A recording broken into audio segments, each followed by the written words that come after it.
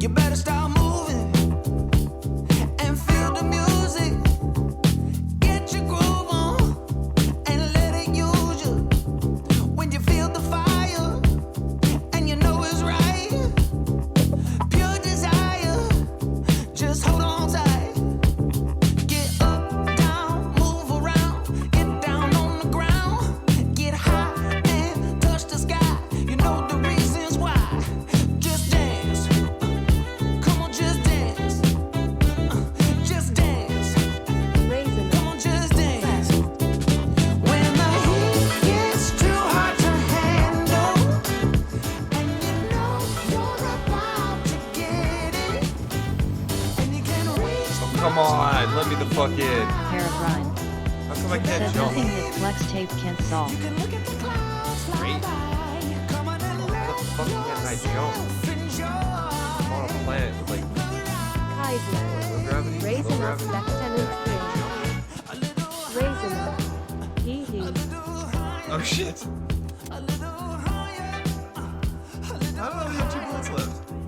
It's time to let go of your inhibitions. Feel the music. Die! It's your new addiction. Better tap your feet to do What the some fuck? dancing.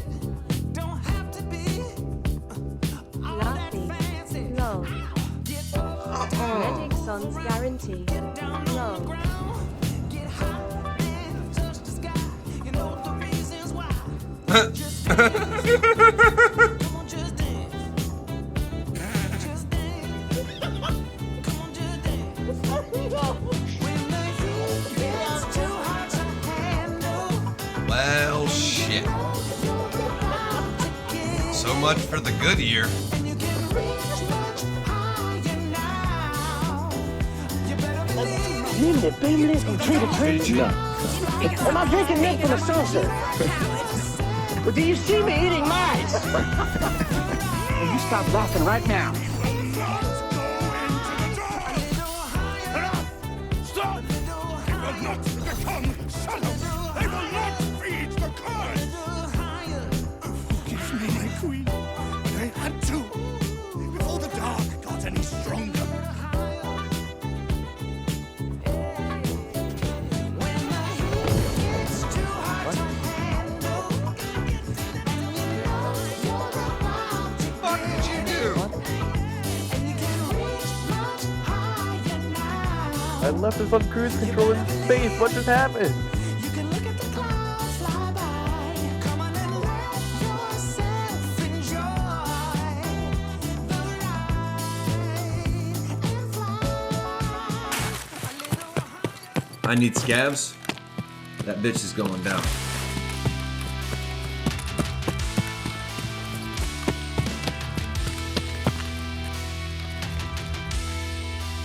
Divorce, what?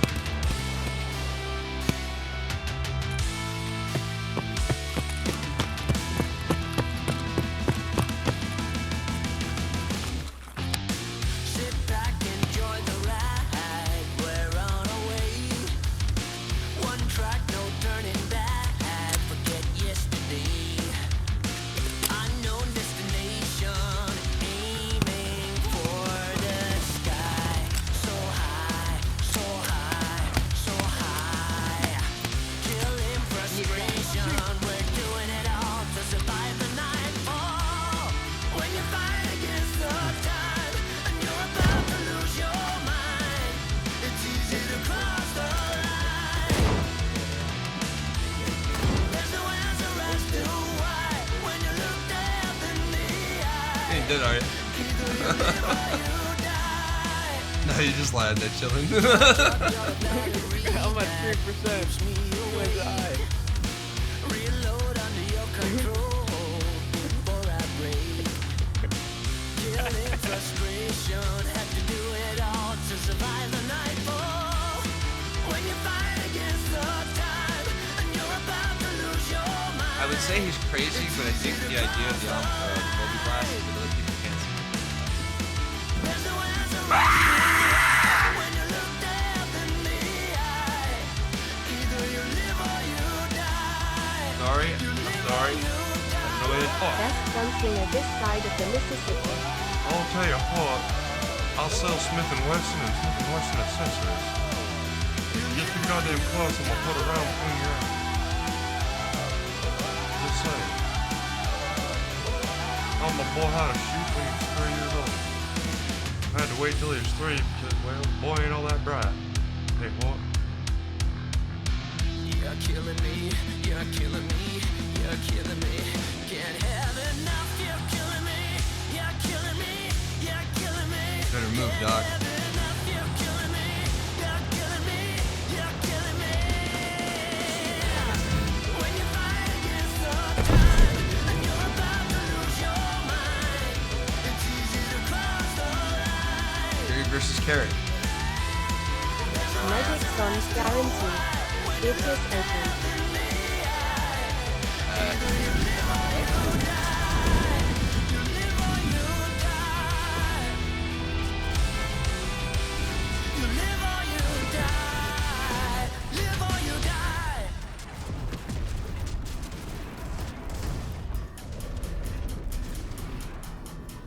Well, Nice touch. one didn't blow up. This is the one. It just looks cool. Is this thing open now that it's broke?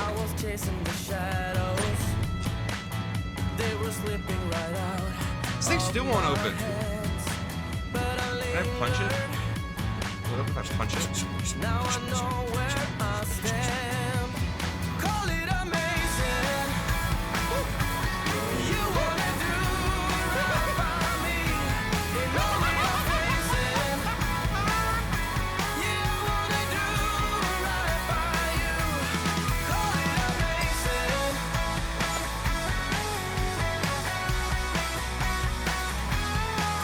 Every heartbeat. When I need you like this. Sweet. Got more Well, night it's vision stuff. alright. 'Cause it's you that I miss. We were headed for greatness. We were flying for inside. once in our lives. To the heavens, I've never heard that beeping in this game to before. the crystal Oh, those are skies. Call it amazing. Oh, Raven, okay. World Tree City. What a transition. Freaking out, like, what the? Oh, maybe like there was an alarm or something going on in my apartment. It sounds like a mic.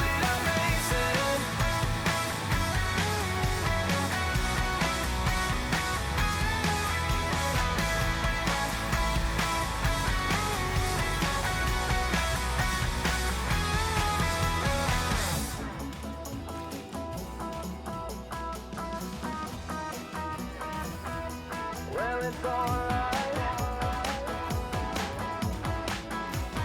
It worked. In no world should the same company that owns DC or Marvel own Bring Star back Wars Stargate. or Star Trek. At all. But they do. And they're trying to own more. And it's fucking criminal. Fucking criminal. Mark my words. Don't get me started on the Star stuff. Because goddamn, I'm a fan.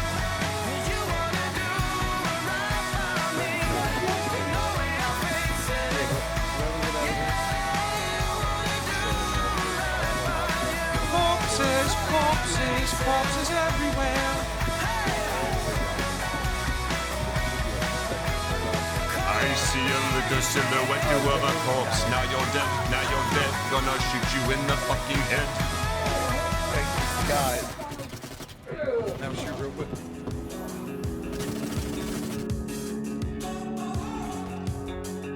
Oh,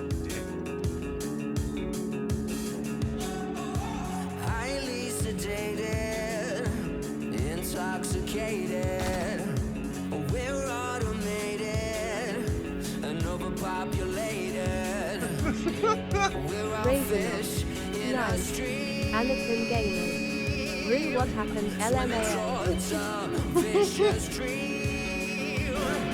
Damn it Panda, why did you say something for?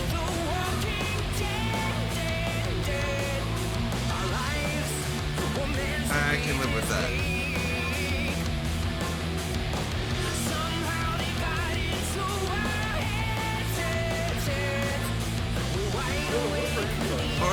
meters from 12. Is it? Piece of cake. Medic Son's guarantee. Holy crap, y'all.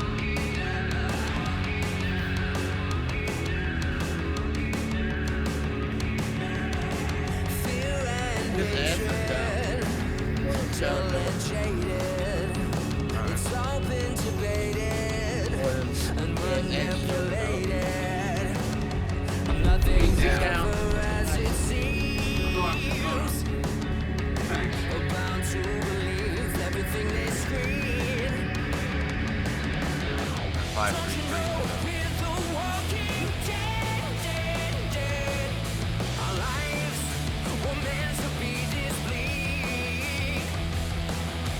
wish they made like jetpacks or something. Can you land on the ramp? Oh, that was.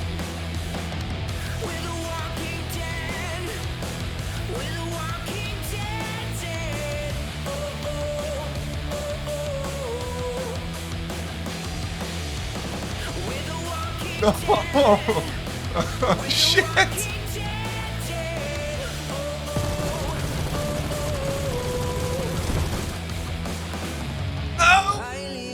I don't think there's a way that I can get it back.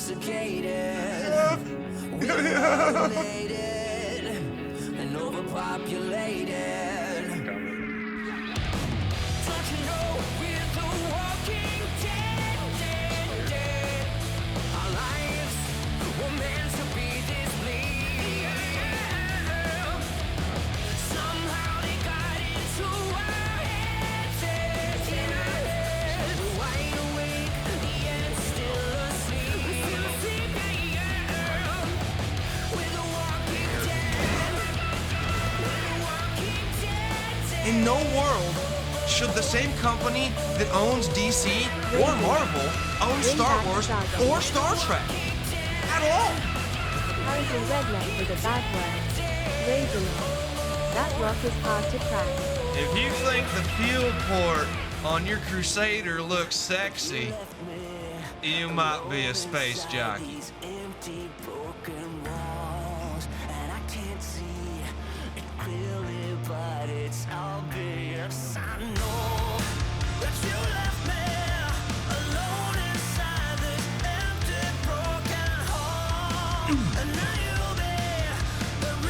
He came across this whilst investigating a pirate hideout, and there's a bucket with 2 bottles of lotion, and I think that it puts the lotion on its skin or it gets the hose again. Easter egg. I think it's a Silence of the Lambs Easter egg, specifically referencing the lotion in the basket. Yes, I know it's a basket, but it is a 5-gallon bucket with 2 bottles of lotion in a stock room that really just doesn't make sense, I guess. And that was the first thing. So what are your thoughts? Right? So random. And then they play the same ad every day for fucking 6 months. You know, you get like the same 5 ads every day for 6 months. Like, that stuff. Like, I really.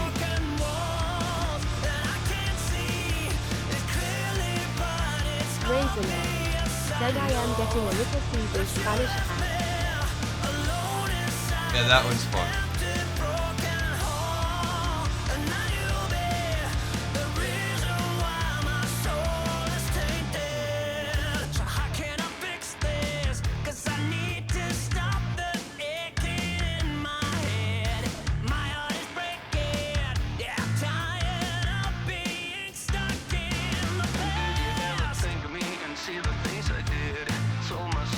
Have you slept? Kaezlo, isn't it 6 a.m.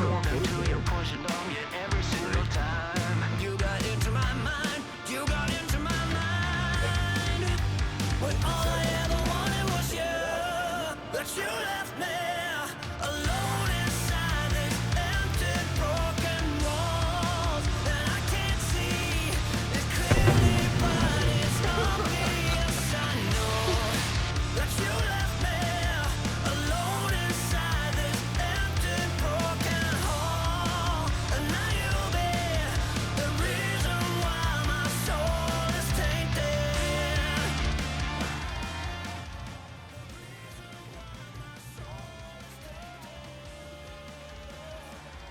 Done fucking with y'all.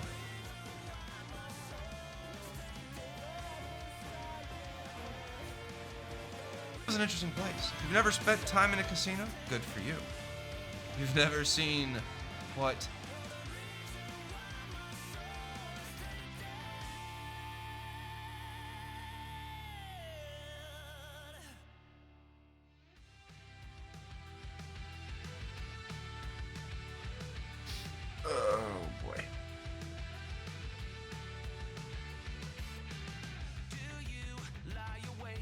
Hey, what's up, Donnie? How you doing?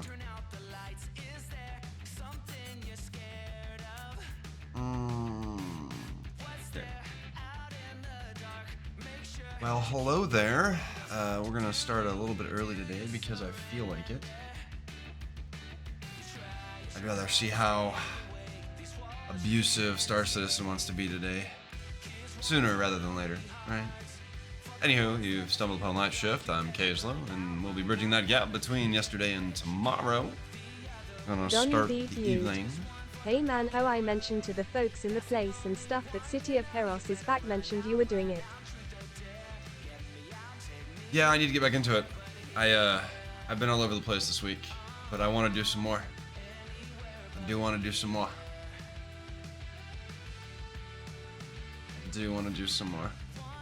I gotta make a little money though, right? Anybody that wants to join is more than welcome to join. We're gonna go fracture a few holes, maybe. Make some cash, and then probably City Heroes. I'm feeling like City Heroes. Tomorrow night I'm gonna have to do all my catch up on Donnie Warcraft. B viewed. Same I've been modding Elder Scrolls Oblivion, that is surprisingly more difficult than Skyrim, but it is a good challenge. Well, that's good. Oblivion. Oh man, I haven't played that in forever.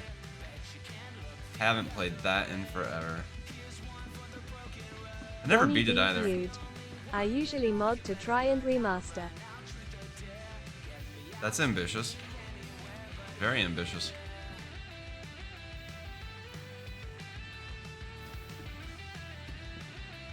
Those are the kind of mods that are great too, though, because people remastering a video game that's like classic or nostalgic or like one of the best that was ever made, but you know, it's a little dated.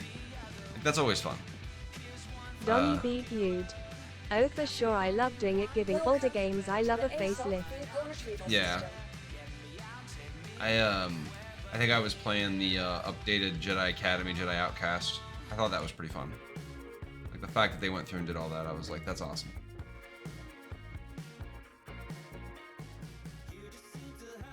Alright, we need to get to... Fuck!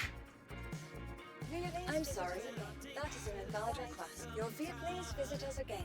Welcome to the I guess we're not Donnie doing B viewed. Reclaimer. Oh snap, that is awesome. I love Jedi Academy, but I think Outcast is what really pulled people in. Yeah, no, for sure. But Academy is what really stuck. I think it's interesting. People claim that Jedi Outcast is the best game, blah, blah, blah, blah, blah, but Jedi Academy is the one that's been living the longest, right? It's the one that people still run servers for today. It's the one that had the better lightsaber play. It's the one that did the force powers better. Donnie B viewed. People still talk about Academy-S combat and how it is still awesome. I can still go to G-Portal and put up a Jedi Academy server. I can't do that with Outcast. It doesn't matter how good Spork was. I can't put up a Spork server on G-Portal off of their game selector. But I can put up a Jedi Academy server right now, right at this instance. Like, do not pass go, collect $200, whatever. Like, right now, boom, done. Right? If I wanted to. Now, that's not to say that Outcast wasn't good. I enjoyed Outcast. But Outcast still took too long to get you your lightsaber. It took you too long to really develop the fact that, okay, Kyle Katarn is actually a Jedi, right? Like, they kind of dicked around with the Kyle Katarn as a Jedi thing for a while. It's like, well, is he or isn't he? Is he or isn't he? Do we give him a lightsaber? Do we give him a gun? Like, you know, I don't know. I felt like they didn't really want to commit to the Jedi, and then they realized how many people were, like, wanting the more Jedi stuff, I guess. I don't know, you know? I don't know. I did talk to the Donnie B. who was he? I think Night Dive is remastering Dark Forces 2, which is surprising. Interesting. It's not a bad choice. Please visit us Um, again. Goodbye. I talked to, I forget who it was and what his title was on the original Jedi Academy, but he was from Raven. And I'd asked him point blank, I was like, so would you guys ever work on like a Jedi Academy 4 or something, or like, you know, a Dark Forces 4 or whatever? And he's like, in a heartbeat. In a fucking heartbeat. It was when I was working Activision's Call of Duty XP 2016. He was up on the tower with me, and as he was going down, like, I saw the shirt and I was like, oh, Raven. He's like, yeah. I was like, did you work on Jedi Academy and shit? He's like, yeah. I was like, would you work on a sequel if they asked you to? He's like, oh yeah. I was like, damn. Sucks that Activision owns the rights. Because we know it's never coming back. Of course, then there's also the Lucasfilm licensing rights, which make it even more complicated, right? I think the OG team would do it, but getting Lucasfilm Games to give some IP help, formerly LucasArts, is difficult, especially with Disney at the helm. I can't really talk about that, but yeah, they are. I may have had some friends when I worked at Disney that were working on those projects, and I know things that I definitely probably am not allowed to say. Not that they, I think, are necessarily bad, but I am sorry. yeah. I tell you what, my boss at Disney. I was an independent. Not independent. I was a contractor, right, through fucking a company out here that does that. But we were basically. Donnie B. Gude. We were I busy know I would temps. drop what I am doing to work on it. I'd really go after it if it meant a new Jedi Academy for people. Be great. I mean, the fact that all that stuff's out in open source now, the code and stuff for Jedi Academy, is actually amazing. It's what allowed, I think, the dude to remaster it or whatever he did. So that's fun, right? That was one of the coolest things that they were able to do that. Why is my push way the fuck in? Your vehicle has been delivered. Please visit us. All right, Hangar 3. Where am I? I haven't played this game in forever.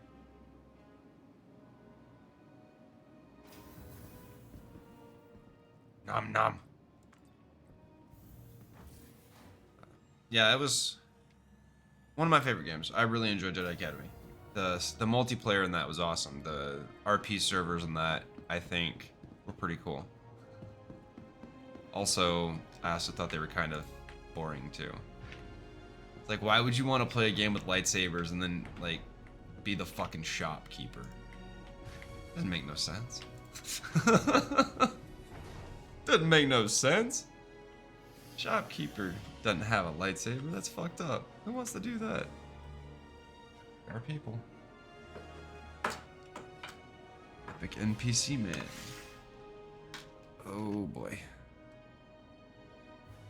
Donnie B. Gude. They can be, but I feel no one can deny the amount of upkeep, update, and improvement the community helped with Academy. It's commendable for sure. I think that's any game that survived past its initial 2 years that the studio gives it before they fucking cut it loose and decide to move on to their next piece of shit project. No, I'm just kidding. I'm just kidding. I'm being Donnie salty. B. Gude. Probably true, yeah. But also it depends on the studio. In all realness, like, it depends on the studio, because some studios just, like, kick them off and put them on a cash grab, right? Like, the Old Republic now belongs to the studio that also runs Ultima Online. Now, that's not necessarily a bad thing, considering Ultima Online has been running strong since 98, was it? I believe. So, that's something.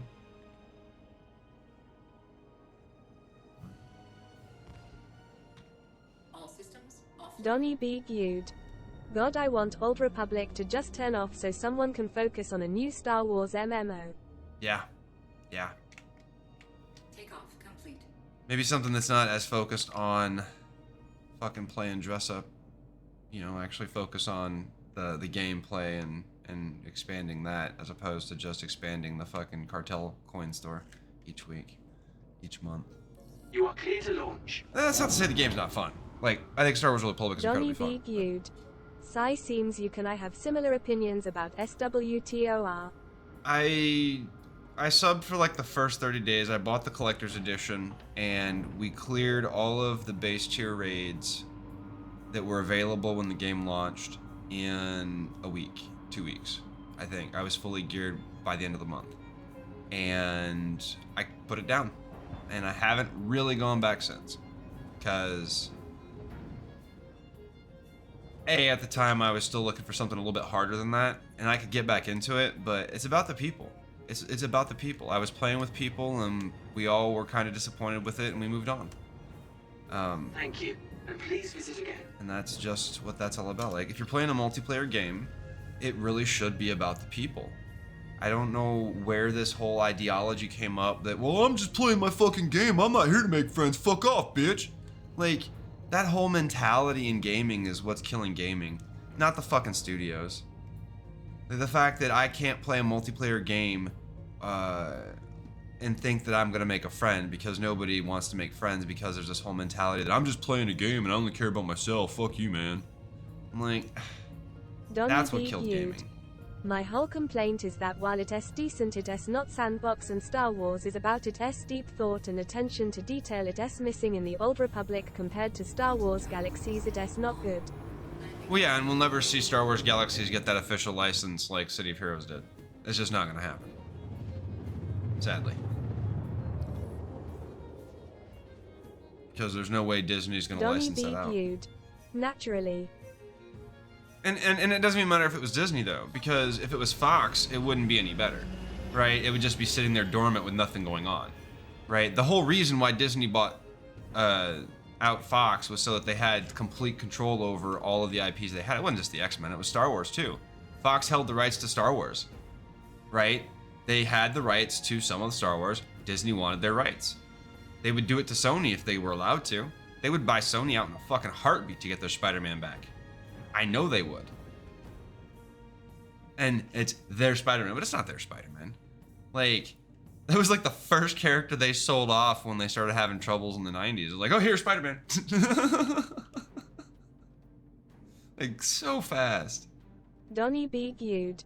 They probably could buy Sony now if they were serious. Oh, absolutely. Sony's worth nothing at this point in history. Their PlayStation line and stuff is basically all that's keeping them afloat. That and the Spider-Man movies. Without those two things, Sony ain't got shit. I think that's a fair assessment. Like, right now, they've already spun off every single one of their consumer electronics lines, except for maybe the TVs, but I think those are probably, like, not even really in-house anymore either. And you've got PlayStation, the Sony PlayStation shit, and then you've got Spider-Man. Everything else they put out there is... Maybe their independent stuff and, like, all the stuff that's, like, way down at the bottom that people don't think about Sony owning. But, like, Sony proper, they spun everything off they were ever known for. The only thing they're known for now is PlayStation, TVs, and, you know, the other thing I said. I don't remember what that was.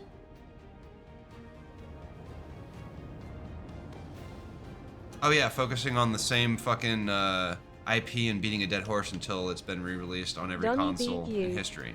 I have a strong feeling Konami would try to break away from Sony prior to Disney acquisition, but it is just a theory. Konami's owned by Sony? Well, that explains what happened with the whole Metal Gear stuff. They must have made somebody mad. That saddens me. Metal Gear Solid 5, that game's amazing. I love it. It's one of my favorite games. Donnie B. Gude. I am not sure if they re-owned by them, but they talk to each other with a strong partnership. Isn't Konami's strength, though, like, cabinet games, or it was, and it's casino machines now or something? Like, isn't that their thing? Like, they don't give a shit about AAA gaming or any of that? That's why Hideo Kojima left? Donnie B. Gude. I think that is correct, yes. I'm pretty sure that was the whole, like, fallout over it. They were restructuring because they only give a shit about gaming in casinos because that's where the money's at. The amount of investment they have to put into AAA games to get a product back. Pachenko, I think it is called. Something like that, probably. I have to look at... Oh, I should probably,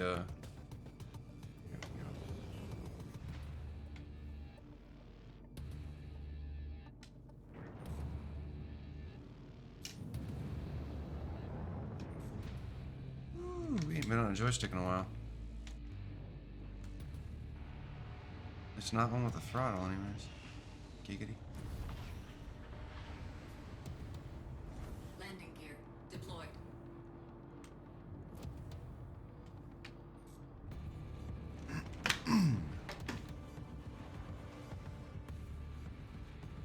Landing complete. Takeoff complete.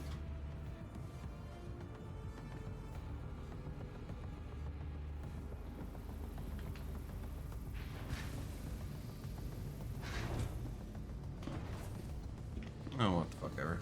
I don't care. I don't care. Float all you want.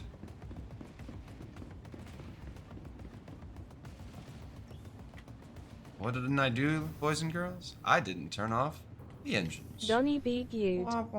Really wish I could just open my own studio. Think I'd focus on a Deus Ex conspiracy theory remake, provided I obtain Warren Spector's blessing, which wouldn't be an unrealistic reach for me to get. I like Deus Ex. I've spent... I don't play through shooter games and stuff a whole lot. Like, once I've played through it, that's pretty much it, right? But Deus Ex, Metal Gear Solid... I'm 105 hours into Metal Gear Solid 5, and I've still not beaten the game. Like, I've not finished the main stories. That's how engrossed I get into those games. You know, it's like Starfield, 175 hours on my first playthrough. Like, I really enjoy games that can be entertaining. Donnie B. Gude. Yes, same. I haven't finished MGS 5 either. Flamer. Your insurance claim 10 has minutes, been sent. okay. Please visit us again. So, for 10 minutes, we will stand on a fucking tree or something. Fun. But yeah, like, Donnie B. Deus Gude. Ex, I played the Still crap out no of. info about Volume 2 collection yet on release date. No, I don't think so. I haven't seen anything. I know that they're apparently remaking Metal Gear Solid 3, so we'll see that sometime this year. But I don't know. I haven't even played it. Haven't even played any of them. I thought about it. I was like, I should get this, but then I'd have to actually sit down and play them all. And most of them can be played in like Donnie one sitting. B. Gude. Did you play Guns of the Patriots? That was 2, right? Of course I did. Although... Donnie B. Gude. It S4. Oh, yeah. No, I did that one too. I bought my PlayStation specifically for that game. I won't buy a PlayStation for Spider-Man, but I will buy a PlayStation for Metal Gear Solid in a heartbeat. That's how big a fan I actually am of Hideo Kojima's Metal Gear Solid. Like, I didn't get that interested in Death Stranding, but I fucking adore Metal Gear. I went out and bought a PlayStation 3 so I could play it, and then I played it in its entirety in one night. Like, let me tell you, those 20-minute disc installs weren't very fun at like 4 a.m. I had to get out of bed, go do something. But yeah, I've played everything except for the handheld stuff. I played the one that I probably need to replay though is 2, I think, because if I'm not mistaken, I think I played 2 on a GameCube, which means I didn't get the right experience because I think the GameCube was missing content, or it had something different about it. But I played the first one on PlayStation, played the second one. I feel like it was GameCube. Played the third one in Afghanistan. Played the fourth one on Donnie B. PlayStation, obviously. Gude. I played the crap out of MGS4 3 and 2, no regrets. I think the GameCube is Twin Snakes, that is the remake of MGS1 with MGS2 gameplay features. So maybe it was Donnie B. Gude. Hmm? MGS2 is for Xbox, PC, and PlayStation. MGS2 wasn't on Xbox originally. Was it? I thought it was all exclusive up until the 5th one. It wasn't until 5 that they made Donnie it not B. exclusive. Gude. They did make it for it, yes.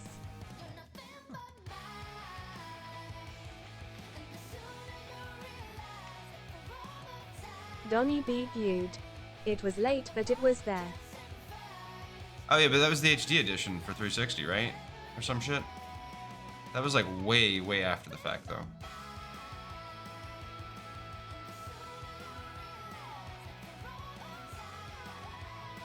Because Metal Gear. Viewed. I need to Google this to be sure. One sec. Metal Gear was definitely a console seller. Okay, no, there is. Yeah, I see it. I see it. It definitely is a.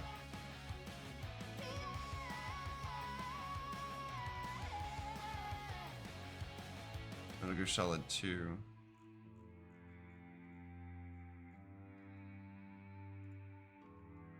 Donny B. Viewed.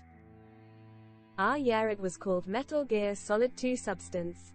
Yeah, but the Metal Gear Solid 2 is Sons of Liberty, right? It was definitely on the original Xbox. But when? Donny B. Viewed. Also correct, yes.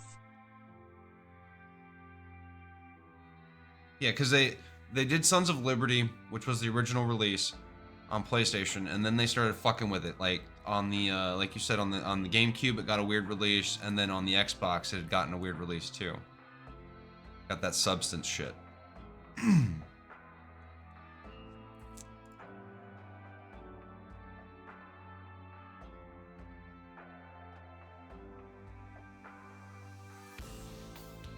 I never played.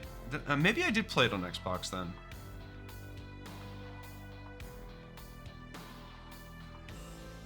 Yeah, I know that it was a console seller, like Grand Theft Auto though, for a long time. For PlayStation, Sony abuses the hell out of their, out of that stuff. Donny Hardcore. B. Viewed. I don't mind Twin Snakes too much tbh. The original MGS one, while good, hasn't aged well, respectfully. Yeah, the gameplay can be a little bit iffy, for sure. I mean, having to swap controllers now in 2024 is kind of a difficult task, right? Which at the time was genius. Like, that was the greatest fucking thing ever, I think, for a boss fight.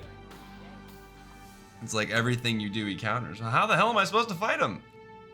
Well, plug in Donny the B. controller to the Viewed. other slot. Yes, Mantis, I like to play Castlevania. Yeah, that was pretty innovative for its time. Yeah, it was.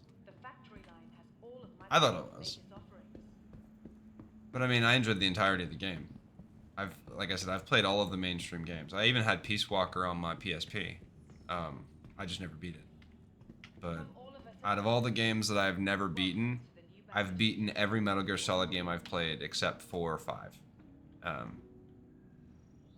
Donny B. Viewed. Then the codec code on the back of the game box, that was great. I don't even remember what that was. Don't even remember. So long ago. I need to pick up the Master Collections though. Play them through. I need to do that. Anybody joining me on this? To the ASOP vehicle retrieval system. The salvage Your expedition? insurance claim has been sent. Please visit us again. Go smash some holes, make a little Will cash. Treaty. Very sad I was asleep by the time you streamed last night and lost my streak. Uh-oh. Donny B. Viewed. I can tee I become a target real quick. Right? DK. W stream. Hey, what's up, TK? How you doing?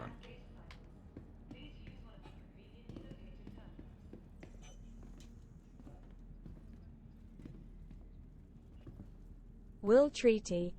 And I gotta go to bed here soon, so no joining. Yeah, that sounds about right. Late. Donny B. Canadians go to Viewed. bed early. Last time I played I said hello world in chat, got chased by 20 people in 15 minutes lol. Sounds about right, yeah. People in these games just... DK. nothing Big better to chilling do. bout to take a nap, been reading textbook all day. Yeah. Not sure how tonight's gonna go, but we're gonna do a little bit of... Well, I need to raise that a little bit at least. Maybe. see how it go.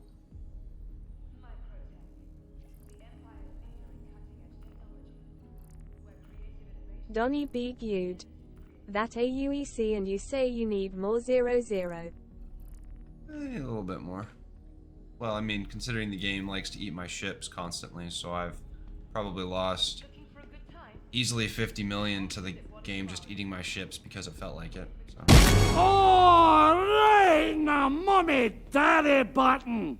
Those patches come and it's like, oh, don't worry, your ships won't get eaten. And they're, you know, you log in and all the ships that you used are gone. Your A2's Donny gone, B. Gude. your jump's I gone. mean, I can't help it. I am on a diet which requires me to eat ships. Right? Welcome to the So, you know, ASOP vehicle retrieval also that's system. kind of like, I don't feel like farming the same insurance shit over and claim has over been again sent. just to get those ships back and then have them get eaten the next time because I use them. So I just stopped using all my ships. It's the way to solve the problem. Just don't use your ships and then they don't get eaten. Welcome to the ASOP vehicle retrieval Donny B. system. Gude. Do not force yourself to play to enjoy. I usually do. I do enjoy the game. I do. Your insurance But claim has been sent. when it's a little bit wonky like it has been, especially with multiplayer stuff that we do, it's not that fun. You know, trying to do a bunker and everybody's desyncing, it's like, well, shit.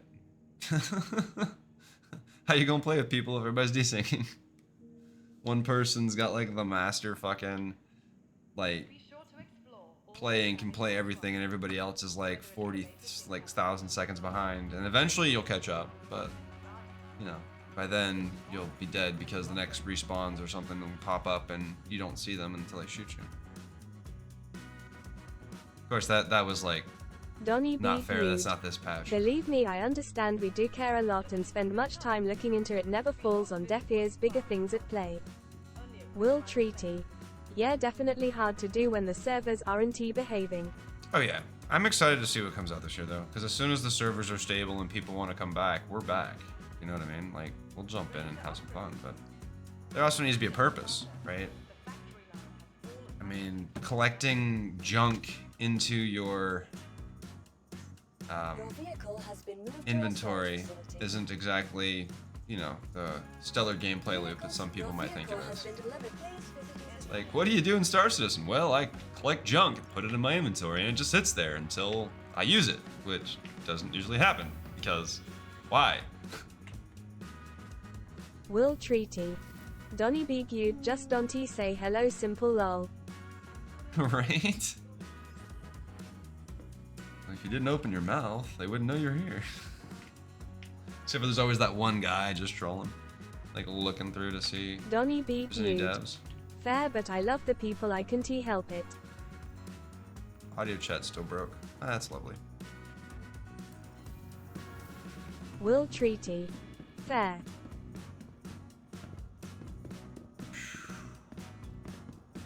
All right, sweetheart.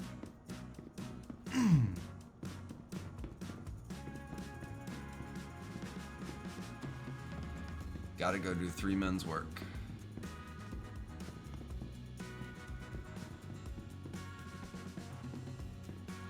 Three man's work is Legacy Gaming OG. Thank you for the follow.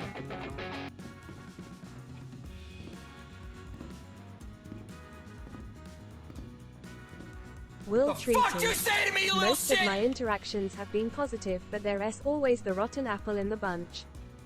Donny B. Gude. There's always I somebody. still refuse to get rid of my reclaimer. I don't care what people say about it. You can beat the dipping verb and the padded hallways. It's like retro 80s sci-fi. Oh, it's a great ship. I like it. It's one of my favorites.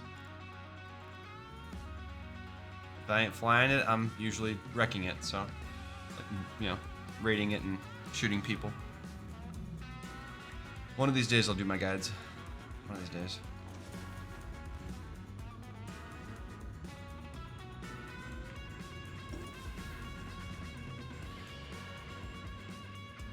Will Treaty. Donny B. Gude 100. It's also a great ship to do games in like Infected.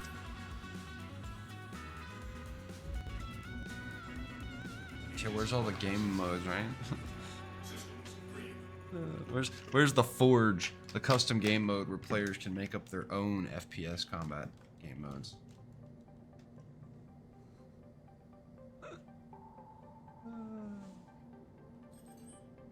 Engines. That should be. Will Treaty. Hit it a few times to get the red-yellow warning lights going and it's great fun.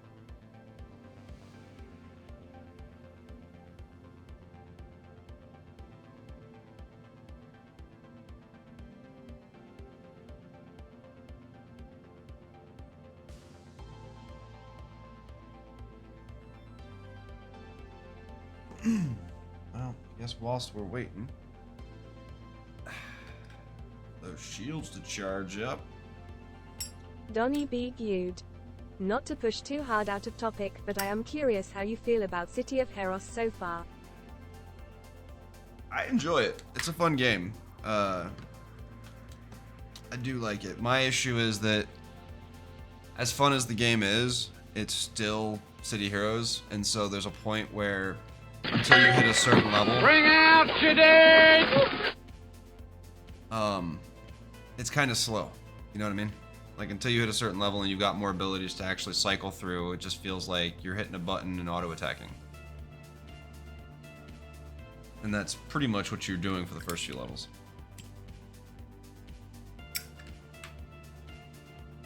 And even then, right, the combat is what you make of it, because in a lot of cases you can get by with just... Sounds like the OG MMOS I remember. Yeah, pretty much.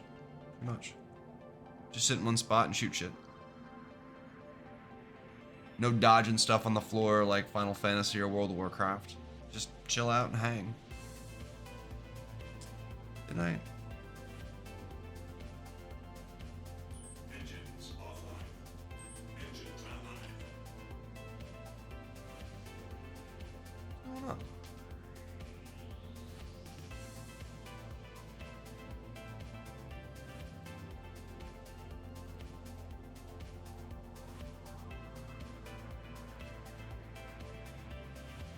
Where's the talk button for docking? That's not it. Hailing? No. What the hell? Where's it at? What am I looking for? I'm looking for the token, the hotkey for... God damn it.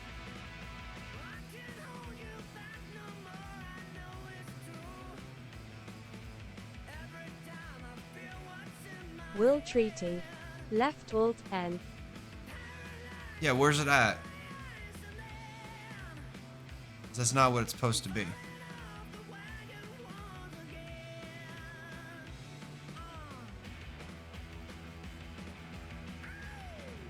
Donny B. Gude.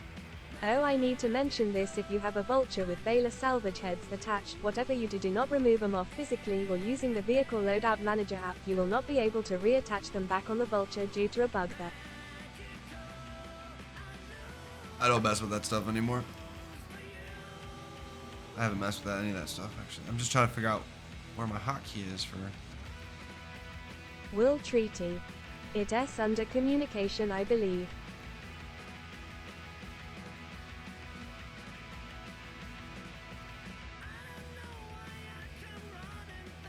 Communication?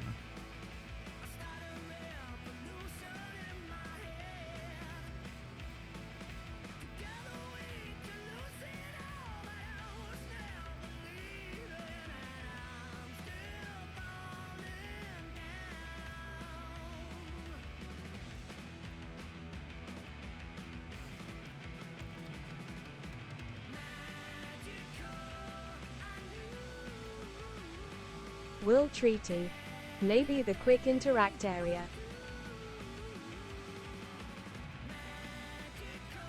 No, it's set right. It's under movement. Will Treaty. There it is, F3. Oh, it is working. The doors are open. I just couldn't see them open. All the fog.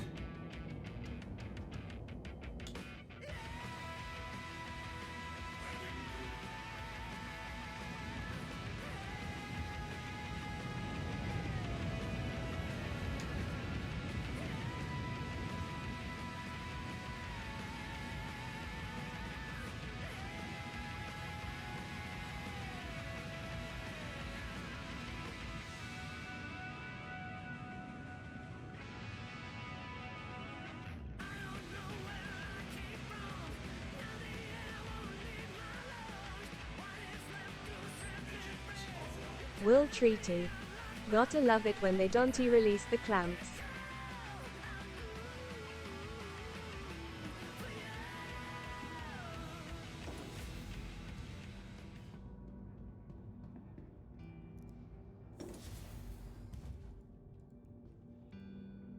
Be nice if the elevators would stop fucking up in here all the time.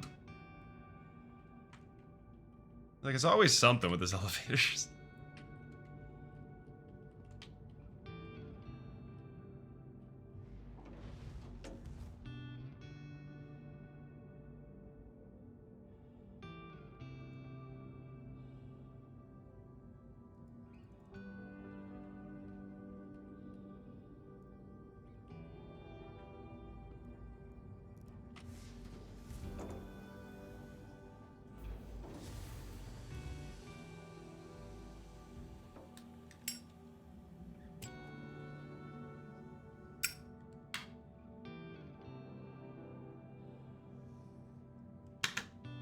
Alright, well, I guess we run back in.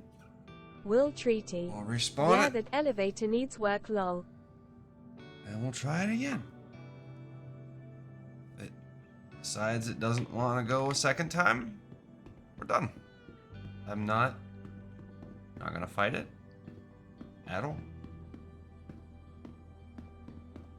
If the Star Citizen servers say no, you shall not be released, then the Kraken will go away.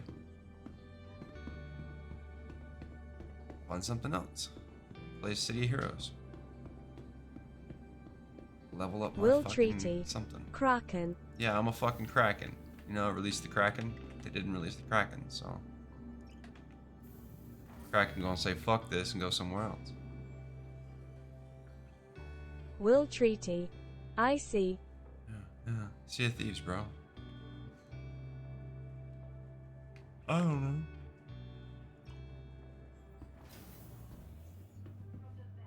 Will Treaty.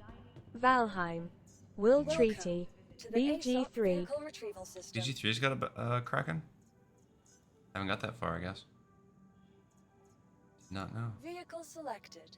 Stand by. I mean, Will I- Treaty. No. Oh. Your vehicle has been delivered to the following. Please.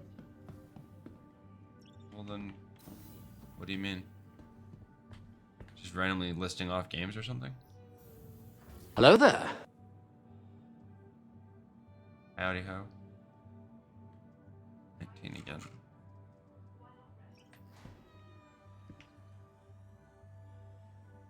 Thinking about like Project Zomboid too. That one's a fun one. Never really got. We didn't get real. Will deep Treaty. into that. Not that I know of, unless you consider the Nautiloid a Kraken.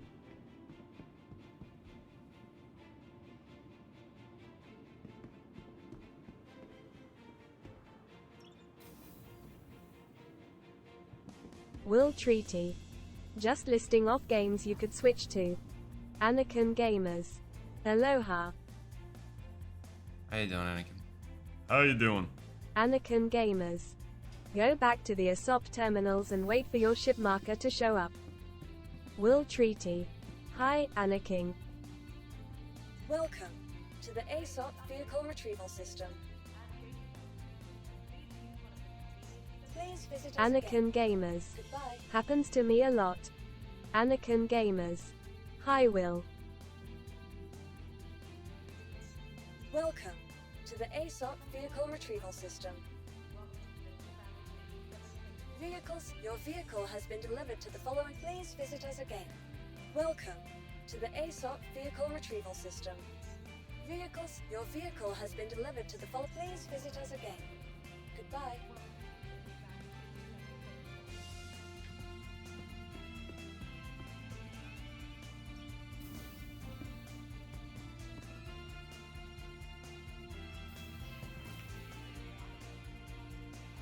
I do need to play Baldur's Gate 3 again. I gotta finish that game. Gotta finish a Donny playthrough. B. Viewed. I swear I need to just show up at the Freebirds burrito place near me and request they stop cutting the steak so small it's crazy. Anakin Gamers. I finished Act 1 last night. Nice. I'm assuming you went goody goody two shoes and saved the druids and murdered the goblins, huh? Bastard. Will Treaty. Very nice. Donny B. Gude. I have never finished BG3 but I love it. Yeah. Anakin Gamers. Why would I be goody goody? Because everybody plays goody goody on those games.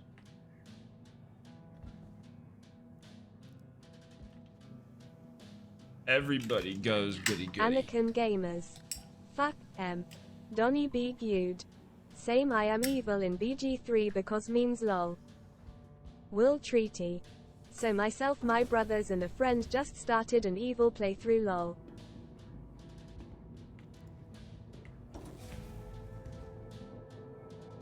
You got a little Anakin bit of advantage Gamers. 'cause you know how I it love plays how out. you can actually do the evil arc in BG3. Donny B. Gude. Playing evil is the best. Wait. I do need to play that again. Donny B. Gude. Don't he like that one person in town kill the entire town? That's how I play games. Anakin usually. Gamers. You can have evil companions and shit. Well, ish. Will Most of your Treaty. companions aren't evil. Pretty much, yeah. Anakin Gamers. But the Gith girl is annoying. The Gith girl can be fucked in 4 minutes. Oh. She probably didn't want me telling people that. That's like the speed run right now, I think, is like 4 minutes. Anakin Gamers. I know I already did that, but she is still annoying. Donny B. Gude. Exactly 4 minutes, right? Well, yeah, I imagine. I don't know. I haven't actually looked at the exact time.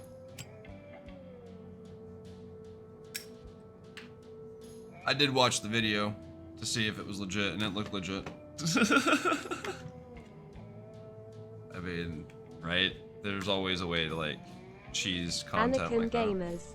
Pretty easy to fuck her, LMAO. Yeah, you just have to be like, rawr, rawr, down with the fucking people, up with the dragons, rawr, rawr, you know. Like, Gith Yankee. Launch complete. Landing complete.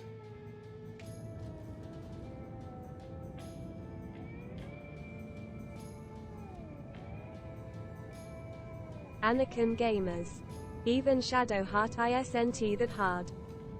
I don't think Donny any of B. them are intended Gude. to be hard. Hello nice shoes, the end, I am sure that is the narrative. Pretty much.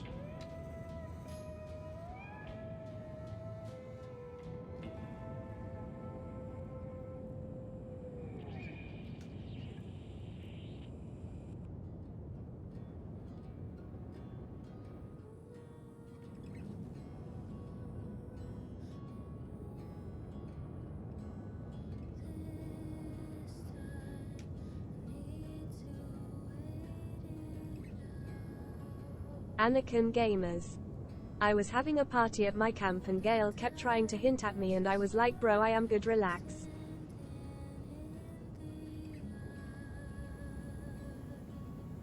Be like, Gail, you ever heard of the term wingman?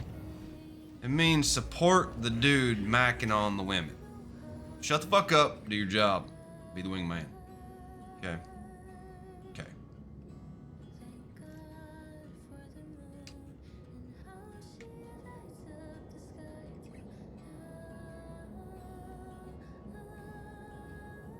Anakin Gamers.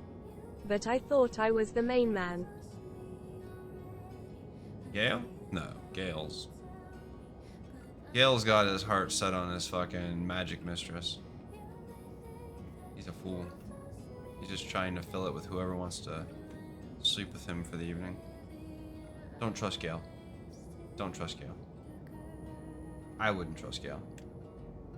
In fact, I don't trust any of my party. Anakin Gamers. Yeah, I just got that revealed to me. I got this goat-looking fucker. Anakin Gamers. But holy shit, 14 hours for just Act 1. Shit. You ain't even scratched the surface of Act 1, brother. I think we ended up like 40 hours in Act 1. I don't know, I know we're at 175. Or 125. 125 right now, so we just started Act 3. So whatever that ends up being a split for. Anakin I know we didn't Gamers. spend The whole party is sus, all of them keeping secrets until the last possible second. That's D&D, dude. That's how a D&D run goes. Everybody's got some ulterior motive.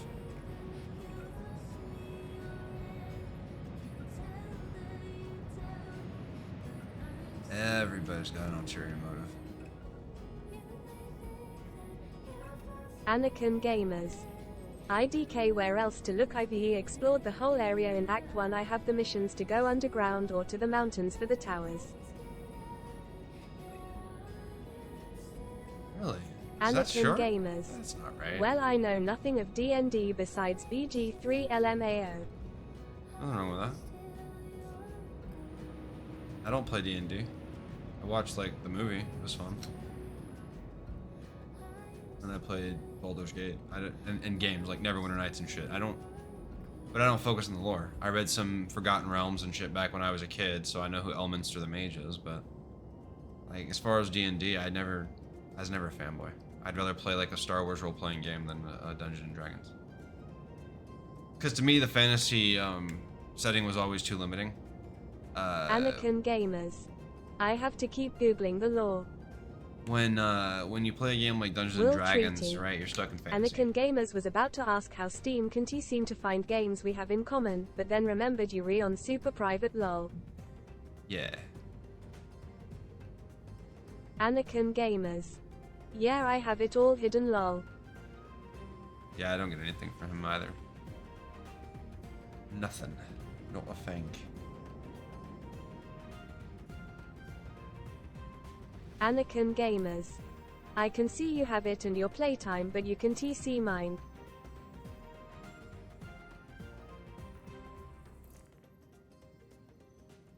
Wait, what are we talking about? Oh, Baldur's Gate. Right, Baldur's Gate. Somebody's already here doing the other mission.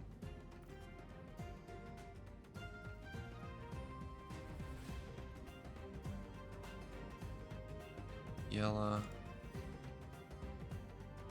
Magda.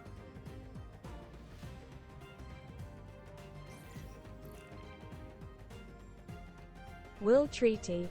I have access to a lot that you have though. Kaezlo lol. Anakin Gamers. What a good level to be at by the end of Act 1.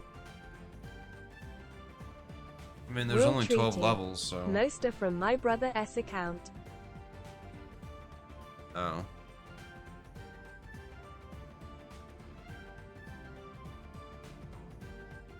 I want to play some Stellaris at some point. Anakin Just Gamers. gotta figure out when. Wait, you only get to level 12. Yeah, there's only 12 levels, dude. You go above 12th level in D&D and it gets like stupid fucking ridiculous. It breaks the game like hard. Will Treaty. Anakin Gamers. I think my friend was like LVL8 by the end of Act 1. Anakin Gamers. Well shit, I am on 5 already. Will Treaty. Yeah, only 12 LVLS.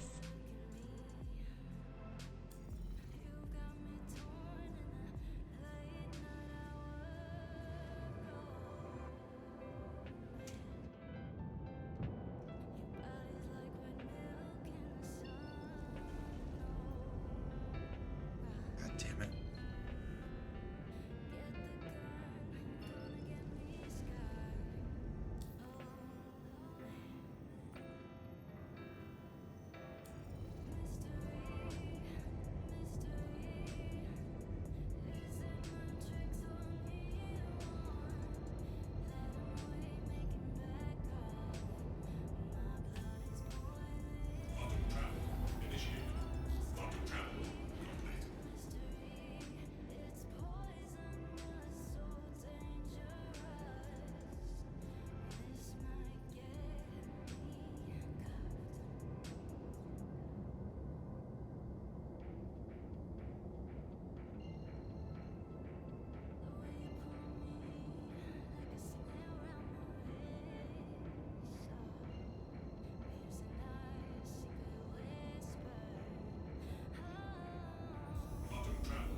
I've never actually played Stellaris, like vanilla Stellaris. I've only ever played it with mods. I played like Star Wars and Star Trek mods in that game. That's it. Never played Stellaris.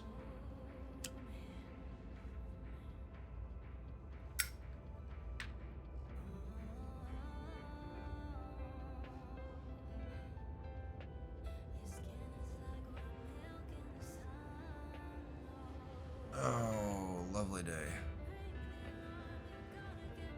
Please. I hope this thing's got the TS2 in it, otherwise it's gonna be a long Anakin drive. Gamers. It's pretty good.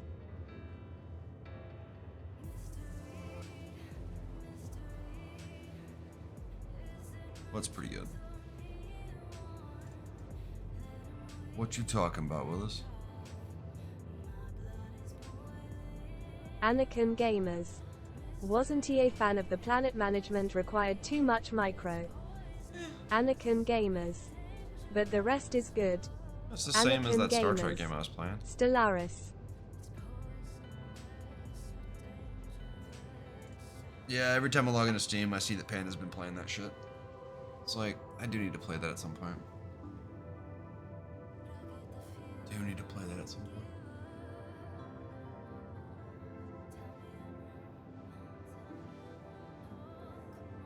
Anakin Gamers.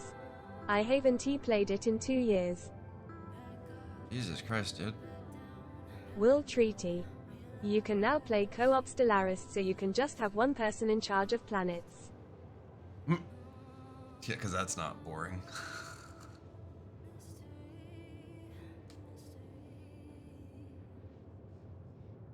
Anakin Gamers. That's cool. Anakin Gamers. I don't have any of the DLC though. Will Treaty. My friend likes doing that lol. I guess each their own then.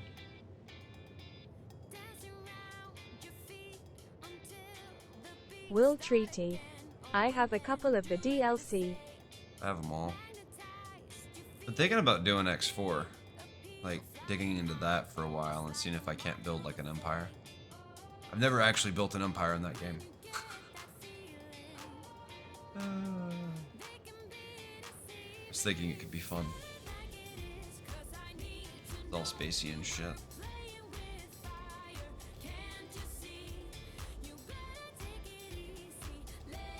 I'm definitely not gonna be one to fly and all over doing this tonight. It's just gonna take forever. Oh, it's gonna take forever. Will Treaty. I basically just got the DLC that had to do with the synthetics. Will Yeah, I have Treaty. all of them. And Planet Crackers. Except for like 3. Anakin Gamers. If you play X4, I'll be taking notes to learn myself. LMAO. I've been thinking about it. Like, not a lot of people play that one, but it's a really fun game, and it's right in the same alley. It's like EVE Online, but not multiplayer by yourself in a Will persistent Treaty. universe. Cause there is only one thing better than cracking a planet.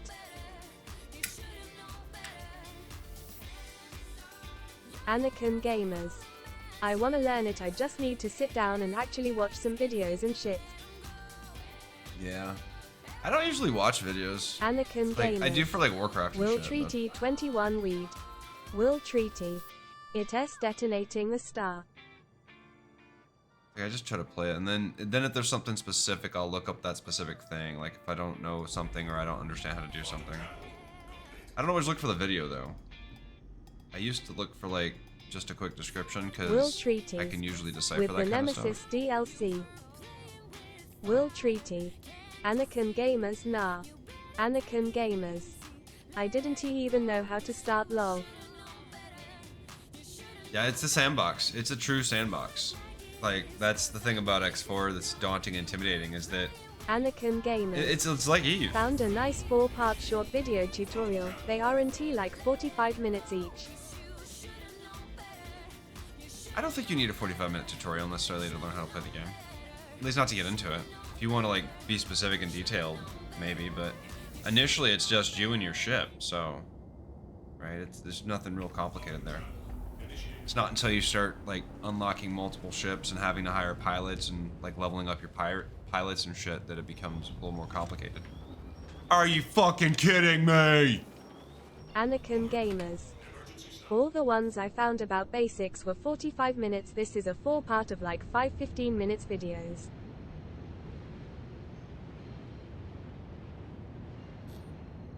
Warning collision alert. Uh-oh. Quantum travel initiated. Quantum travel complete.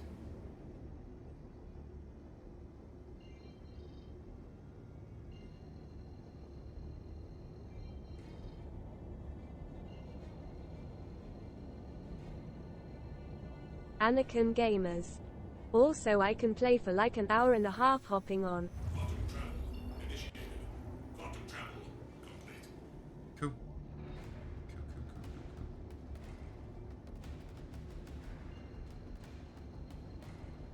We may have to jump servers though.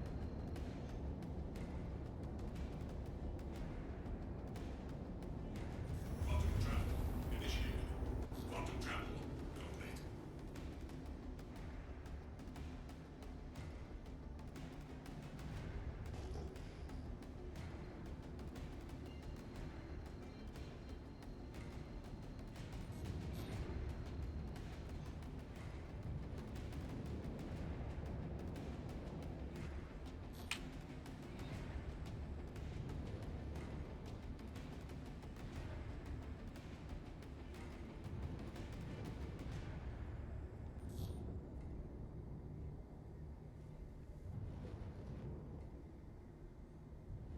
Where's the light indicator, man? There's no way to know when your lights are on or off. Except for when it like fogs out your entire screen.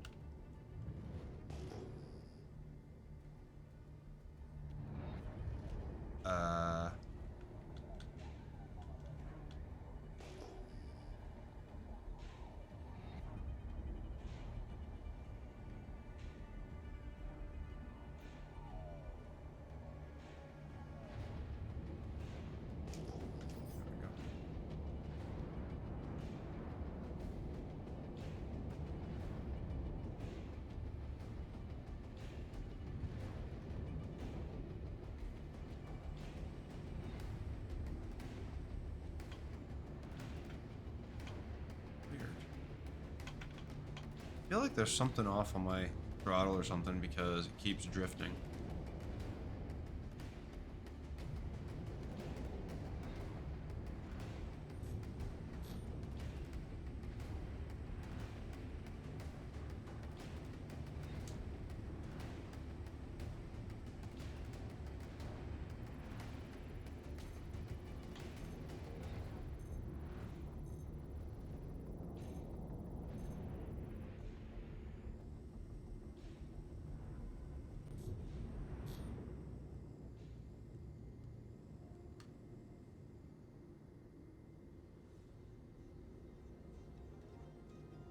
Oh, you know what?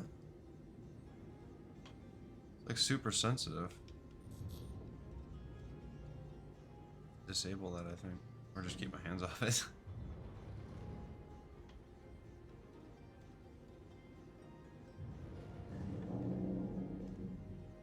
Oh, I know. No, it is drifting. Alright, yeah, we just gotta disable that then. That sucks. Controls.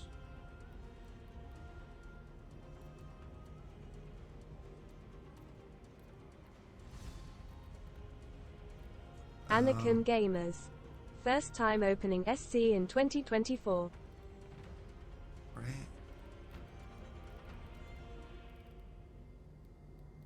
Flight movements.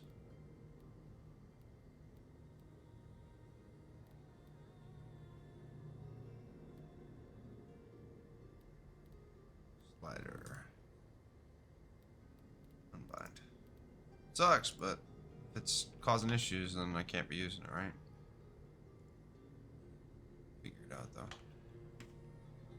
It's also probably because I'm touching it, so if I weren't touching it, it'd be fine.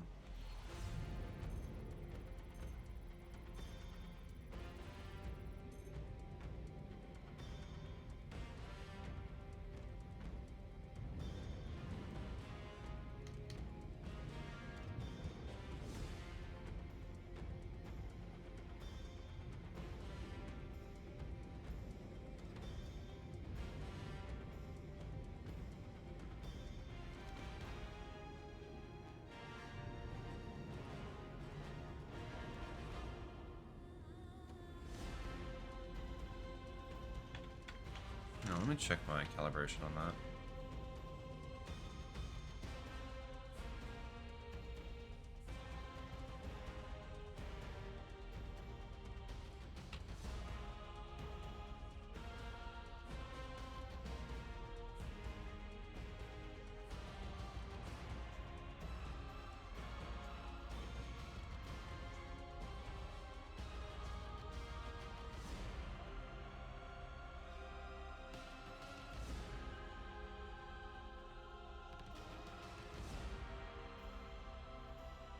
Huh. I don't actually see anywhere where it says joystick. Interesting.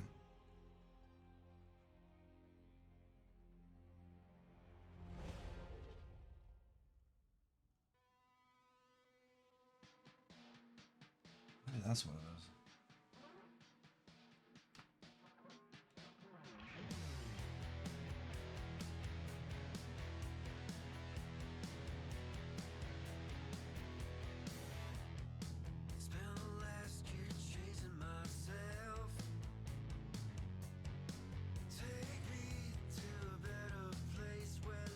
Anakin Gamers. Youngling Slayer invite required.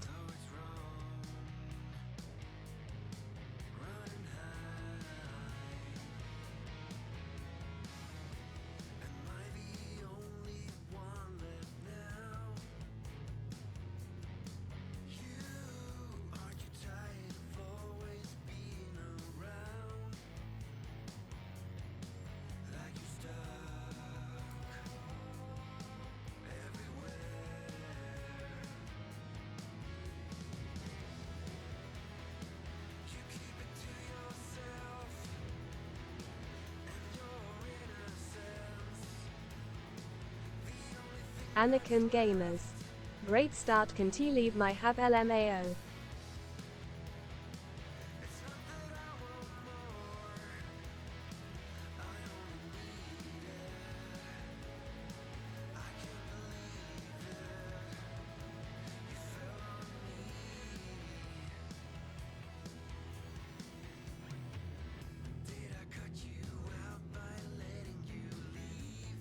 Anakin Gamers. Door doesn't he wanna open?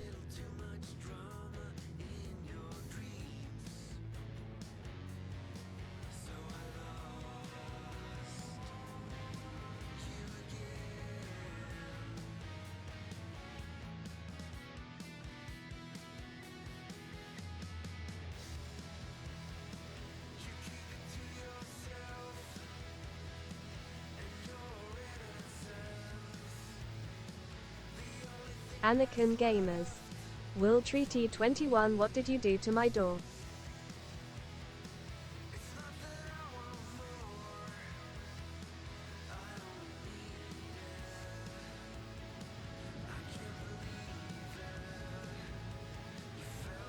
Will Treaty. What I do? Anakin Gamers. IDK, what did you do?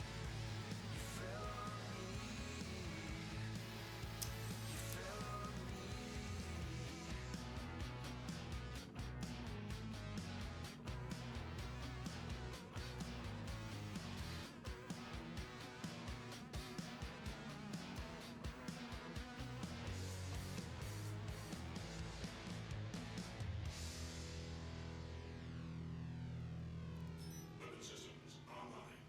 Aegis combat assist activated. Systems green.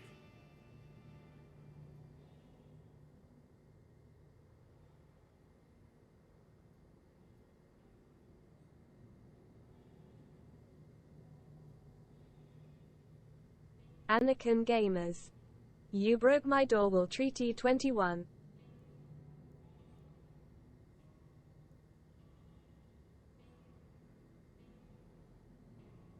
Will Treaty.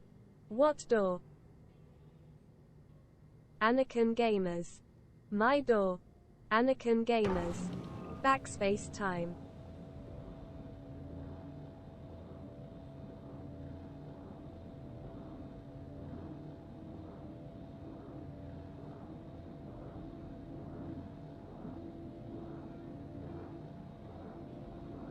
Anakin Gamers. You muted your mic.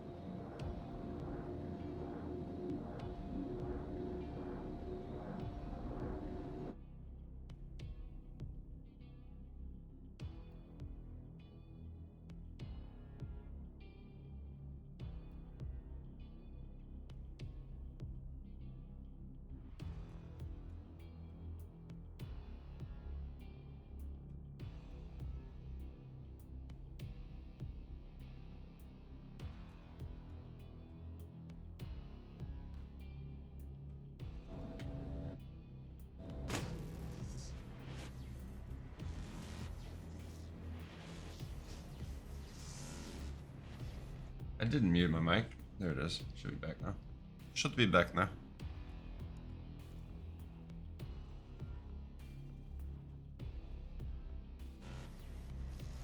Anakin Gamers. Yeah, it is. I was fucking with USB cables, and I must have unplugged the microphone cable. Oops.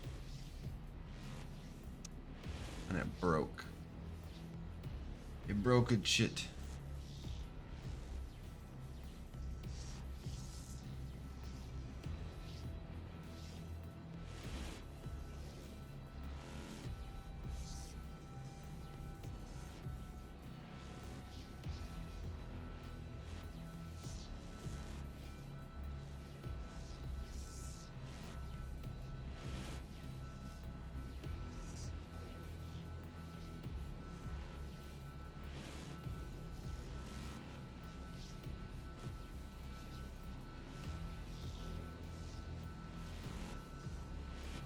So I've definitely been considering Enshrouded next week, or the other week, but also that's the same as the playtest for Myth of Empires, which isn't great. Will Treaty. Enshrouded. Yeah, it's that survival game that everybody was like raving about the demo on. Like a 16 player thing. I don't know how I feel about that. I would probably legit rather play Zomboid, like Project Zomboid with people, than Enshrouded. Will Treaty. I know it, but it's almost released. Yeah, 24th. Comes out on the 24th. Will Treaty. Oh, cool.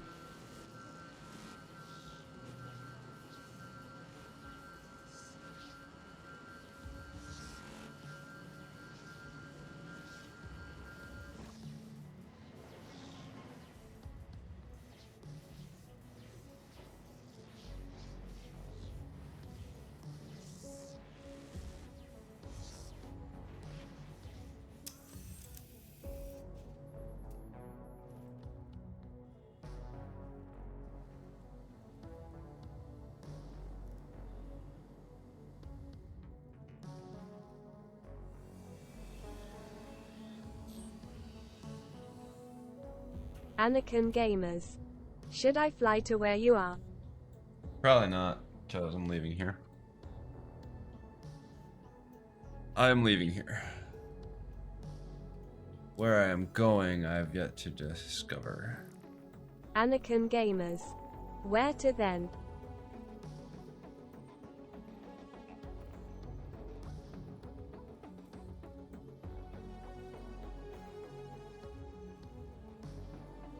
We're in Hurston, right?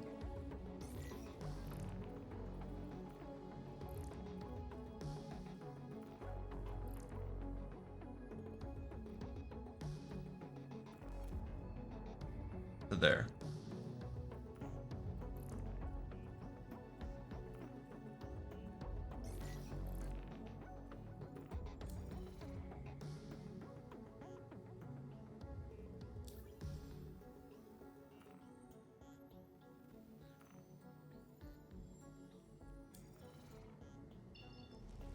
Anakin Gamers. I missed it, I was in inventory.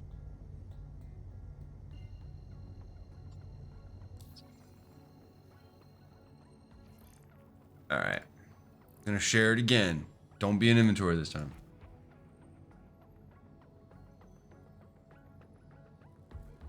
Get it? not Discord.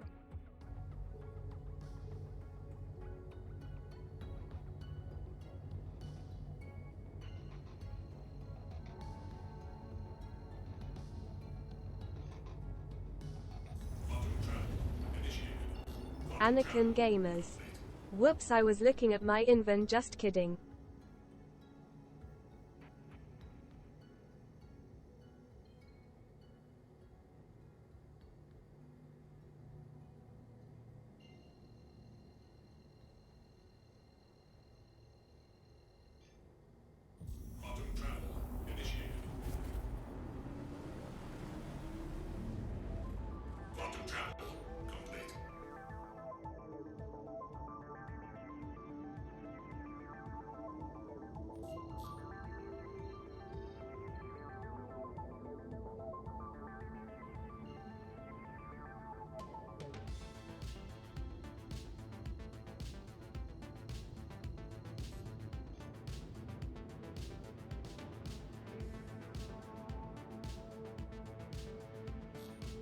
I lied.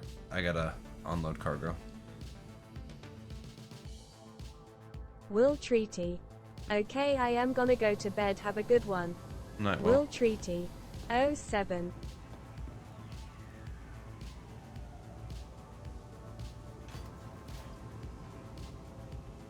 Anakin Gamers. Will Treaty 21 Boo.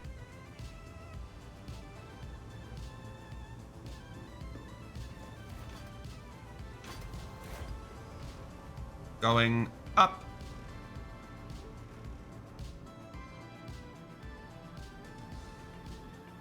I hope you brought some drinks. Oh, nope, I have drinks.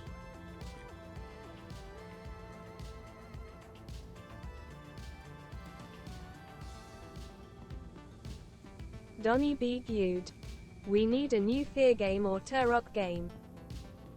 I actually picked up Fear when it was on sale, the Fear pack. Such a good game. One of the only games I've ever seen that allows you to like impale people with a railgun on the wall. I thought that was just great. I thought that was just great.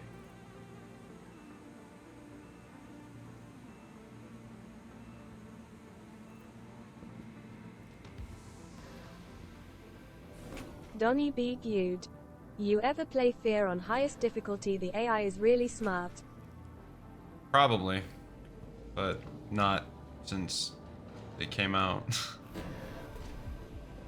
I haven't played that game in forever. I think we mostly just played it online. I played through the story like once or twice maybe.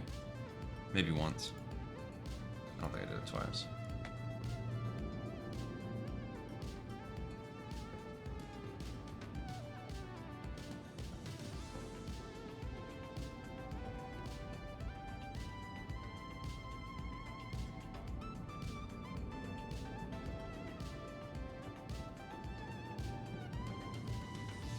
Oh, shit.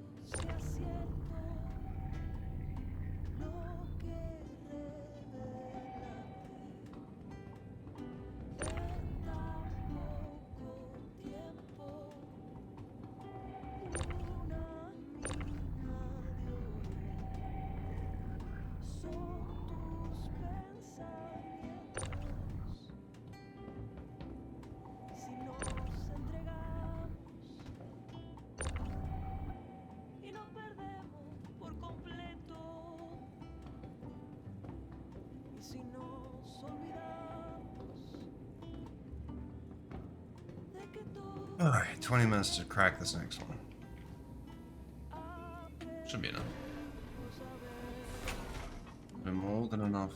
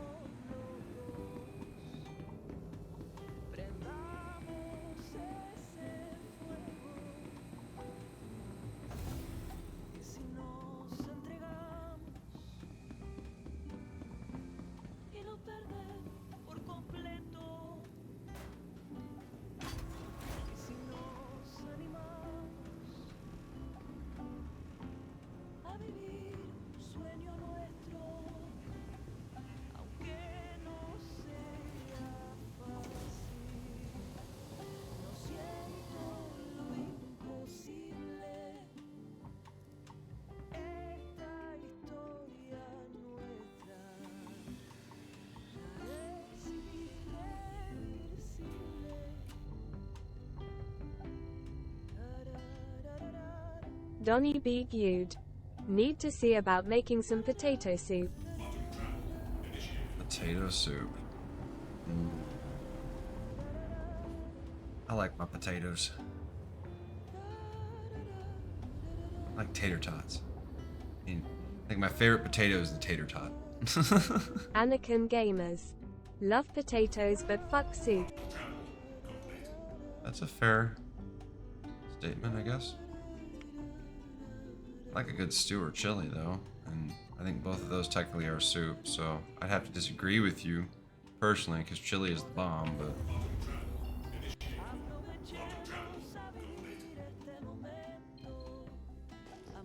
Donny B. Gude.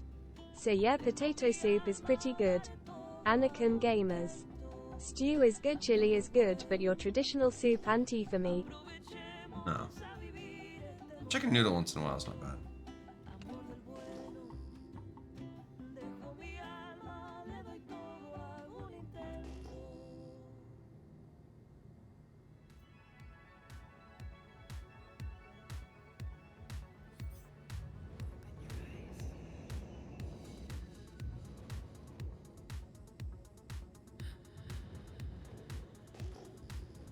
Donny B. Gude.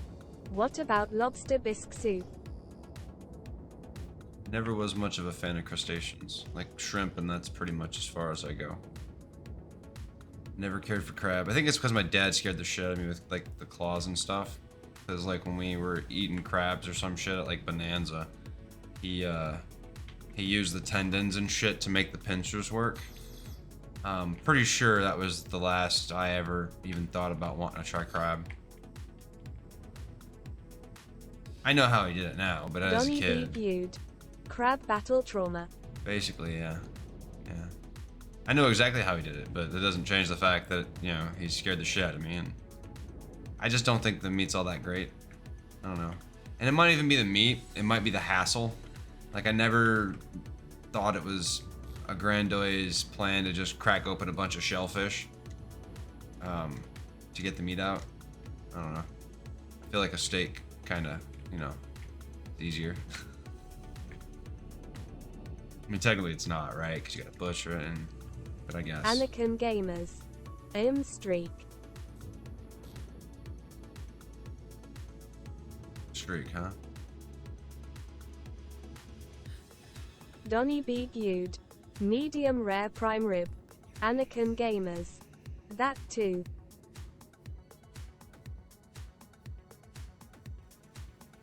I need to get to Pasadena and actually try one of those Slater 50-50 burgers.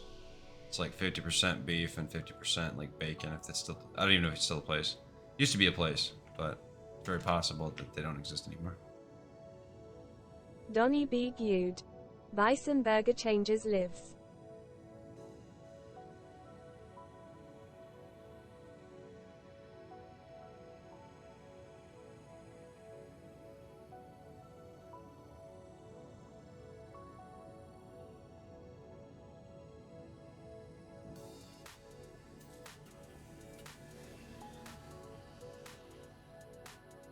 Donny B. Gude. This is actually a pretty shot here in third person.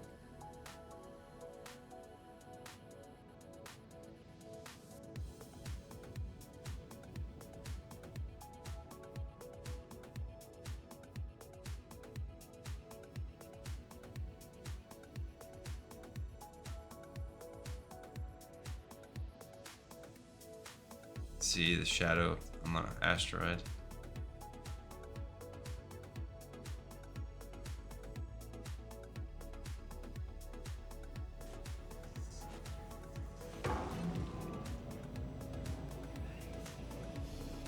I didn't scan this one. You should probably scan this, Anakin.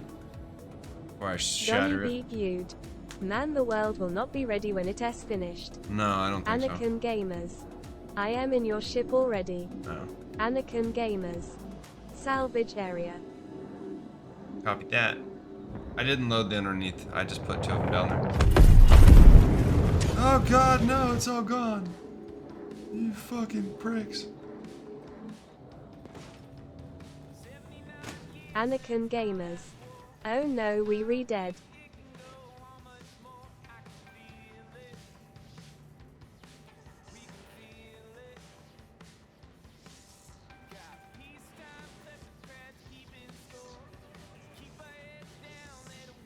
Where'd my HUD go?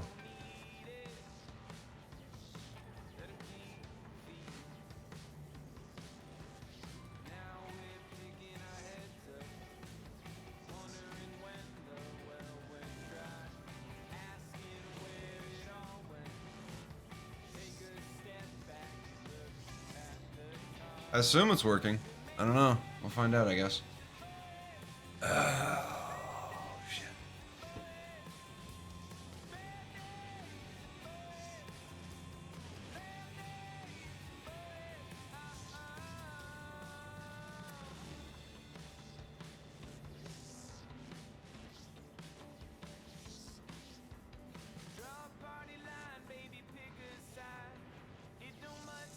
Oh, boy.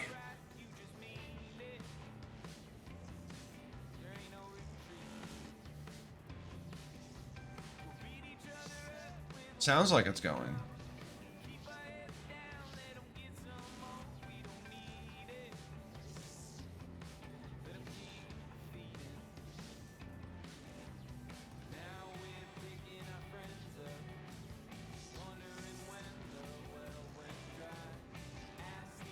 Thought it was.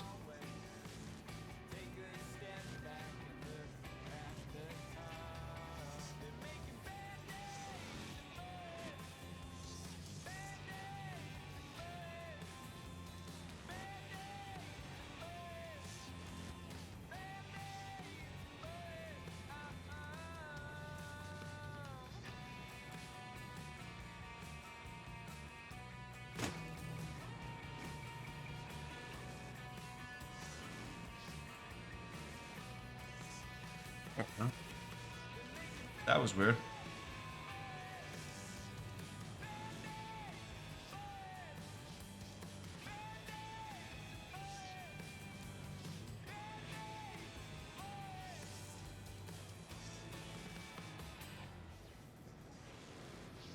Anakin Gamers. Do the sucky sucky. Working on it.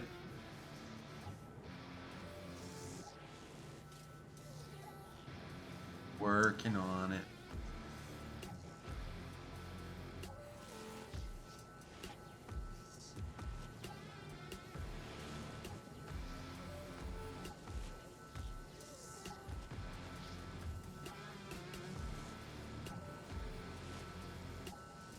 A little over halfway.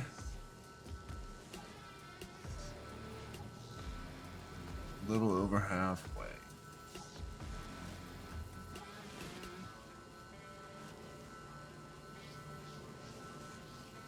So apparently they're doing a Rey Skywalker founding the new Jedi Order. It's like they just deleted everything that Luke did, and they're Anakin giving it to Gamers. Rey now. Fuck off. Donny B. viewed. Ha, what? Sorry. Donny B. viewed. Wait, what happened? Apparently this new Star Wars movie they're working on, that's supposed to bring Rey back into the fold, they're doing the new Jedi Order. They're calling it the new Jedi Order, just like it was in the expanded universe, except for instead of being started by Luke or any of the Skywalkers, it's being started by a Anakin bastardized. Doesn't he deserve attention? No, it doesn't, but it's going to get attention because it's the only other thing out there besides the Mandalorian movie that we really don't need. And calling it Mandalorian and Grogu. Like, who the...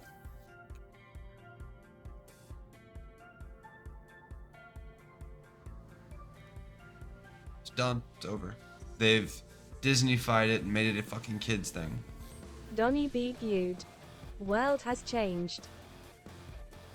Apparently so has the definition of good Anakin storytelling. Gamers. This is the end times.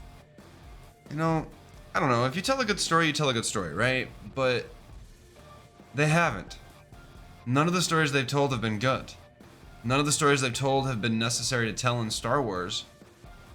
Especially not necessarily the way they've been told, right? Obi-Wan Kenobi should have never left Tatooine to go save Leia. Like, there's not...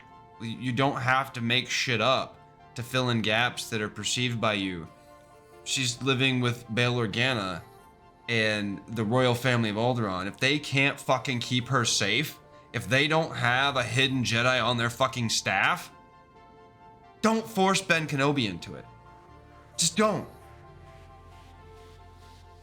Like, let's go see Ben Kenobi fucking slay some crate dragons. Enough. This is BS. It is simply not fair. They had all the material reference that confirmed didn't he suck, and they didn't he use it thinking they were being unique, and all they did was just fail time after time. Why is it so hard?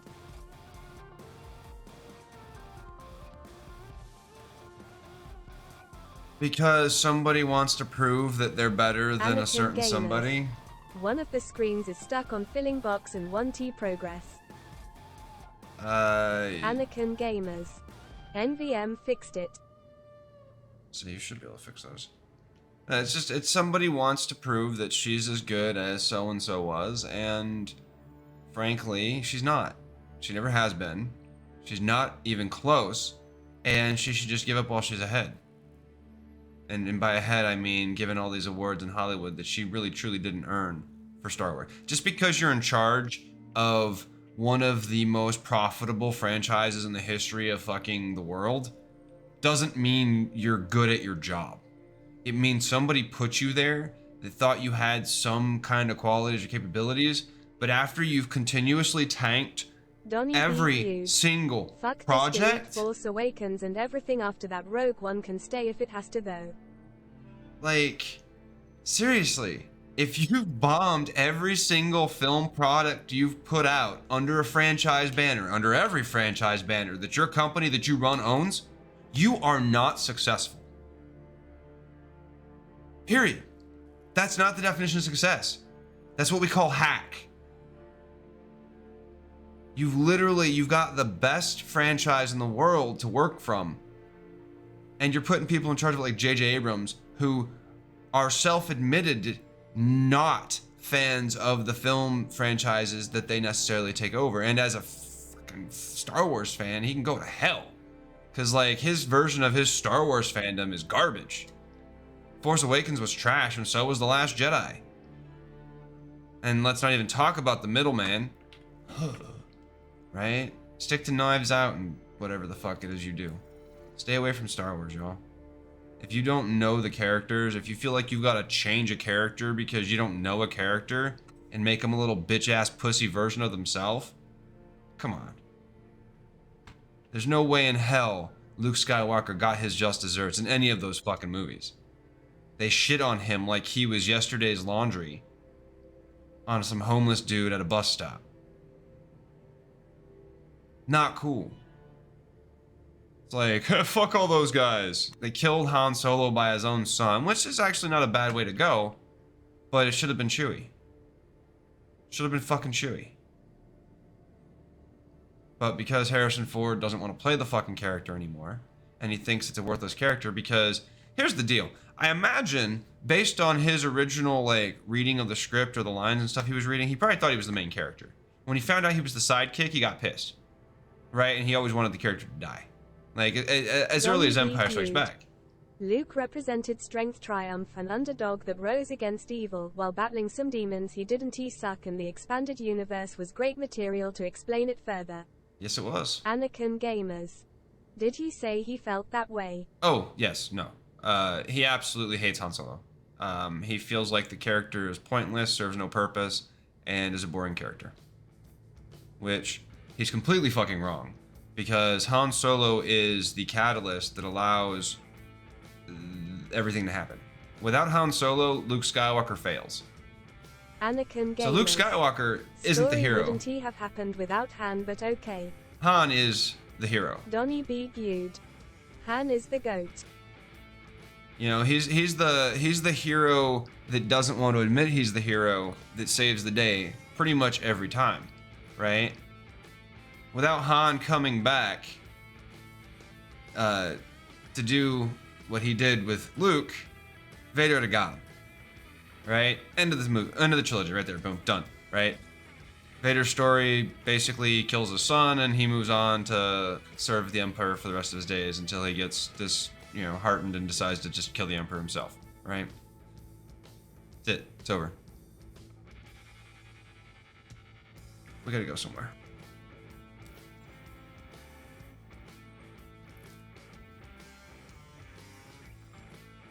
No, I disagree with him wholeheartedly. I think Han Solo... I think a lot of it has to do with the fact, too, that, like, he went from playing Han Solo to Indiana Jones, right? And when actors go from the sidekick to the lead like that, it does a pretty big number on their ego, right? Like, pretty big number. And, you know, Harrison Ford filled seats, so he definitely earned what he earned, right? I'm not saying that, but I think his opinion of Han is just wrong. Well, it's not, his opinion can't be wrong, but I think the belief that Han Solo is a pointless character or is a boring character is just wrong. Especially if you've never read any of the stories, right? If all you know is what you were given in a script, sure, yeah, the character's boring. I'll give you that. The movies were boring. Every one of those movies is boring. There's no character in those movies that's fun. They're all boring. Luke Skywalker's a whiny farm boy, little punk-ass bitch. He's not fun. Han Solo is the jaded smuggler who, well, we know he's in some trouble, but we don't really know what's going on. You know, okay, he's got a little bit of fun. His walking carpet's interesting, you know, but all right, fine. Old Jedi Knight who is a has-been, supposed to have been dead, blah, blah, blah. Not really fun, you know? Arrogant, cocky princess who's been spoiled her whole life, shouldn't know any of these people, isn't really fun. The only person who's really fun in the entire first movie is Darth Vader, and he's only on screen for like, what, 10 minutes total? So, no, it's not fun. I hated the movies as a kid. I absolutely hated the movies. They weren't entertaining to a kid. Like, Return of the Jedi was the most entertaining, and that was only entertaining because you had a bunch of fucking walking little Care Bears, right? Like, that was it. That was really it. Droids was god-awful. If you watched that TV show as a kid, I'm sorry. You had the same childhood I did. It's fucking garbage. There was nothing redeeming about the Droids TV show. Lucas's writing for the films was not good. Right? The stories he told were great. The films he put together and told the stories on are great. But the dialogue is clunky. You know? It's clunky as fuck. Half of it doesn't work, and Disney's tried to go back and fix all the shit that doesn't work. You know? And in the process, they've made it worse. Right? I think the expanded universe is the saving grace for the entirety of Star Wars. If the expanded universe had never happened and the books were never published, I don't think Star Wars would be near as big as it is. It would still be a big franchise, but I don't think it would be as big as it is. I think Marvel would be a bigger franchise in that case. But also, people want good story and shit. Everybody wants the next Game of Thrones, right? They want the next TV series Game of Thrones. And they're not going to get it because nobody's looking to where Game of Thrones came from. Where did Game of Thrones come from? It came from an author who wrote a best-selling novel. Well, all the authors that wrote the best-selling novels in Star Wars have been kicked to the curb. And those of them that weren't haven't been paid because Disney doesn't believe that they should transfer their debts when they buy a company out. And, you know, like Alan Dean Anderson, who wrote the A New Hope novel, didn't get paid. Had to take him to court. Yeah, Disney doesn't want to pay their bills. So, like, it's no wonder that the shit we're getting in Hollywood right now is garbage because nobody wants to pay people their value. You've got writers that are doing passes on scripts that they're not being paid for because they're afraid they won't get any more work. And where's the protections? There are none. Because entertainment industries do whatever the fuck they want. They make more money than fucking you know, the next biggest thing, which is what? I don't know. The gaming industry? Anakin Gamers. Less Billion money dollar than- company not paying people, no never. Oh, yeah, of course, all the time. Because Hollywood accounting basically says, well, we paid for this, this, and this, and because it's a Disney project, we're going to charge you 10 times the labor than it actually cost, right? Because we need to fill people's pockets. And by people, I mean the yacht owning motherfuckers. I don't know. And again, I know art's for profit, right? It's supposed to make money, and that's not the reason we're into art. Like, art doesn't always have to like be blockbuster profits, you know? Like, every single thing that's put out there doesn't have to be a blockbuster. A blockbuster was specifically because it busted the blocks. Every single release doesn't have to be a blockbuster. That's not the definition of what a blockbuster's supposed to fucking be. So why are we always chasing the next big blockbuster? Why can't we have movies that cost a couple million in between these big fucking tentpole $200 million projects that flop inevitably at the box office? Because nobody wants to go see this same dumb shit over and over again. All it is J.J. Abrams doing Star Trek. Or, hey, flip a different coat of paint on it, add lightsabers, now you got J.J. Abrams doing fucking Star Wars. Oh, hey, you know what? No, fuck it. Let's go make him direct Battlestar Galactica or some shit next. Like, and all we're gonna do is just add lens flare, add lens flare, add lens flare. You know? Oh, you know what? No, let's not hire him. Let's hire Michael Bay. What do you get? Big giant fucking robots go boom. Okay, cool. Did we get anything else? Nah, fuck story. We don't need story. Just big giant robots that go boom. Like, we're getting so fucking ridiculous here that the biggest directors in Hollywood, the biggest blockbuster directors, can't even fucking write a coherent story. Yes, I'm talking to you, that fucking thing that was just released on Netflix that people are lambasting because it's god awful. I've seen the dialogue on fucking various clips, and I wouldn't want to watch the show just because of the dialogue. Fucking talking about grain for 45 fucking minutes? Come on! Attention. I have been authorized to scan your vehicle for security purposes. Bullshit. Meanwhile, you've got people coming up with genius fucking concepts and ideas that can't even get past the fucking gatekeepers that don't exist in Hollywood. There once was a time when people could submit things. Spec scripts were a thing. People could write random episodes of a TV show, and sometimes that TV show episode would get made. We don't do that shit anymore.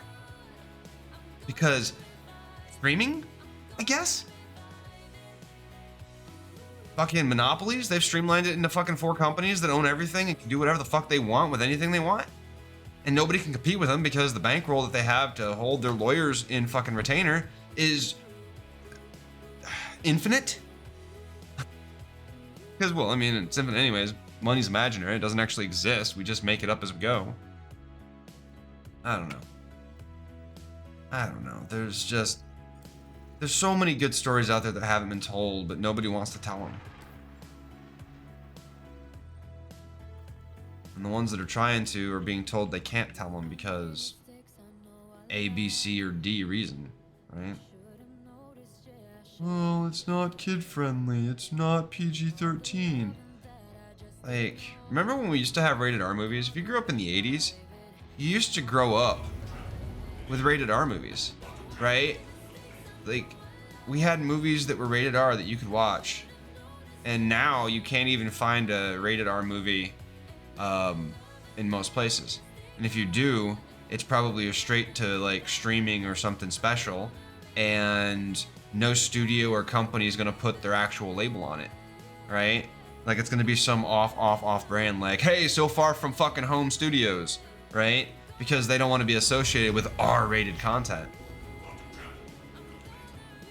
When yet Deadpool is one of the highest rated R-rated or highest selling R-rated things ever in history, and then also, you know, Logan did pretty well too. And it's like, but no, we can't make R-rated things because we gotta pander to the fucking Bible thumping people.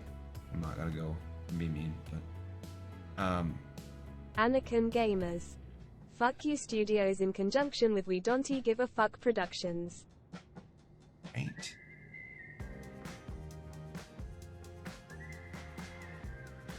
Not to say that, you know, occasionally they don't have a good story come out, right? I mean, it's entirely possible to have a good story. You You just have to have people write the story that actually know how to write a story. So we You know? got snow here. Yeah? Nice. Where's here? Anakin Gamers. Raisin up, you late. He's always late.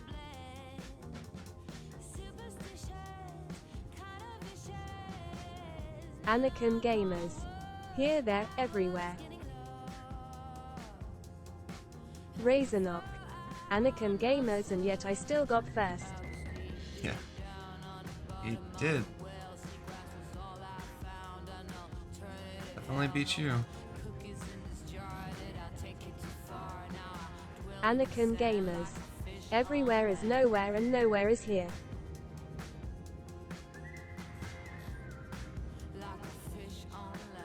Kind of reminds me of the intro to my book.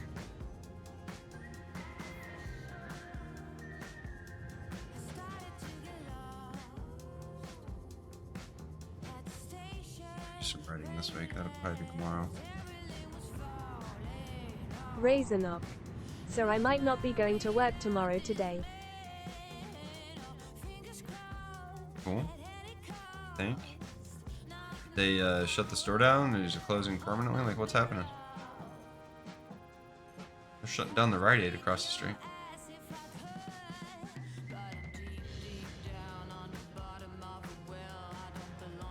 Raisin up. Snow ice.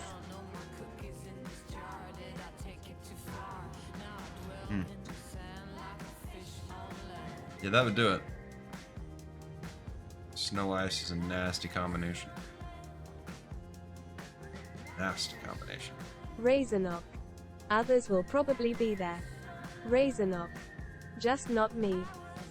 No, I know how that is. Not everybody lives in a place that can get places. Anakin Gamers. Rebel. Sometimes people live in places that you just can't get other places in. Lack of understanding of that is ignorance. What do you mean you couldn't drive to work? How come Joe got here today? Well, because Joe doesn't live in Podunk, Egypt, where there's no way to get on the road when there's snow and ice. Anakin Gamers. Knew that must mean you re not loyal to our company, you re-fired. Pretty much, yeah. It's the American way of business. Anakin Gamers. You reselling corporate secrets. Raisin up. Right. By the way, if you go to illegal salvage mission first, then the illegal salvage missions you on TV trespassing.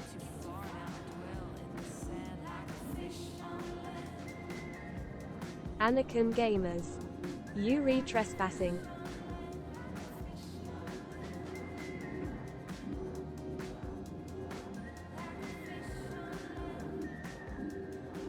Oh, damn. We're trespassing. As long as the cops don't show up, we're fine.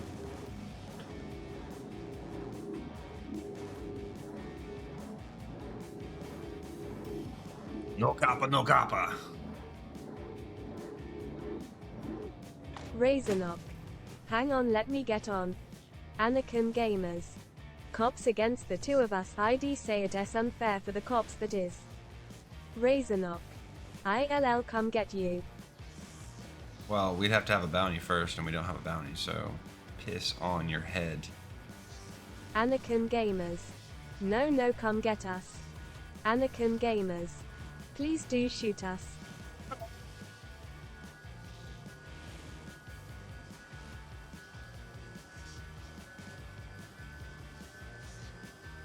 Anakin Gamers.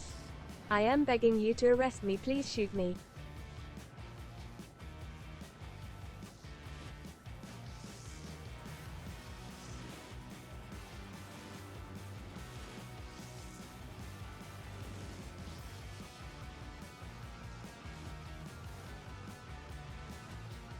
Anakin Gamers. Don't you listen to him, I have a CS5.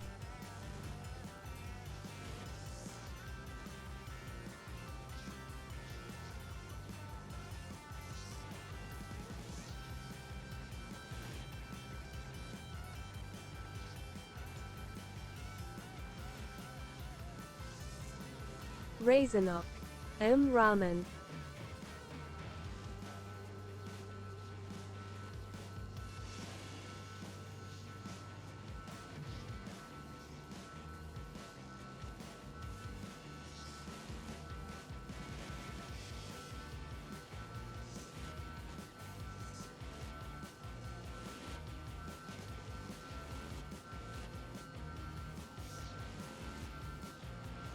Break. Break. Break. Your starship. Break your friggin' hull.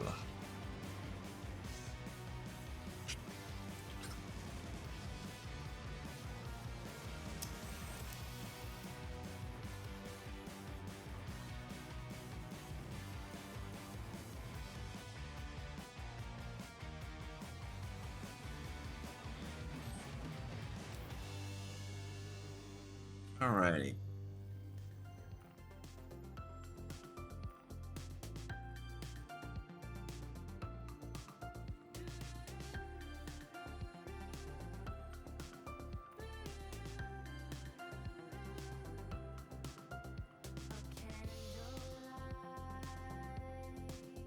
I guess it doesn't actually matter which one of these we do.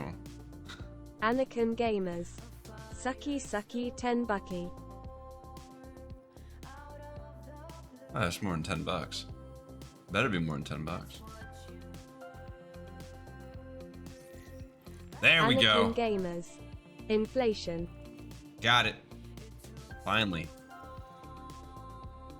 Oh boy. There comes the long haul. We might not have enough quant for this actually.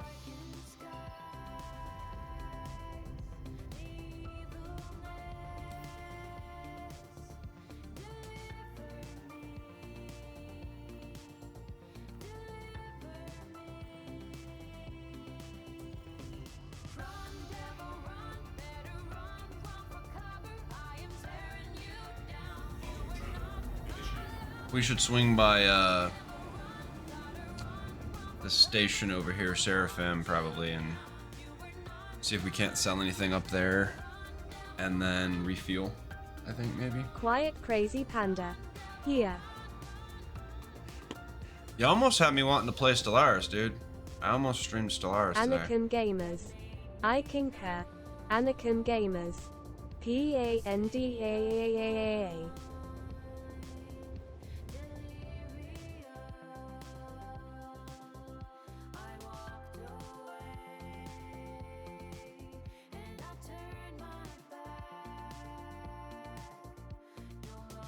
Kaezlo. Kaezlo Fire. Quiet Crazy Panda. I play too much Stellaris. I've seen that. That's all you've been playing last week. Rue, the lights just turned on down here. You were keeping me in the dark, literally. I'll buy it.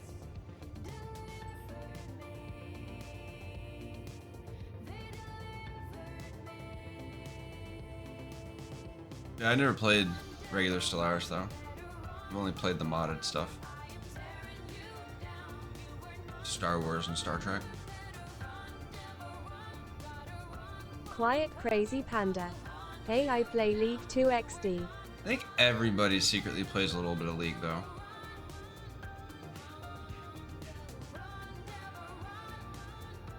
Quiet Crazy Panda. I only play modded. Anakin Gamers. Count me out of that secretly. Anakin Gamers. Never touched that or wow. Hey, yeah, but you're just a little bitch when it comes to games you play. Yeah, I called you a little bitch. It's fantasy. Fuck you, dude. You have no idea. You never played it. You have no idea. It's like, I don't like asparagus. Have you ever tried asparagus? No, but I don't like it. Anakin Gamers. I liked BG3, so eat my shite. Well, gee, so maybe you might like WoW. Or, God forbid, League of Legends. Anakin Gamers. No, no.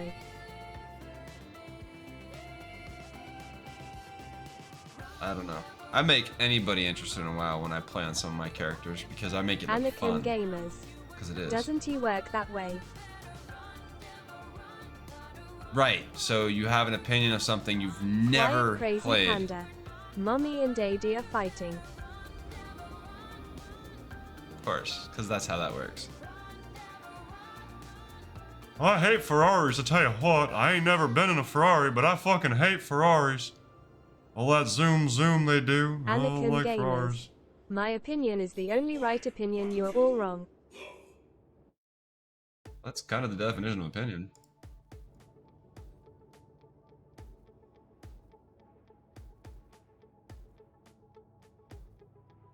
Kind of the definition of an opinion. You think? Yes.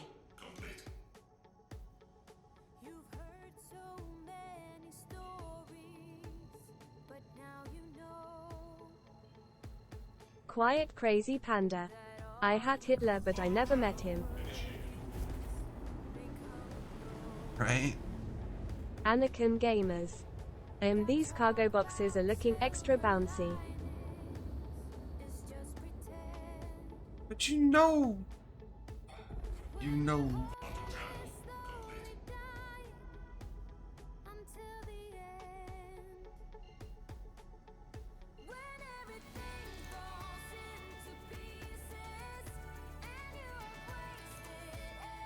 Extra bouncy, huh?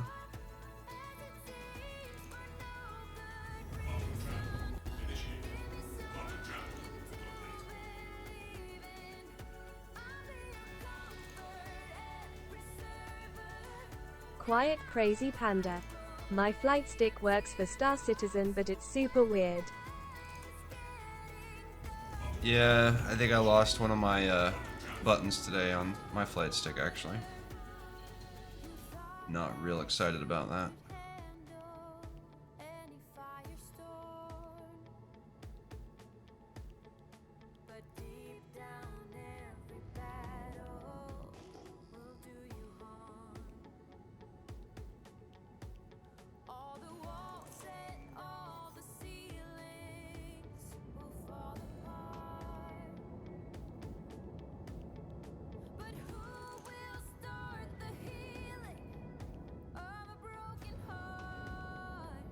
Quiet crazy panda.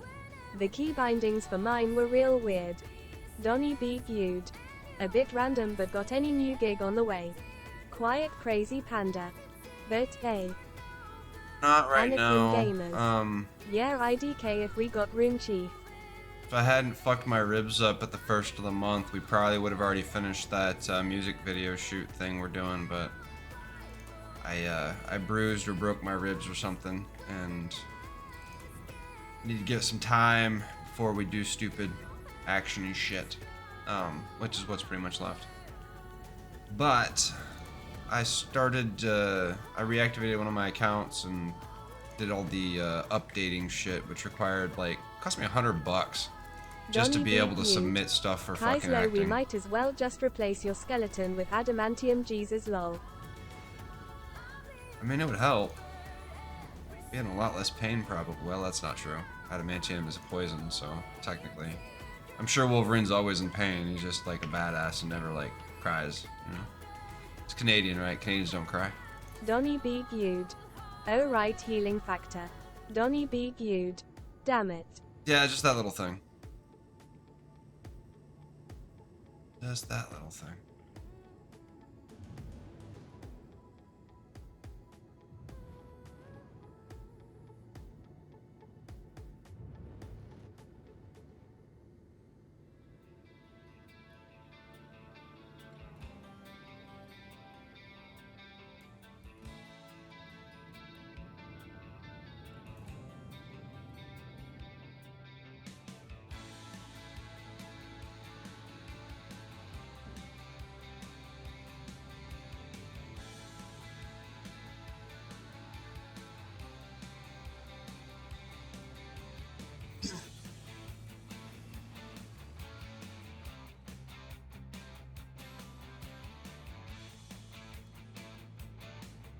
Alright. Cracking it, and then we'll start sucking her up. Quiet crazy panda. SC in-game chat is always wild.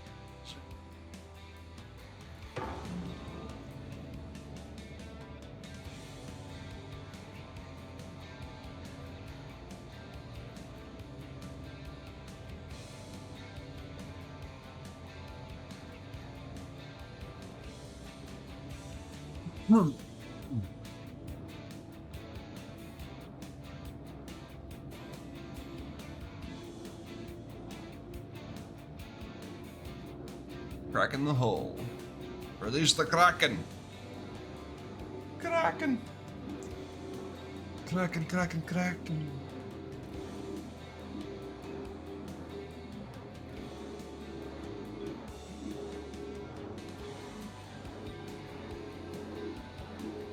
Anakin Gamers. Rule number 1 of SC: always close chat. Right?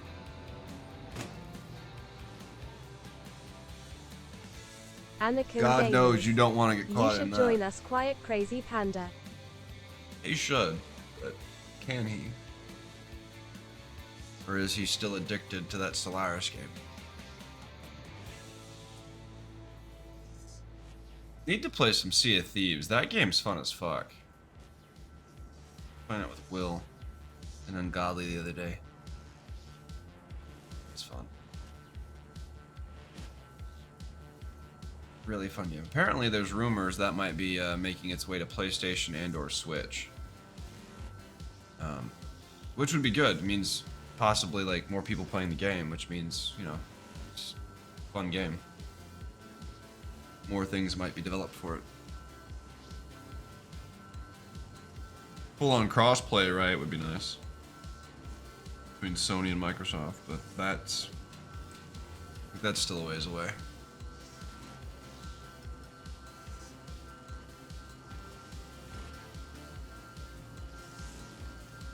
Anakin Gamers. Wishful thinking. I don't think so, though. I mean, Who Framed Quiet Roger Rabbit Crazy was made Panda. once upon a Hey. time. Who Framed Roger Rabbit was definitely made once upon a time, so that's not wishful thinking. It's just a matter of, like, the fucking idiots in charge, right? Literally, that's what it boils down to. The fucking idiots in charge.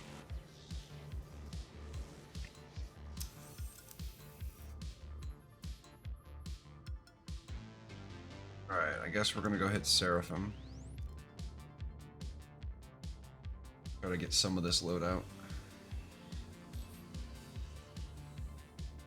I love how the top, that head just like pops like perfectly off like a tick or something.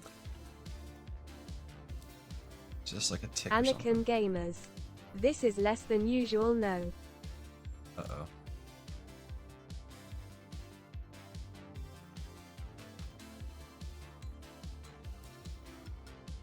Anakin Gamers.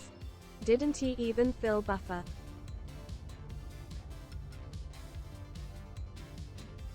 No, because I didn't suck it all up. I'm just not repositioning. It's okay though, because you got paid, so.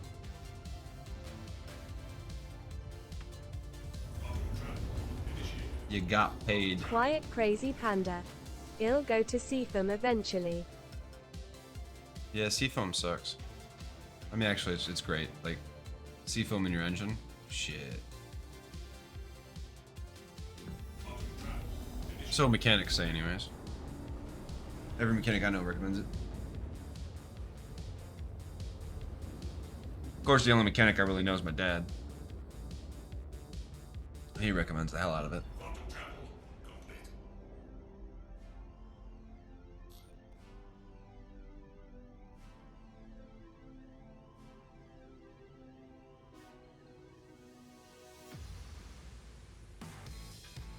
Anakin Gamers. YMOK Star Citizen box just melted through the ground.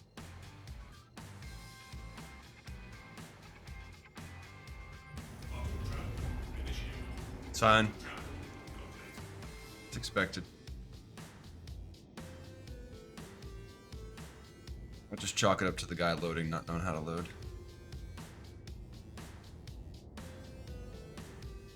By a fair assessment.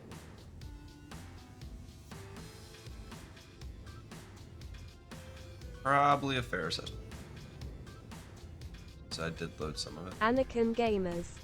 The guy loading fixed your mess from earlier. Probably. Anakin Gamers. Sir Ive heard.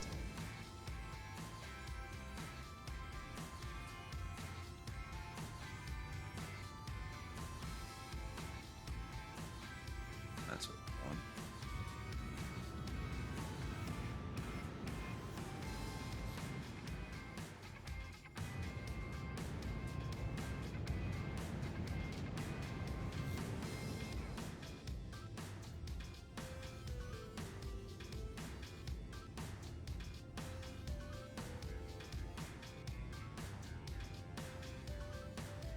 Anakin Gamers. I also heard the guy who loads is getting knocked over from your flying. Maybe he should be sitting on his ass. whilst we're in transit. I can't help that.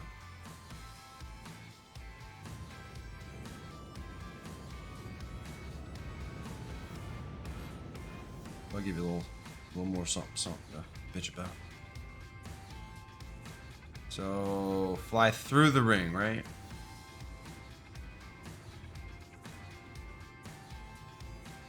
Anakin Gamers. Your ship, not mine. It's not mine either. Belongs to Cloud Imperium Gaming. You ever read your TOS? You don't own anything that you have in your hangar. Not even the shift you paid real money for. You don't own a goddamn thing. Your entire Steam library? Nah. Don't own a single game in that library. So.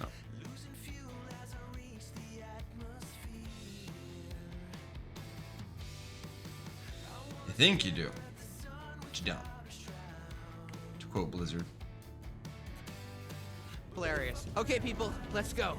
Marijuana, Mary Jane, green, kind, Robinson. dope, Hello. stank, skunk, Indica, sense, pot, grass, bud, ganja, bonglo, doobie, gack, dank, troll, sniper, jolly green banana, Viet Chong, Congolese crippler, Quiet warlock, Crazy short bus Panda. biofuel, Not Tom everything is redheaded owned by a stepchild. Giraffes. Riddler, Jungle Fungus, Cro-Magnon, Vancouver Salad, Topanga Brain Gang, Short-Term What? Colonies Brush Fire, GED Test Strip, Polynesian Pink Eye, Incredible Hulk, take it deep! getting there, Manchurian Candy, Hobo Harvest, Mojave Dry Mouth, Solvent Heston, Chin Strap, Cambodian Ball Gag. Uh-oh, this is a small Crime one. because it gets you so stoned. We did it!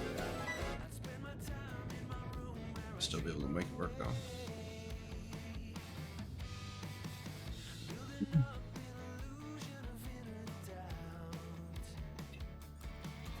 Anakin Gamers. Quiet Crazy Panda. I prefer tortoises. Donny Right, well. B. Viewed. If it fits, I sits. Anakin Gamers. Donny B. Viewed. Real cat energy right there.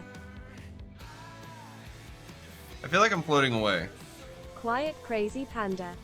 Anakin Gamers. That doesn't matter. I feel like I'm floating away. I'm definitely floating away.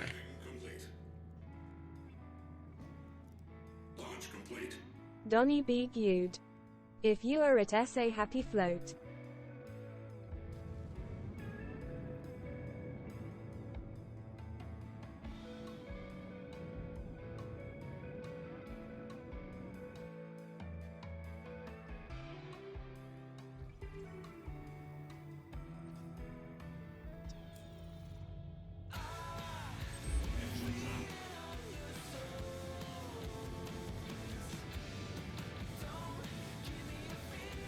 There's too many ships there.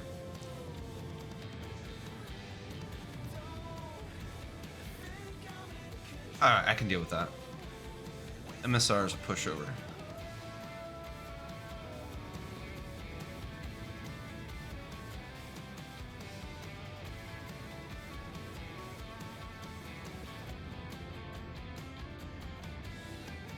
Donny B. Viewed. Hugh.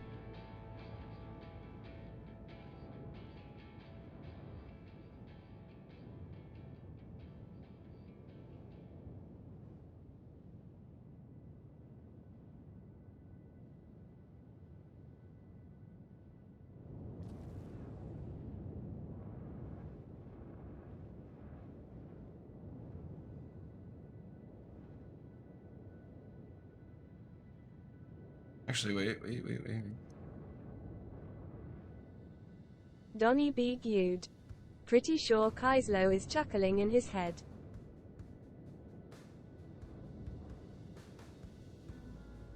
Get it on the platform is all.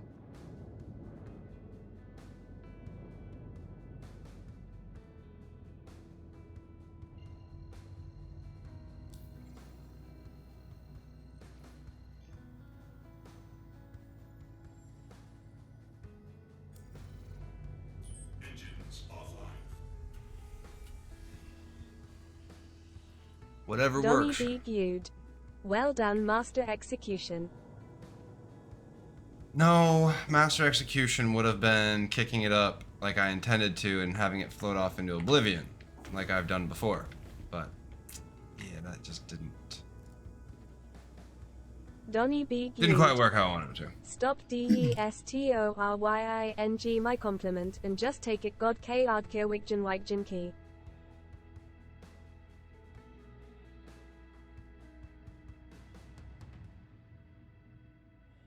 That's a masterful job right there, though. I'll take credit for that. Thank you.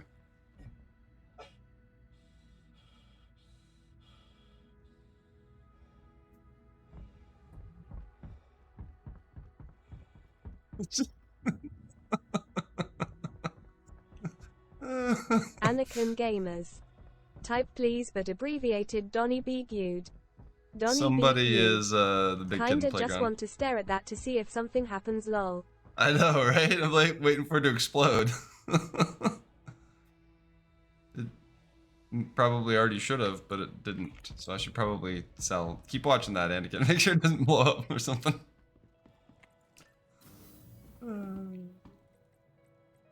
Big kid in the playground. You can't tell me what to do. I'm gonna land on your head. Okay, well that's not pleasant.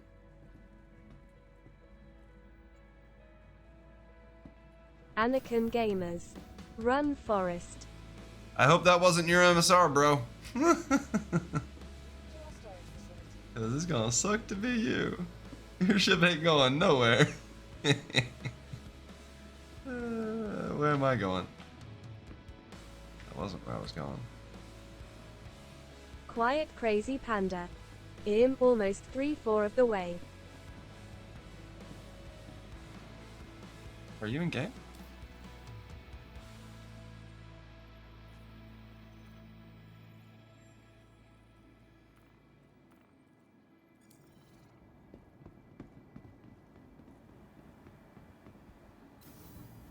Thank you, sir. Galleria.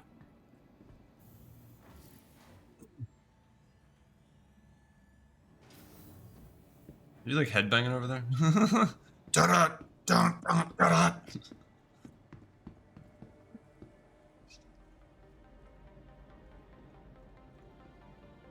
Donny B. Gude. Attention citizens, this is air traffic controller to all citizens. There is a reclaimer that has yeeted it spider legs on someone. MSR be advised, insurance may not cover said yeeting. Please be careful when taking off using MSR. Thank you. Anakin Gamers. Jamming to the music in my head. Anakin Gamers. Just Go check the instinctively cargo goes to the crime machine.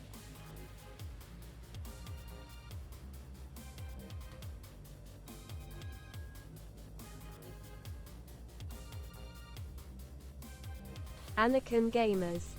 Damn criminals. Who's a criminal? I don't know what the fuck you're talking about. I ain't no criminal. You're a criminal.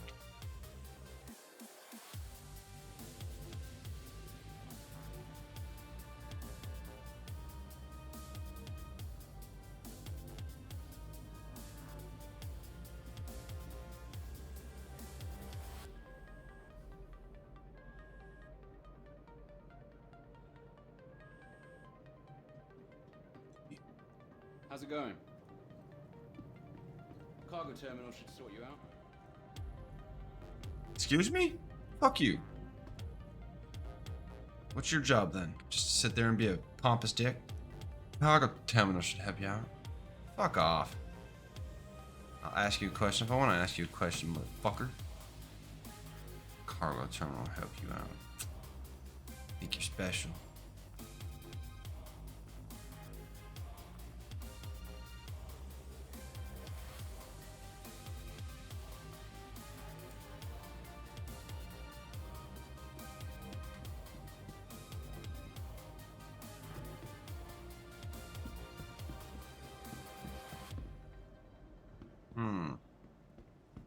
Is there an armor place in here?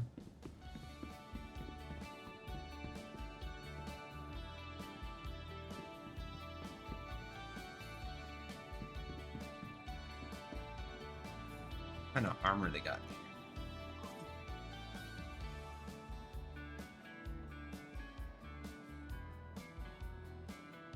Nightfire, Singularity.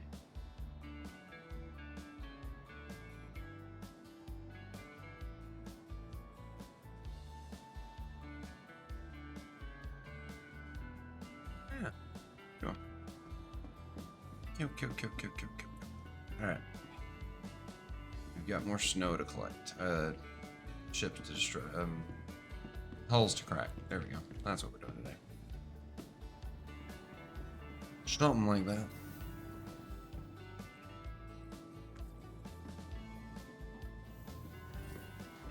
Nice.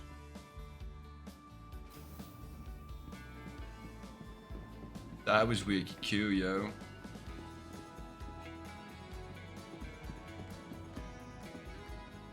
Anakin Gamers.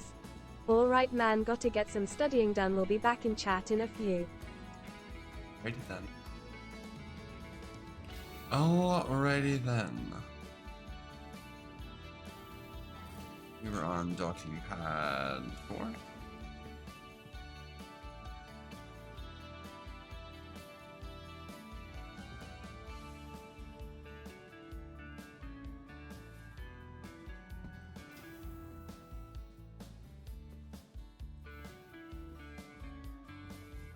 Wait. It's settled. Ha! Look at that. The MSR was no match. Aw, they learned to play nice. Add a girl. Add a boy. Add a girl. I don't know. Whatever. Add an androgynous fucking giant machine thing that can make stuff go boom.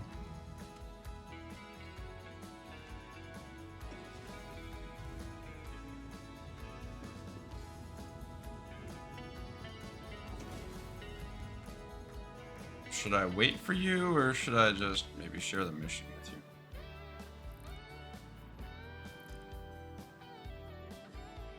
Probably already did the mission. Okay, fine.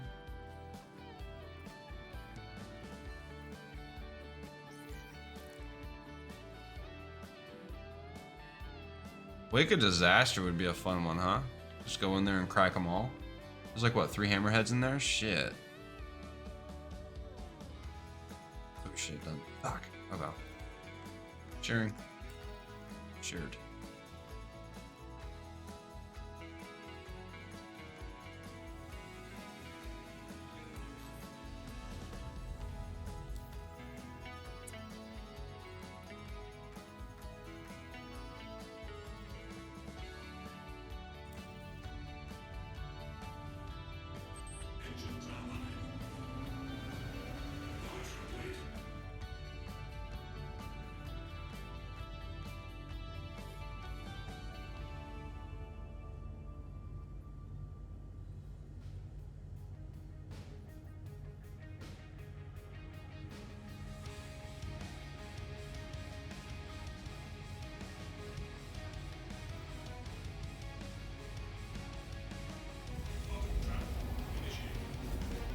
It just goes boom.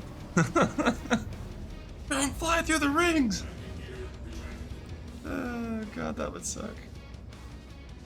Though I would expect it, I guess. I would expect it, I guess.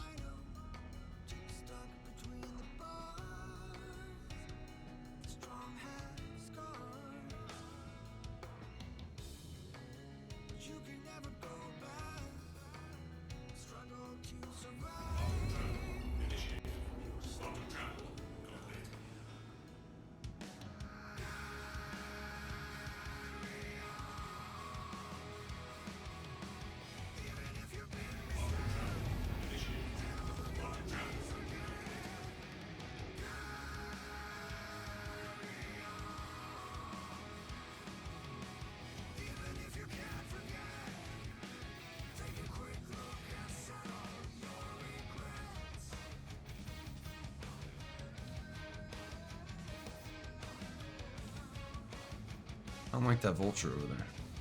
I might have to light that fucker up.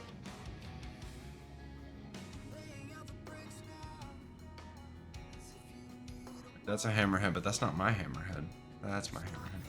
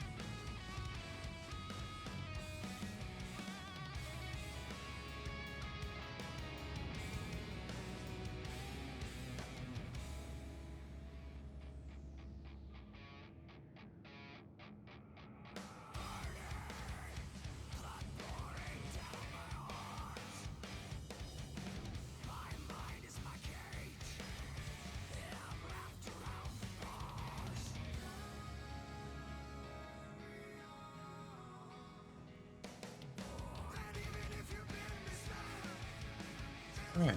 So crack a hole. Or well, no, I guess not, because the filler station didn't get emptied. Somebody didn't empty the filler station. Somebody's getting fired.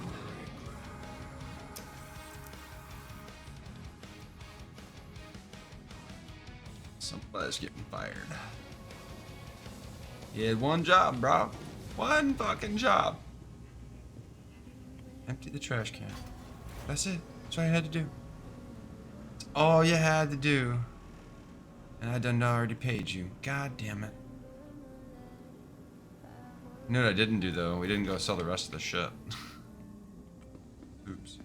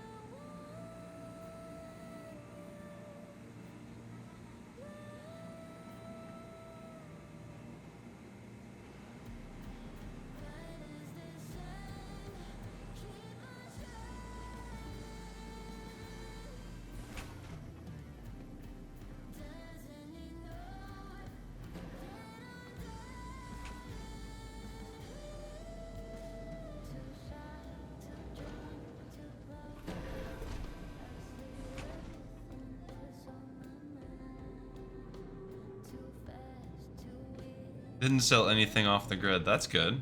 So it keeps the grid intact, huh?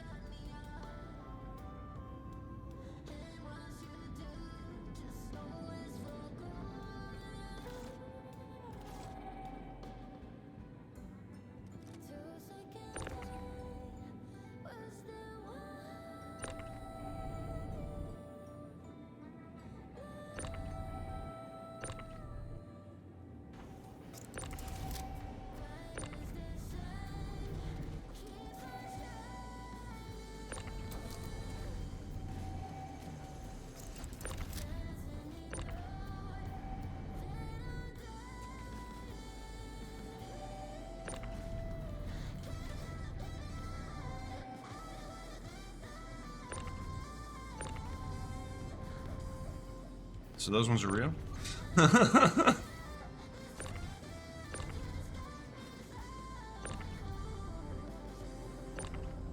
Said he fixed it for me, huh? This looks like jank right here. What's this shit?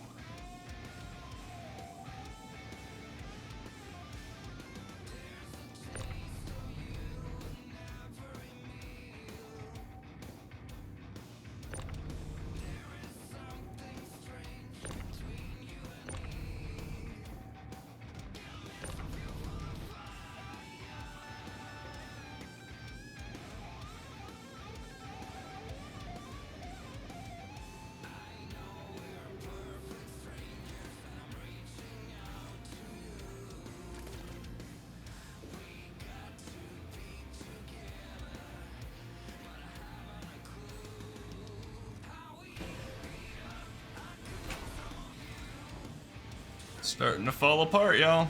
All of these systems, they're just starting to eat each other. That's not...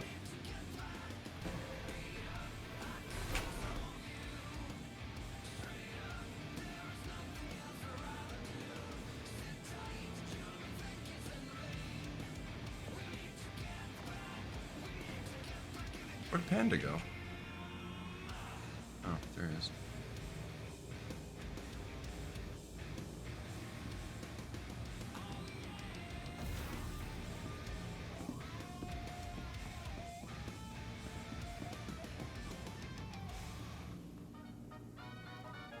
Down the hole we go.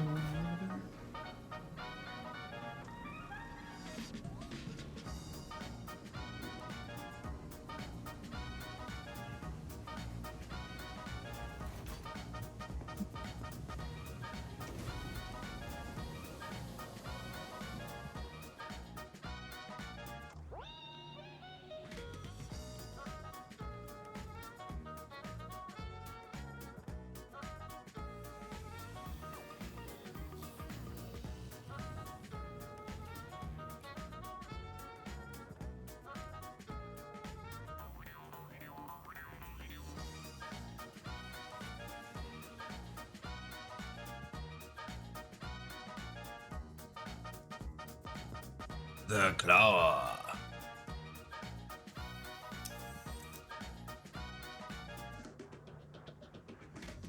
Dum, dum, dum, dum, dum, dum.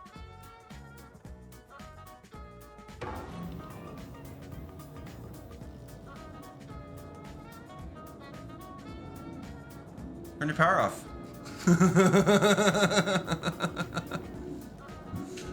Turn your power off back there, Panda. See what happens. And your X-Wing up there.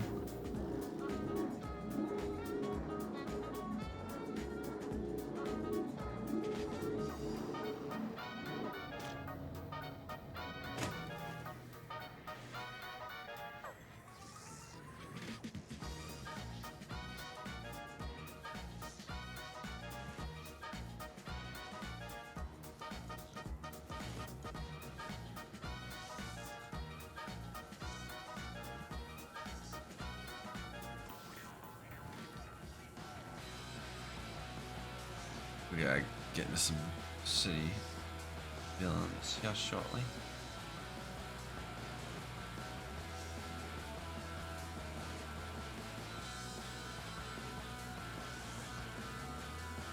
What are you doing up there, Panda?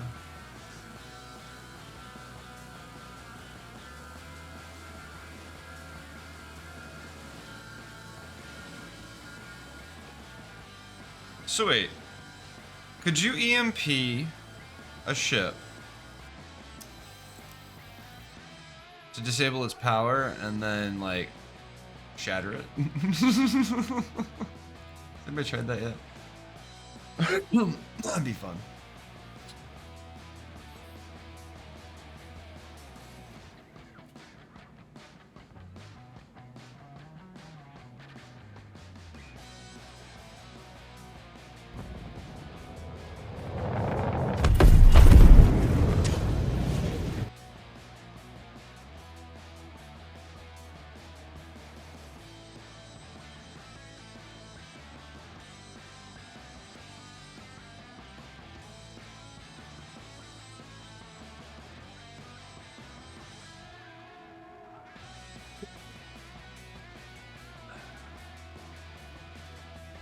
Alrighty then. Ugh.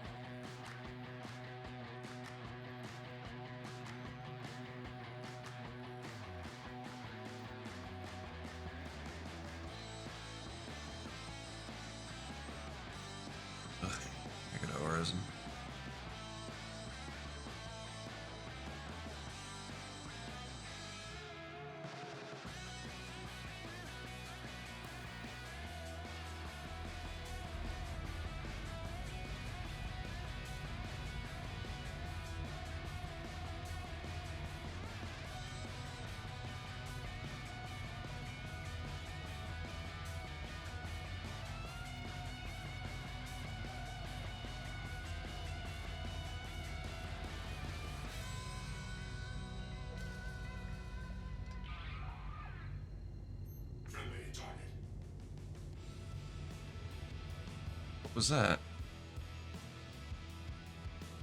Did I just bump you? No.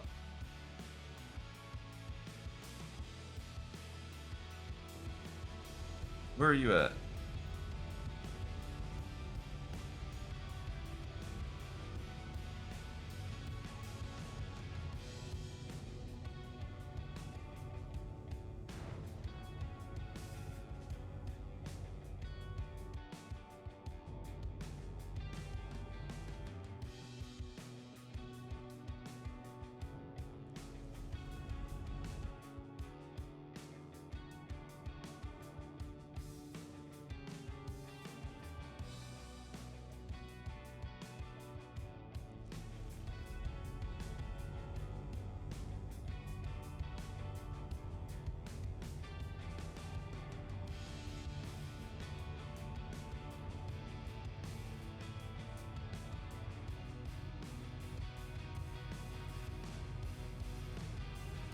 We need to talk. No, thank you.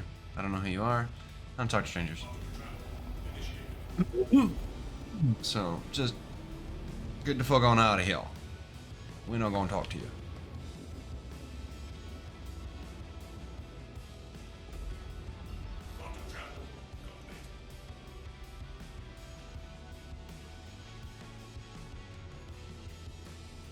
Oh, if you ever wanted to get Borderlands 2, it's like on Humble Bundle right now. It's in one of their game packs, so it's worthwhile. I highly recommend the game. I might be biased because I worked on it, but highly recommend it. It's a solid game. Much better than Borderlands 3. It's much better than Borderlands 3. In my opinion, I haven't played Borderlands 3 though. It reviewed better for sure.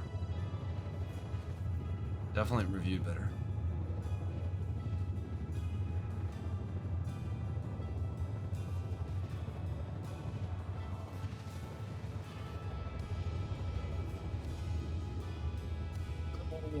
Saying.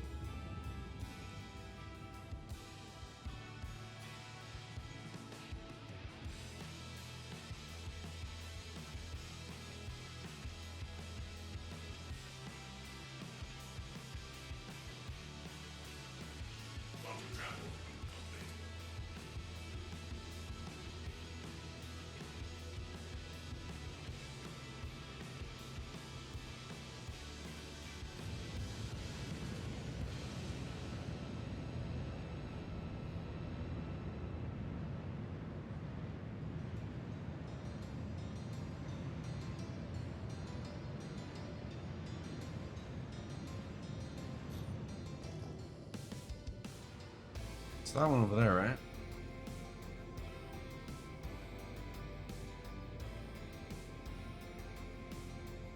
I don't fucking remember.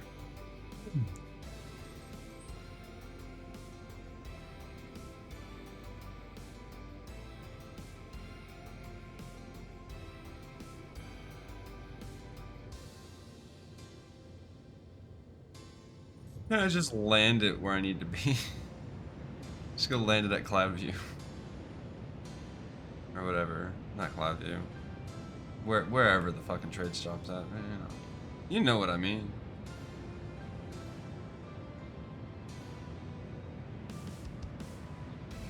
I assume that's the right one. Doesn't look right. Yeah, it is. Hope it's right. Otherwise, that guy's not right. Does it feel off? No, yeah, that's it.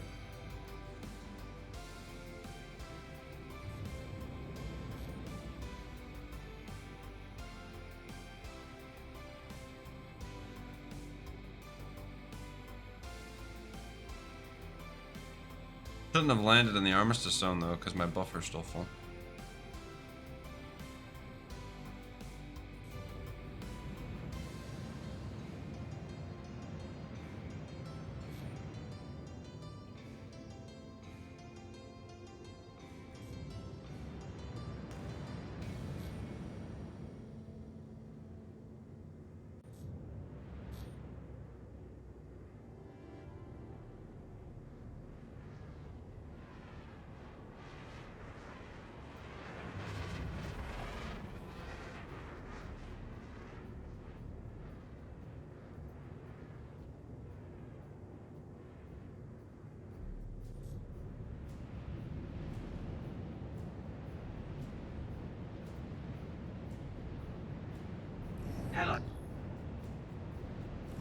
Proceed to assigned landing bay. That request has already been granted.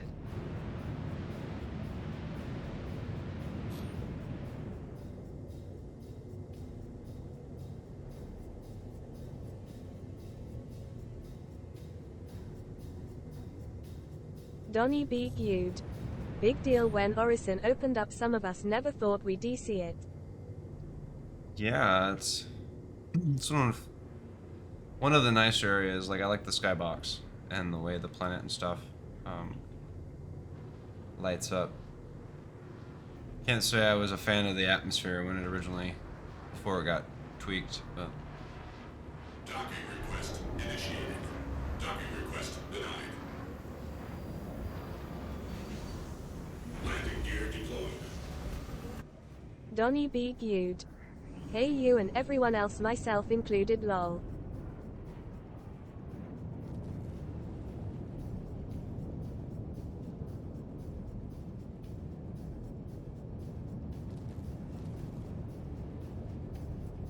Razorknock. Falling with style.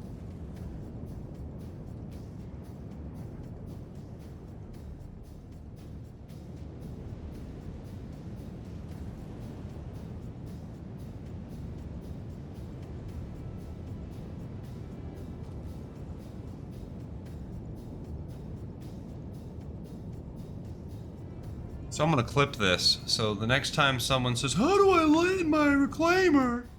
Like, check this out. Because it tells you absolutely nothing. Landing complete. Have a pleasant stay. Razorknock. In Atmo with a full cargo bay, this ship only falls. Nah. It falls, but if you have thrusters and know how to use them.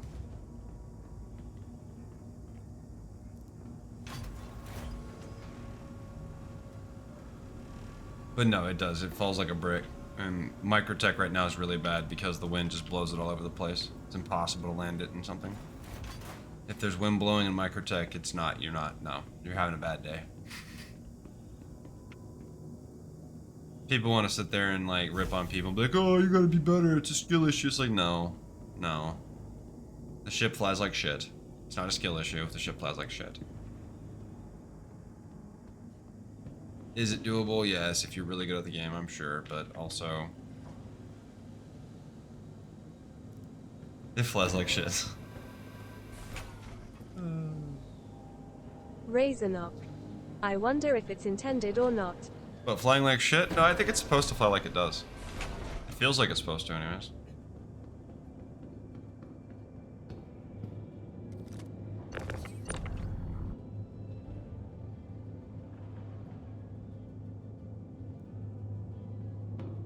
Donnie B. Gude. I think I've done it before when the wind speed conditions in Babbage was high and visibility was low. I did underflips but still made it was hard. Yeah, it's a nightmare. Babbage is really bad when the wind kicks in.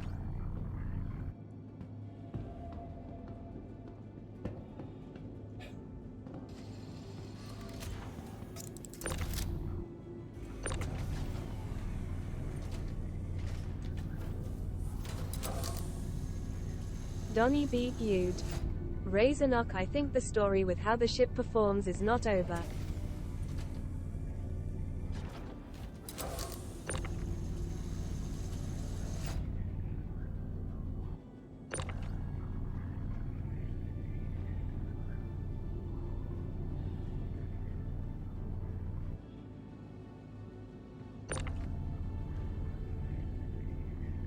Quiet crazy panda. Every big ship is hard in Atmos. Well, they should be. They shouldn't be like... Donnie B. Gude. Kaezlo over here playing Legos lol. I don't probably need to do that, considering the amount of space I have left over right now, but, you know, it looks cool. And dangerous, so if anybody walks under there, I can just be like, drop it on their heads. Not that there's anybody in here but me. Razorknock. Just me. Donnie B. Gude. Star Citizen Lego game when?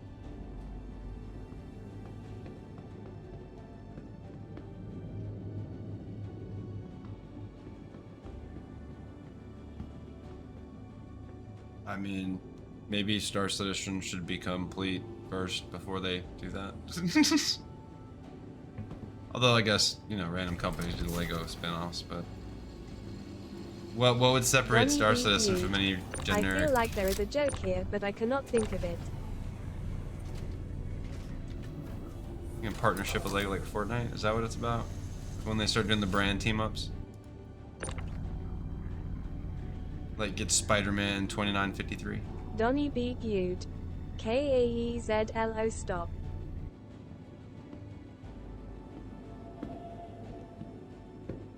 Spider-Man 2953, exclusively at IAE. Wait, we're in 2954 now, my bad. Right? Years do go by year, yeah. Fortnite and SC in same sentence, my ears are bleeding. Ah, shit. Razorknock. Fortnite Star Citizen. Add the armor in Fortnite. That's where your untapped revenue's at, man. ROFL. Get that Star Citizen armor and like have them bring in the FS9 into Fortnite. There it is. That's the untapped.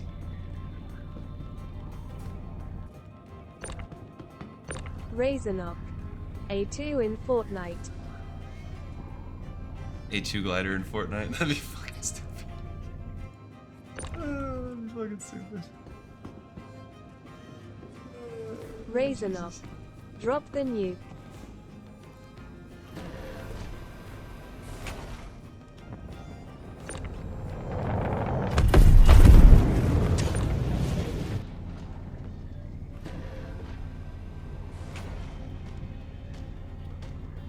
Donny B. Gude. Sometimes I go to big steamers and leave strange comments on purpose. One of them was we need cup holders in pilot seat. Another one I say is we need shipbeards as flair. Actually, yeah, shipbeards I could get behind. That could be fun.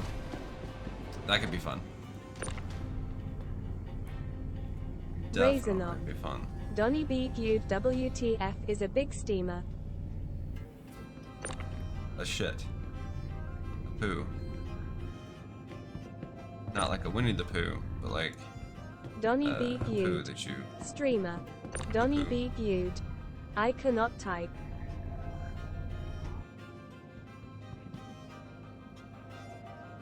Well, at least you're not like some of these kids growing up today that don't know how to do cursive. It's like they don't even know how to sign their own fucking name. Like, how do you know that they actually signed this? Because nobody knows how to like do cursive anymore. Donny B. Gude. I can do cursive, but I really hate it. Everybody hates it. But it adds character to it adds character to your like your signature and shit. I haven't written in cursive since like the grade they taught it to me in. Razorknock. At the very least know how to sign your own name.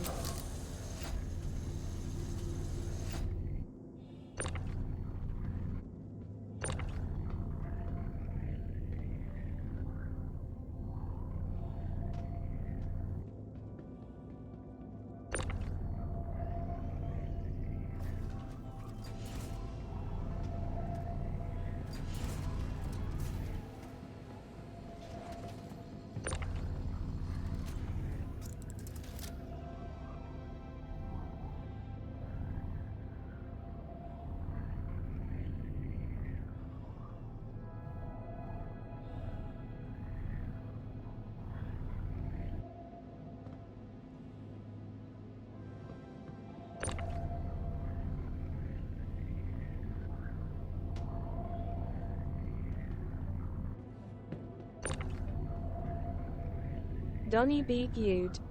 I actually tested the shipbeard comment in Spectrum chat one time to see what happens. My boss at the time came back from lunch saying, "Why is everyone wanting beards with ships?" I replied, "Not sure, sir." He then says, "They've been talking about it and meme." Quiet crazy panda. Lol, I pressed all the buttons in the elevator, then got out, someone was in it. My elevator? Oh, the station elevator.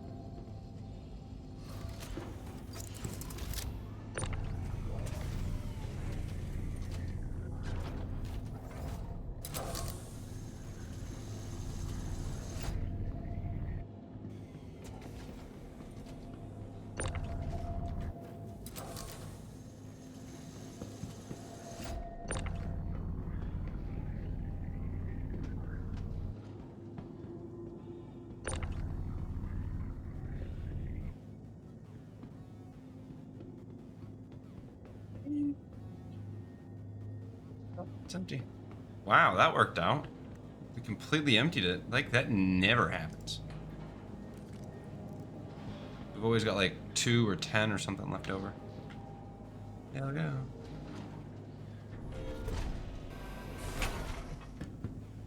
Ah, big attacked by a bear.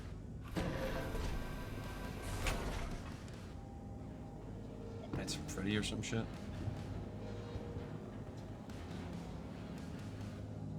You got a lazy eye, right? Just might want to get a refund on that helmet.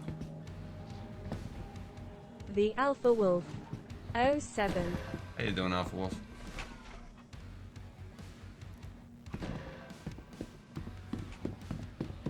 How you do?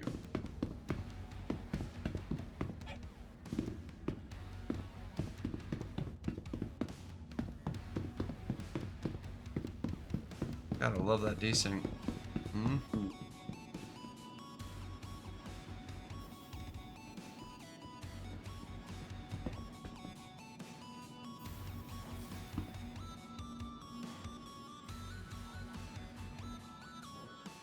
It's like the Matrix suit or some shit. The Or like Alpha the Wolf. spines and stuff. I'm good, just working on yourself. Oh, trying to get some Star Citizen time in. Making some of the Alpha UEC. Cracking hulls. It's like, I don't know that we've ever named the Reclaimer. I guess we're gonna call the Reclaimer Kraken. What the fuck you doing going to docking port, dude?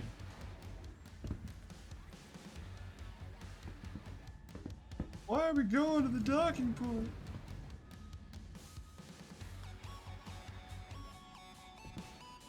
I get for following the panda bear.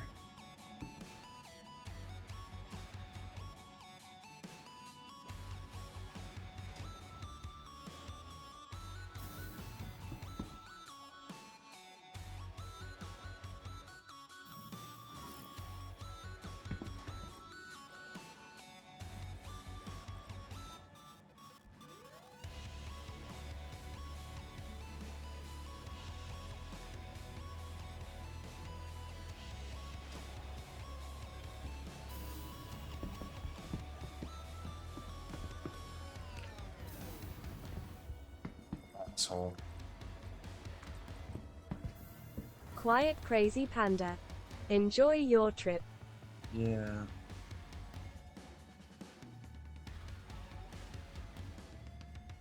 See you next fall. Get to the fucking tram and it's gonna execute me. They're gonna impound my ship because it took me so long to get there. We're sorry, but your ship has been impounded because it's been sitting on the pad for way too fucking long.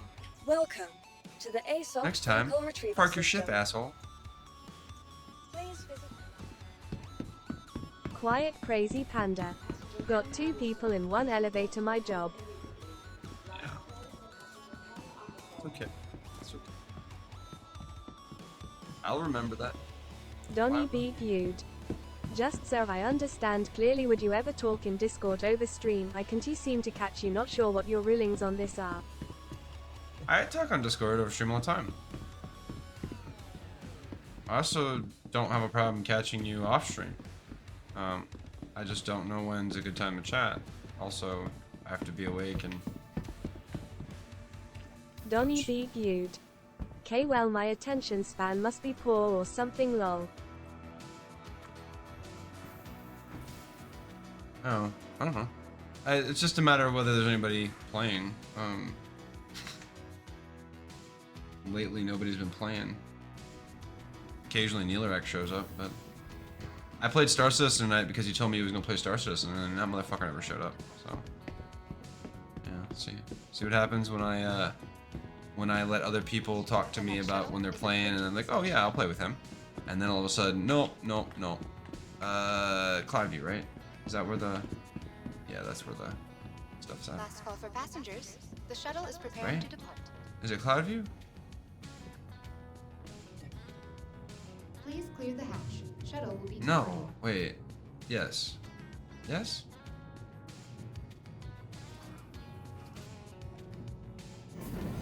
I am mad at Neelarak though. I'm just giving him shit. Just giving him shit. He's clearly online. He's probably streaming. Donny B. Viewed. Ah well, I had to stay off of SC, to be honest, not safe. I like talking about development and other games though. That's fun. It's always fun. Yes, sir.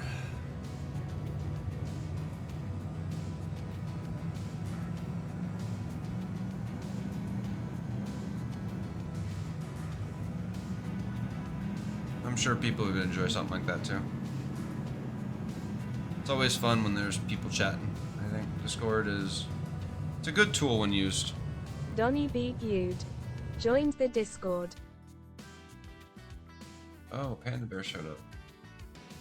Sweet. Well, welcome aboard.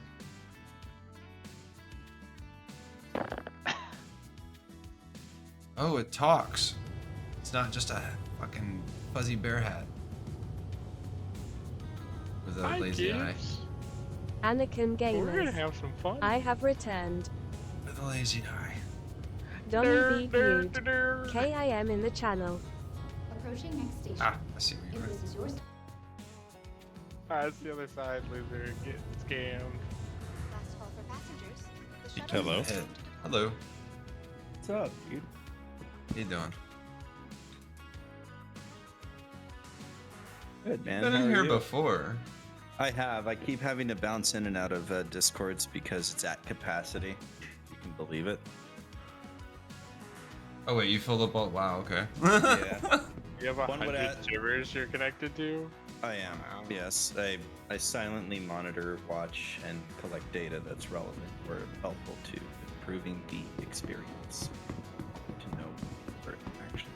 So you're a spy. Sentry sapping my spy, bro. Just get Nitro and then you could connect to 20. 200, I mean, not 20. 20. I was gonna say, I've got more than 20 on mine. I know that for a fact.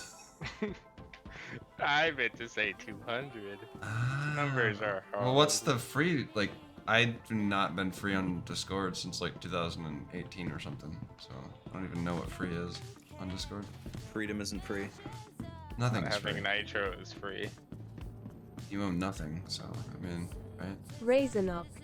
Free You know is it is only free, though. 100 servers. I don't even own nothing. Advice when it's unsolicited. Correct. I just came here to buy all What's the shit. free and unwanted? Advice when it comes from somebody that I didn't ask for.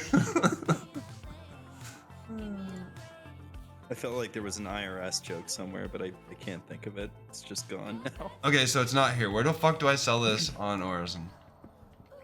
So what? Hulls. Because this is for RMC or What's the whatever. commodity? Razornock. Admin. What commodity? Construction. Yeah, where's the admin station here? Oh, construction materials? Yeah. I don't remember where the admin station is on Crusader because I don't live on Crusader. It's in the mall. Fuck, went the wrong way. It's not this one. Razornock. Different platform. Yeah. Yeah, Providence. Poopy sticks. You know, you would buy and sell things at a mall. So apparently, the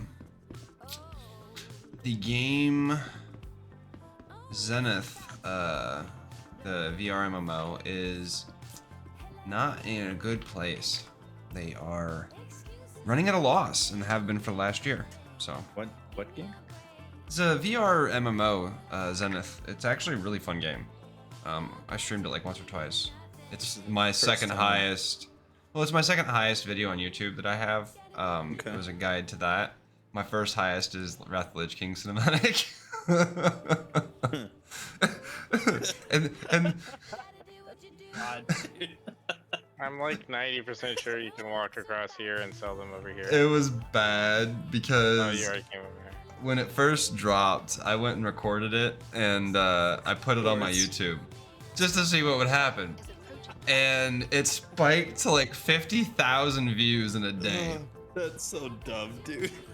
Like, gonna stat pad really quick that one will ask questions. Who cares? yeah, and it worked for a while too because people watched the video, right? Yeah, and then shortly thereafter, all of the other ones that I had done, all of a sudden were being claimed by Blizzard. You know what? That might actually be okay because it's possible certain countries don't allow certain channels to be viewed, so they have to go to like third-party channel creators to watch them.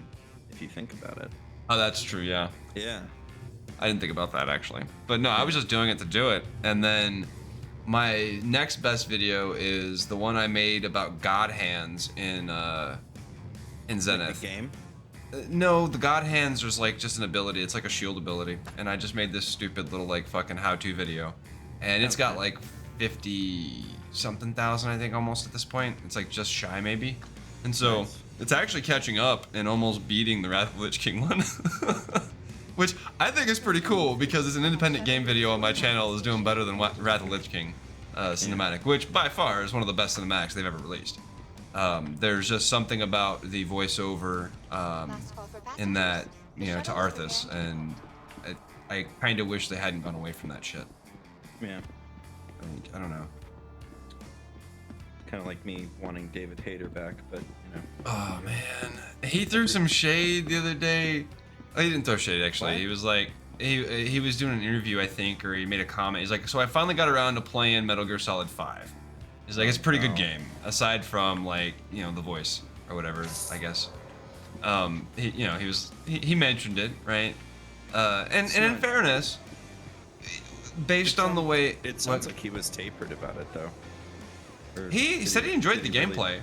Okay, so he was tapered about the voice comment. It wasn't too bad.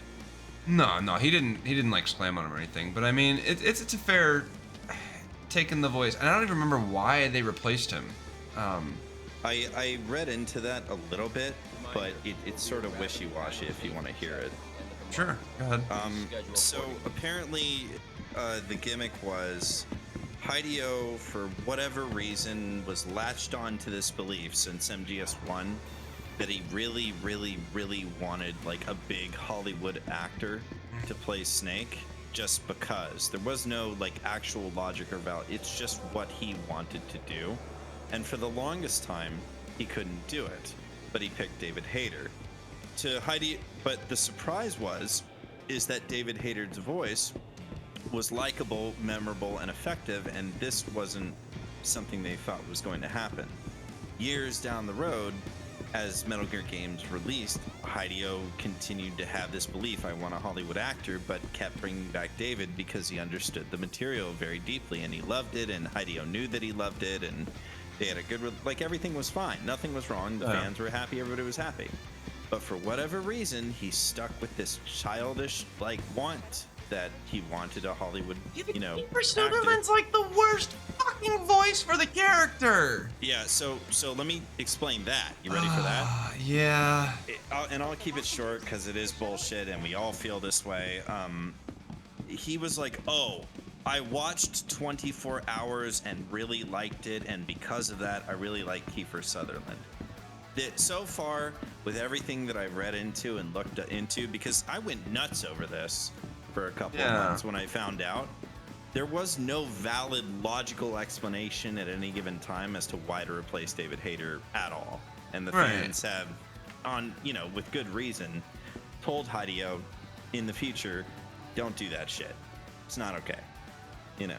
That goes back to the shit that I'm always complaining about with creators like changing things and thinking they need to one up a formula that worked for them to make it better. Like, I think of Gunn with Guardians of the Galaxy, and it kind of worked for him, but then we saw the exact same thing with Taika Waititi or whatever. I can't remember his name, but he went and tried to do the same thing with like the humor in the comic book movie, and it went too far and it was bad, right?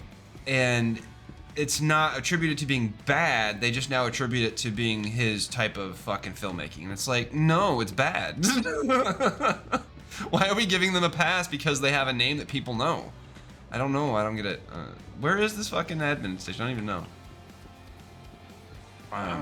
I don't know, but anytime when I'm always at the edge where I go into the industrial areas, I'm always curious if I find something secret, and that never happens. But I like the area; it's like aesthetically pleasing.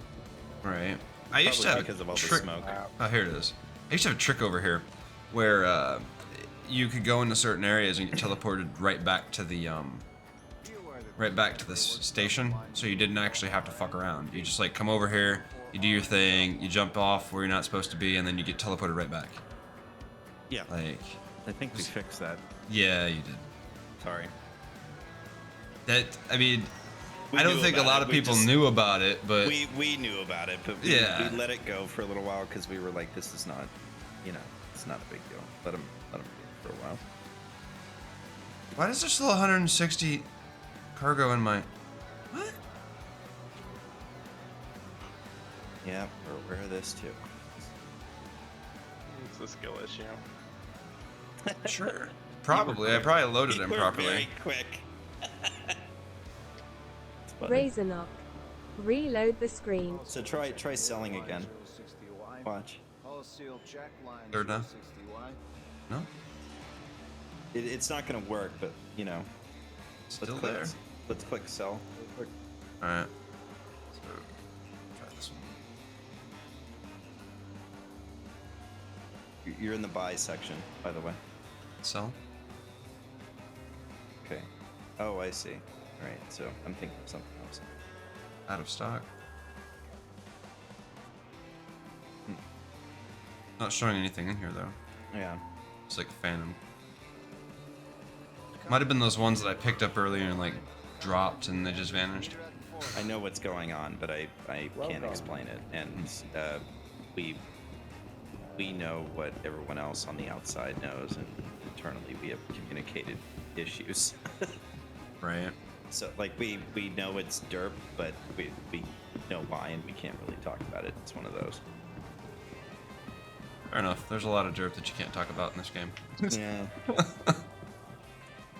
The only opportunity that I ever get is to apologize on behalf, because I know nobody else will. So. I mean, I know I ruffle the feathers with my comment about the hair and the clothing, but I don't think. Didn't see that one. So right after CitizenCon, I had somebody in here that may have been someone who worked on those projects, the hair and/or the clothing, and I basically said, like, come on, like, these are the updates we're getting for the next year, like the big fucking reveal. I mean, it's like, it was an interesting presentation, but it's not a presentation that should be headlining fucking CitizenCon. I'm not apologizing for that. I don't think you should. I think you should be completely honest and transparent, whether it be good or bad, because, like, again, and I'm not just saying it just to say it. This is what the belief is internally, which supports into what you're going into, because I know precisely what you're talking about. I do. I would rather somebody tell me the good and the bad and be honest about it than feel a certain kind of way and fabricate it and like butter somebody up. Like giving it to somebody straight is the best way, right? Right. For improvements to happen internally. There's no amount of political nonsense or like, oh, I'm in this position and it doesn't matter. Like Nobody wants to be told the brutal honest truth, though. Yeah. Well, because internally truth hurts. we do. Sure. But I mean, even the people that want to be told it don't want to hear it because it hurts. The truth hurts because it's like we put all our time and effort in. I get it. Like if I put out a bad film, I would absolutely expect people to say it's bad. I can do my best to defend it, but as a natural human instinct, I would say that's correct. But because the business is about understanding what the players want, I would say tough, have to hear it anyway. That's what which side of the business, the indie business or the mainstream? Because there's a very different perspective for that, depending on which side of the field you're on. Specifically about CIG as a whole. Okay. I would say. Because I was gonna say, game industry as a whole doesn't feel that way. I know, and believe me, like, you may not know this, but you and I share very similar opinions about many different things. So when you started mentioning the business as a whole, I was like, oh yeah, that. That's probably not real. So, but I can't do anything about it, you know. No, right? I don't think. I think the problem is, and I would argue to say that it's.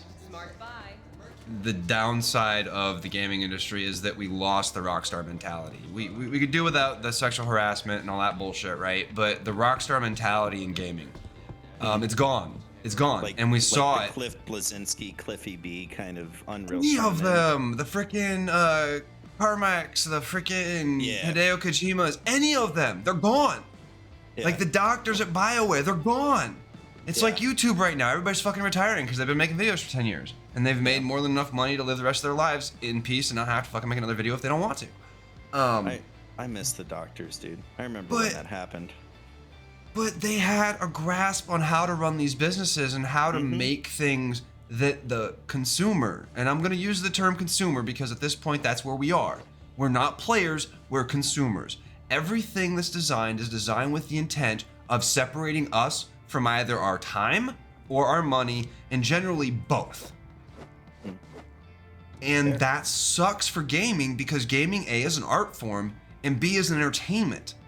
And when your entertainment is constantly trying to nickel and dime you, like the idea of reloading and paying for that with real cash money in a Battlefield game is fucking ludicrous. Well, you have to compensate people for their work. Sure, but you don't have to literally suck your player base dry.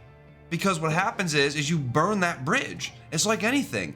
If I, as an actor, go into an independent film company and they hire me, right, after that first film, I then come back and I say, okay, well, you're going to pay me twice as much this time, twice as much next time, twice as much next time. They're going to stop it. They're going to stop it. They're going to stop hiring me because I'm charging an exorbitant amount of money.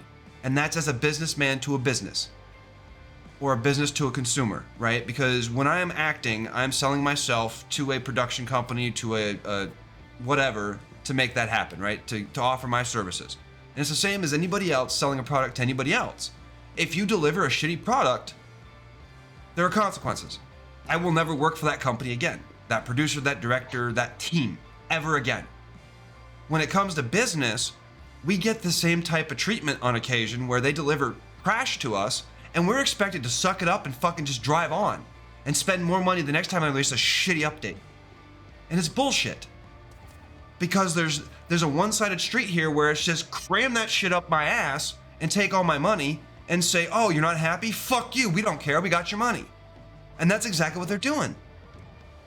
Except for like the rare cases where you've got like Battlefield 2042 that actually tried to turn their game around because, well, hey, they didn't have anything else, right? If EA doesn't have Battlefield as a live service, what the fuck did they have? FIFA? Oh, wait, they lost FIFA, right? Like, Madden, because people still play Madden every year, not near as much as they played FIFA. You know, it's like... I'm sorry to stop you. I'm watching Panda, like, toss the storm wall around. I'm sorry. Go ahead. I'm sorry, dude. I'm not trying I was watching him, but I wasn't. Stop buying ASN. I don't buy Glitches EA. in the wall, I did. slides somewhere else. I totally did stop buying EA. But justifying someone's predatory business practice by saying stop buying it is the fucking wrong answer. Like, it's totally the wrong answer. Because we know they're doing predatory stuff. We know that the guy who ran EA, Riccatello, back in the day, when they really started doing that really predatory stuff that's kind of stuck with them now, he started that shit. We know when he started that shit, and we called him out on it then. And what did he do last year with fucking Unity? He did the same predatory bullshit. Because these executives think they can do whatever the fuck they want BB at any cost. Well, if no one buys it, they will go out of business. They are. They're laying off another 1,300 fucking members of their team. They are going out of business. You will see Unity for sale by the end of the year.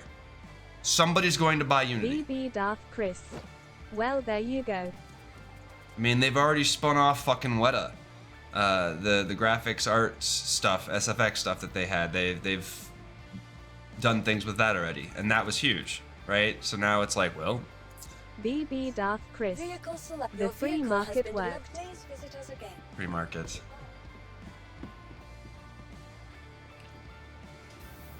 You say so.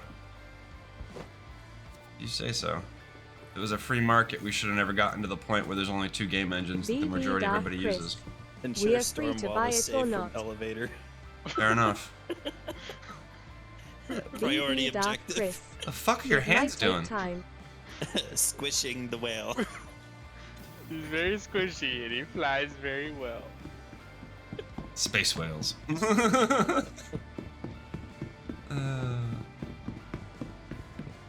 Funny. But no, I mean, sure, you're right. I don't have to spend my money there. I don't buy EA products. I refuse to buy Star Wars games from EA. Will I buy the Ubisoft Star Wars game? Absolutely. Absolutely. The smuggler one? Yeah, Outlaws. Absolutely. BB will buy Darth that. Chris. Yeah. That 15 grand ship pack in SC is not I think worth I might it. take a look at it before BB I Darth purchase. Chris. I A don't lot know. of crap ships. No, none of the ship packs in the game are worth it. I'm gonna call that out right now. And the reason why I'm gonna say that is because they want to charge you $80 for a fucking Dickies shirt that says Drake Interplanetary when the Dickies shirt only costs $30 at fucking Walmart, which means they're charging you $50 for fucking embroidery and a fucking name. That's bullshit. It's bullshit. It's the same shit. I'll talk just as much about that as I will about anybody else. It's bullshit. Chris asked me about it to my face. I tell him, I'm like, yeah, no, it's bullshit, dude. You're charging fucking $80 for a $30 shirt and a $5 embroidery job. Suck a dick. Like, no. I will not buy it. If it was 35, 40 bucks, maybe 50 bucks, sure, I'd buy it for 50 bucks. 80 bucks? Absolutely fucking not. No. I won't go make one either. Right? I have a little integrity. I won't go and like easily take the text. I might use some fucking knockoff text or something and then go do it, because then it's not branded, but you know, because you can't copyright every variation of text fonts for that kind of shit. I actually thought about making a T-shirt and like giving it out for free. That would say, "I'm only here because the server 30K." Right? I'm gonna return. See, the space whale for to those the of you natural that have ever like worked on consoles, what'd you say, Panda? I'm returning the space whale to its natural habitat. You can fly. No. Don't let it migrate. When No. Xbox 360, the Xbox 360 dev kits, had a black bar, right? So like, when the Xbox 360 would crash, it would go into this reboot, and it would compile the dump file, and it would have this little black bar and this blue background and shit. It was like a blue screen of death with a black bar in the middle of it. And for the longest time, I wanted one of those shirts, a t-shirt, right, that had that bar on it, right? The black bar from the Xbox, because only testers would know what the fuck it is, right? No gamer on Xbox or PlayStation or any other console would know what the fuck it is, but the testers who actually developed on those platforms or worked on those platforms would be like, oh, fuck, dude, nice, you know? Like, just that fucking inside joke that nobody would get, because nobody would get it. Unless you developed on that platform and worked on that platform, you wouldn't get it. And for those of you that don't know, I don't even know if you can Google for it. For what? the Xbox dev black bar from like the 360 kits. Let me try. I think I tried one point because I wanted to actually like see if I could make a T-shirt out of it. Because you know, I mean, obviously it's Microsoft's thing, but it was just so iconic. It doesn't. It doesn't specify black bar. It just generalizes as kinetic motion sensor. But I think it's a thing. It seems to be on eBay. Well, kinetic motion sensor. No, I'm talking about an error screen on an Xbox 360. It wouldn't be on eBay. Oh, excuse me. I thought we were talking about a physical item. No, we're talking about when an Xbox in development crashes and it compiles the crash dump, it goes into this black bar screen. That's how you know it crashes, right? Whereas in retail, it just fucking goes black screen and that's it. And like I said, only people who have tested on these consoles will know what it is. It's an inside joke, right? Like one of the most inside jokes because it's not like anybody can see it. I guess we proved that just now. But like, again, it's one of those things because you don't hear about that stuff, right? People don't talk about the fact that the PlayStation 3 was the worst console to test on in the next generation console history. It's also the worst to reverse engineer, like absolute pain, apparently. Yeah. Well, I mean, even the Wii was pretty bad, and the reason why the Wii and the PlayStation were bad is because neither one of them had a built-in capture, right? So when you run Windows, the video recorder on Windows that like just keeps constantly looping. Every Xbox development console kit for the 360, as far as I know, had those. Right? They had that feature built into the consoles. PlayStation didn't. Nintendo didn't. And what that meant is when you were testing a PlayStation 3 game, right? You had to use a screen capture and/or a VHS recording device. For those of you who don't know what VHS is, it's a tape that's about this big. Right, and it goes into a drive and it records through the composite and/or RCA cables on the back of your console. No HD or any of that. And so that was how it was testing, which meant that your frame rate because nobody's going to buy a state-of-the-art screen grabber device, which also they didn't exist in 2011, 2012. Not for an industrial scale like this where you have like 50 people doing this. So it was a 4 frame rate. So it was impossible to test performance on any third-party PlayStation title until the game was gold. And basically the master had been pushed, right? Or the candidate for the master had been pushed because it was impossible. There was no way to do it because So the that game means had to be that stable enough. So that means that automatically, by that association, anytime when it went gold, it was going to receive an automatic delay based on performance captures needed, right? No, because what they would do is that little thing they still do today, which is how Cyberpunk ended up like it did. They say, well, your game failed submission, but if you promise to do a day 1 patch, we'll let you have it. Ooh. That's how Cyberpunk happened. And then for PlayStation to come out and be like, we didn't know it was that bad. Bullshit. Bullshit. Anybody who's ever tested in the industry can tell you that's bullshit. Microsoft and Sony both knew the state of Cyberpunk when they gave it a gold standard. They both knew because they have to approve it before it goes on their platform. Every single company does it. Even Steam's got a basic approval before you put a thing on their platform. But Microsoft and Sony, no, it's huge. The only one that's like crazier is Nintendo. Nintendo will get you for anything. But obviously they've laxed their stuff, I imagine, since I was originally testing for them. But it's not like that's why I have no faith or no trust in the gaming industry, is because I know for a fact they're lying to you. For a fact, they're lying to you.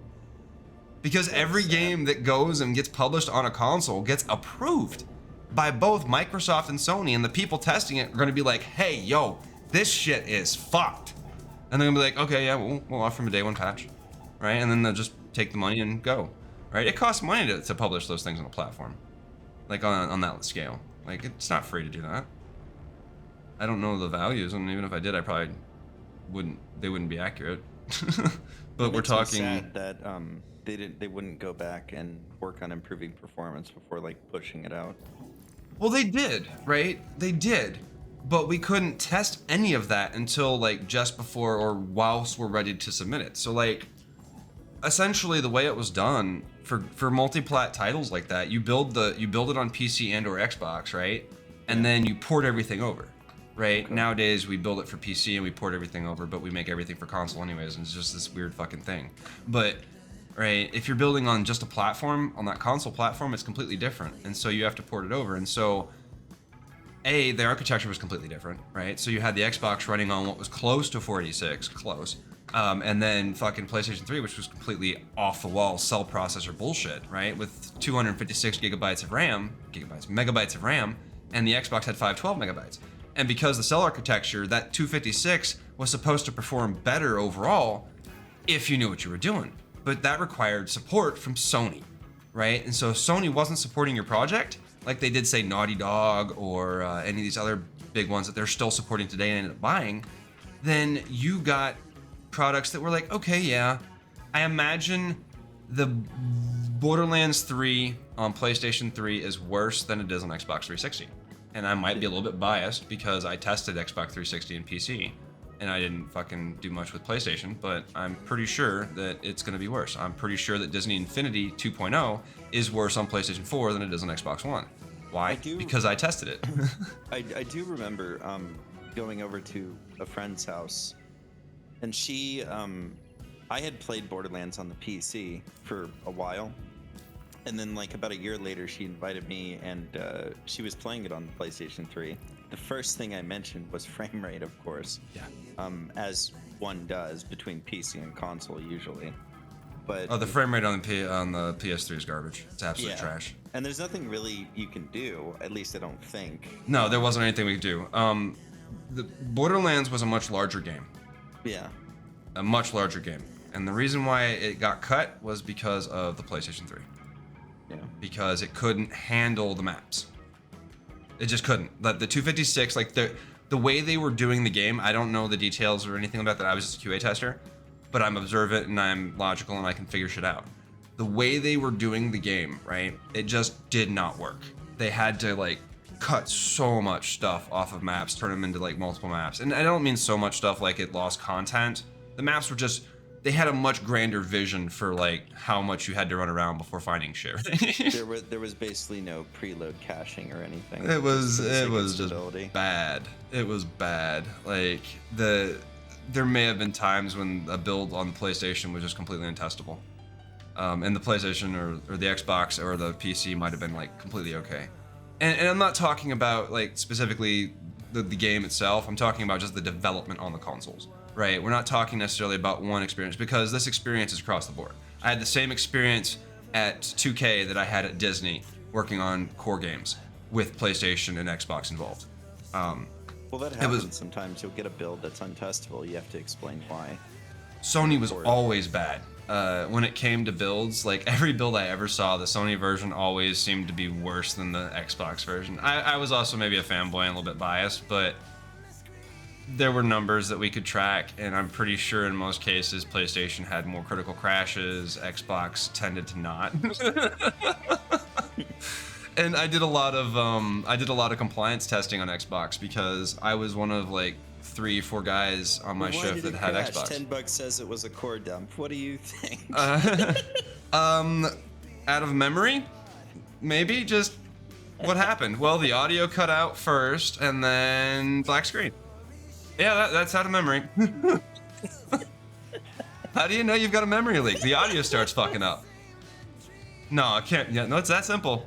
How do you know the game's got a memory leak? The audio starts fucking making noises. How do you know when a server's got a memory leak? Just play Star Citizen and listen for the shit to start hitching. And then you know the server's got a memory leak. The favorite one I used to hear is, well, how are you sure? How do you know? And it's like, well, I don't know. I tried it 27 times in a row with the same exact result, so I sort of slowly came to that conclusion. That was my favorite one. That was my favorite one. So when we're testing in QA, we're instructed that we're supposed to test each case 10 times, right? Like for the 100%. Now, anybody testing, especially when you add a quota to testing, knows that you didn't fucking check this 10 times, right? And so what was happening is we had people that were like testing it and putting 100% like for the fail rate, and like they were just not putting 10 out of 10 or whatever, and people were assuming they were doing it like 10 times. So you got this crash 10 times. No, I did it 3 times and it crashed all 3 times, so I said 10 out of 10. It's like, but you didn't know because we don't have that much time in a day and we have to put this many bugs in a day. It's not possible. Okay, and so it just became that we test it 3 times, it crashed 3 times in a row, it's 100%. Like, fuck it. Figure it out. You've got the crash logs, you don't need anything else. We don't have to test it 10 times to make sure it's gonna crash 10 times. 3 crashes in a row is gonna give you 100%, right? If it crashes 3 times in a row and then on the 4th time you realize it doesn't crash, okay, so do it 5. You know? Like, people wanting this documentation, it's like, no, there's no reason for it because you've got the crash log, figure out what made it crash, fix it. Right? It's the same thing 2 times, 3 times. Depending on the particular issue and the severity may actually increase the amount of times you try to reproduce as well. Like right, well, because it's fucking with everything else in the game. Yeah, if it's one of those nuclear things, you might actually be more keen to test it more than 20 times because you just want to be absolutely sure when you send it back saying like, hey, it's on fire and I know definitively, you know, how to do it. Where did my salvage missions go? Did you accept one and now it's gone? The salvage category is completely gone, and I did accept one. Go to general. When set 3D model butt is not in obstructing. What do you mean? This is actually. I'm sitting on Dad's lap. He's taking me to school. Most advanced technology ever, like, given to the public. That's salvage. I got 22 salvage missions here, but Luke Skywalker, most advanced technology points immediately at face. oh, there it is. So no, I guess I missed it. I want to see what he's seeing. Actually, no, you didn't miss it. In personal, for a few seconds, the salvage tab was not visible. No, I mean, yeah, but I didn't get the mission that I tried to select. I'm just trying to let you know you weren't crazy and you did in fact see something. Aberdeen is Hurston. That's too far away. Mom said it's my turn to drive the ship. Wanna drive? I'll let you drive. No, I don't want to drive. You just said you wanted to. What is this? I would much rather sit on your lap. Of course you Obstruct. Moby Glass obstruction. The meta gameplay. Crew L5. Where's Crew L5? Is that nearby? I'm as close as I can be. Where are you? Are you in Orson? Yeah. It's semi-close. It's close enough. Yeah. It's better than flying to Microtech. Actually, you might want to double check Crew L5 to make sure there's an actual station there. There's one of them. Yeah, there's one of them where it's like her or Crew L5, and it's there, but there's no station. There's like debris. Oh, station. I just need my salvage to be there. Yeah, so. Cool. Just need the salvage to be there. That's all I care Just about. making sure. I've seen people lose fuel and get lost, so. I feel so close to you right now. I can't tell if that's like a finger or a foot or that's a knee. All right. I get told that all the time. Wow. Oh, that escalated quickly. That sucks, man. Sorry to hear that. I love that our fucking. So stupid, dude. That I can't. Truth be told, he can third person and be completely fine while you remain in this position. I'm just taking. It won't let me select. I'm trying to select. I hate when it does that. Yeah. Like, welcome to the bane of my existence for the last like 5 years. So maybe actually I longer can help. than that. I just realized. Let me help. That's not gonna help. You're gonna have to close it and reopen again. I'm gonna show you this. So F2 for me. No, got enough. All right. Now click off of that. Click off of that. Set a different. Click on a different one. Something else on the map. You know, but don't set route. And then try it again. Now set route. It's not finding the Just hit set. Oh. No, I know what you're. That's what I tried to do. It wasn't working that way either. Oh, okay. Yeah, because normally, like when you do it and open it, it'll like default to the mission, and then you can just click set route and it'll take you right there. But it wasn't doing that. It's just Referral 5 for some reason. Somebody target locking me? I didn't do that. Why'd you do that? Why'd you do it, man? I'm not doing anything. That's good, man. That's a lie. You're dancing on the dash. I did try to figure out if I can blow up the ship with a space rail. Turns out you probably can. You could damage the hull, but I don't. For considering the ship's size, I don't. I mean, I've been wrong before. I'm not gonna jinx it. I'm really stubborn. I believe you.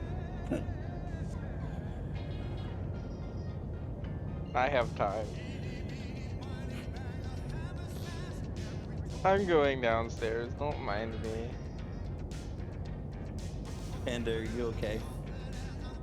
I have a space whale. How does that make you feel? It's going back to space. Okay. So when this game is like fully released and shit, is it gonna be on Steam? Is it gonna tap the Steam market and actually like? I feel like you do this on purpose just to get me in trouble. Well, I mean, I think it's a valid question. Like, are there like I don't know. I haven't read the fact. Is it intended to be Kaezlo, outside the launcher? I love you. When you have your days, I love you.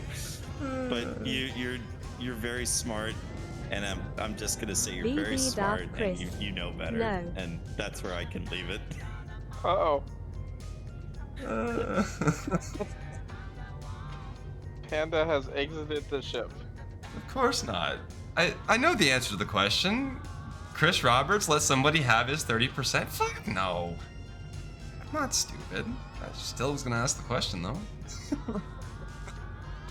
It's like I cannot answer questions. Fucking Tim Sweeney over there.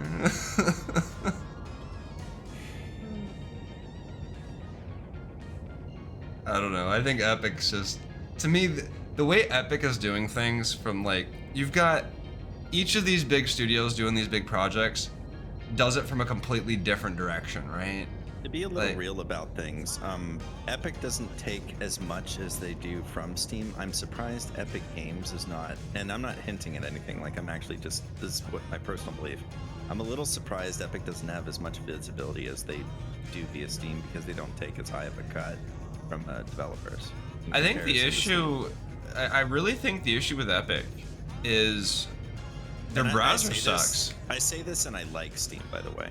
But No, I do too. I think Steam's a great platform. I think they've done almost everything right as a platform, and everyone in the world should actually take notice of how they run their platform, because the way they do their things, the way they handle their policies, just across the board, to become the powerhouse that they are in the gaming industry, that requires, right? Because gamers are like some of the most fickle motherfuckers in the world, right? You piss us off and you've like completely lost us. If Gabe had pissed us off in 2005 when he launched the platform, Steam would not be the powerhouse it is today. Yeah. Like plain and simple. I don't mean to throw a wrench into the whole thing, but gamers didn't have as much visibility as to what precisely was going on back then either, I think. No, but it wasn't because we were uneducated. We just didn't have the information available at the time. Well, because it was like the Wild West still. Gaming in the early 2000s was still the Wild West. I mean, Valve and Steam was an accident. Not Valve, but Steam was an accident. The Steam-powered launcher is a complete accident. They needed something to distribute their game with for, what was it, Counter-Strike, I believe? Yeah. And it happened to be the Steam launcher. And then the Steam launcher eventually evolved into this, like, platform where you could buy all of the Steam games from Valve, and then Really other smart games about got that. involved. Yeah, Like, generate enough users to utilize a launcher for a very specific game, connect it to a network, and then evolve it. well, that's so wild. That's what Blizzard did. Battle.net. Yeah. I mean, the Activision game store, the Activision stuff, that's not a... God damn, how much... Jesus Christ. Laser range, thanks for the follow. Is your VTOL pointed down? Cool. No, I'm using thrusters at this point. Okay. Usually just point it down, hold space. Seems to be a little bit faster. Doesn't look pretty. I was doing that, and I thought I had reached the point, but apparently I didn't. Yeah. Space stuff. Reclaimer is a big butt, dude. Yeah. It's just holding space. It like goes up at hardly nothing in VTOL. Your chair is backwards.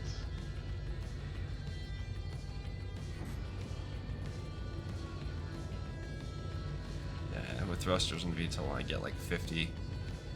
I was getting 130 the other way. I just have to make sure that my fucking elevation is right. Yeah. I was probably just cruising at like. I just realized I was backseat gaming. I'm sorry. Good. I'd tell you to shut your mouth if I had a problem. Generally. So I don't it's usually nice tell to be anybody thought that. I'm usually tell actively anybody to shut trying their to mouth. blow up his ship, and he doesn't have a problem with it. I have no idea what you're doing. Now I'm concerned. Gonna I am a evacuate the space airlock. whale. Watch you go poop into the existence of space. I already fell off the ship and somehow got back on, so. So wait, what was this? Better not. Never mind. Never mind. Thank you. I watched a YouTube video earlier, saw something, and I was like, That's great. I'm glad. You know the reason why I don't watch Star Citizen content creators, like the real reason. I could think of a few solid reasons, but go ahead. They are all using, what's the? Toby Eye Tracker. No. It's and by content creators I mean YouTubers mostly, the people making the news videos and shit. The reason why I don't usually watch those videos or listen to those videos is because they're all what's the fuck when you're trying to like make something to be bigger than it is, and you're exaggerating. Blown out of proportion. Yes, but also like they know, and they're doing it anyways because they're playing the game, right? I understand they're playing the YouTube game and shit, but it's like it doesn't sound like clickbait. It sounds like something else. Yeah, not clickbait. It's sensationalized, over sensationalized. And they do that all the time. Like every fucking leak or something that comes out for Star Citizen is over sensationalized. It's like, oh my god, Star Citizen is gonna be future complete in 2 years. No, it's not. You're fucking stupid. Why would you report this? Because that's what people are saying on Spectrum. No, stop. Stop. You want to know why there's crab believe people? Everything I read off the internet. Right? No So one I can lie on the can't internet. reach this location. It's not me being stupid, other than the fact that I can't hit the beacon because there's no orbital marker to chain off of. So like, there's literally like, I'm just trying to fly towards something that doesn't exist right now. You could make it without quantum. Yeah, I'm not doing that. Not in this thing. You See, got 'cause it. I wasn't reading the obstructed part of the line. I just saw the red and thought, It's oh. fine. Reading is hard anyway. Yeah, right? Who owns books? What are books? I own books, actually. I read. So do I. I used to read. I pretend I read now. I read a lot of articles on the internet. Wikipedia. Yeah, manuals. Don't have any books. Lots of guides. I literally don't have any book at my desk. I have books near my desk, but no books at my desk. What do I have? I have Python Crash Course. You'll like this one. I have hold on.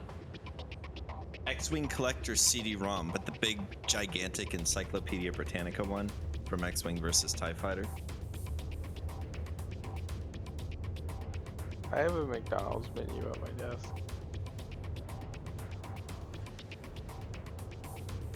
Kaezlo, you ready for this one? I have the original Spiral Notebook from Star Wars Galaxy's Collector's Edition box. That one's cool. I don't know if he's at his computer. He can hear me. It's not a big-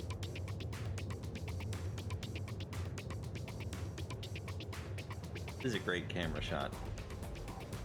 I feel like a real astronaut.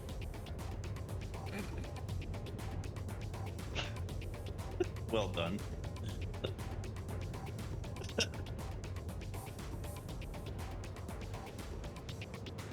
What's your It's favorite too thing? hot for Twitch. What's your favorite thing to get from McDonald's? From McDonald's? I mean, you have a menu at your desk, so. I don't actually eat McDonald's. So why do you have a McDonald's menu at your desk? So I had to go pee, but then I heard you talking about your stuff, and I wanted to show off my stuff. Yes. This is what's next to my desk. A little closer for those of you that can't read. Let's go, dude. Well done. Right, that always sits next to my desk, and it's been used, right? Those are character sheets at one point. Yeah. I actually printed them off. Part of the novelty, though, the fact that they have been utilized. It's good. And then there's this. I picked this up for $12 at the GameStop over in Universal City. And so I've got the pin, but it still has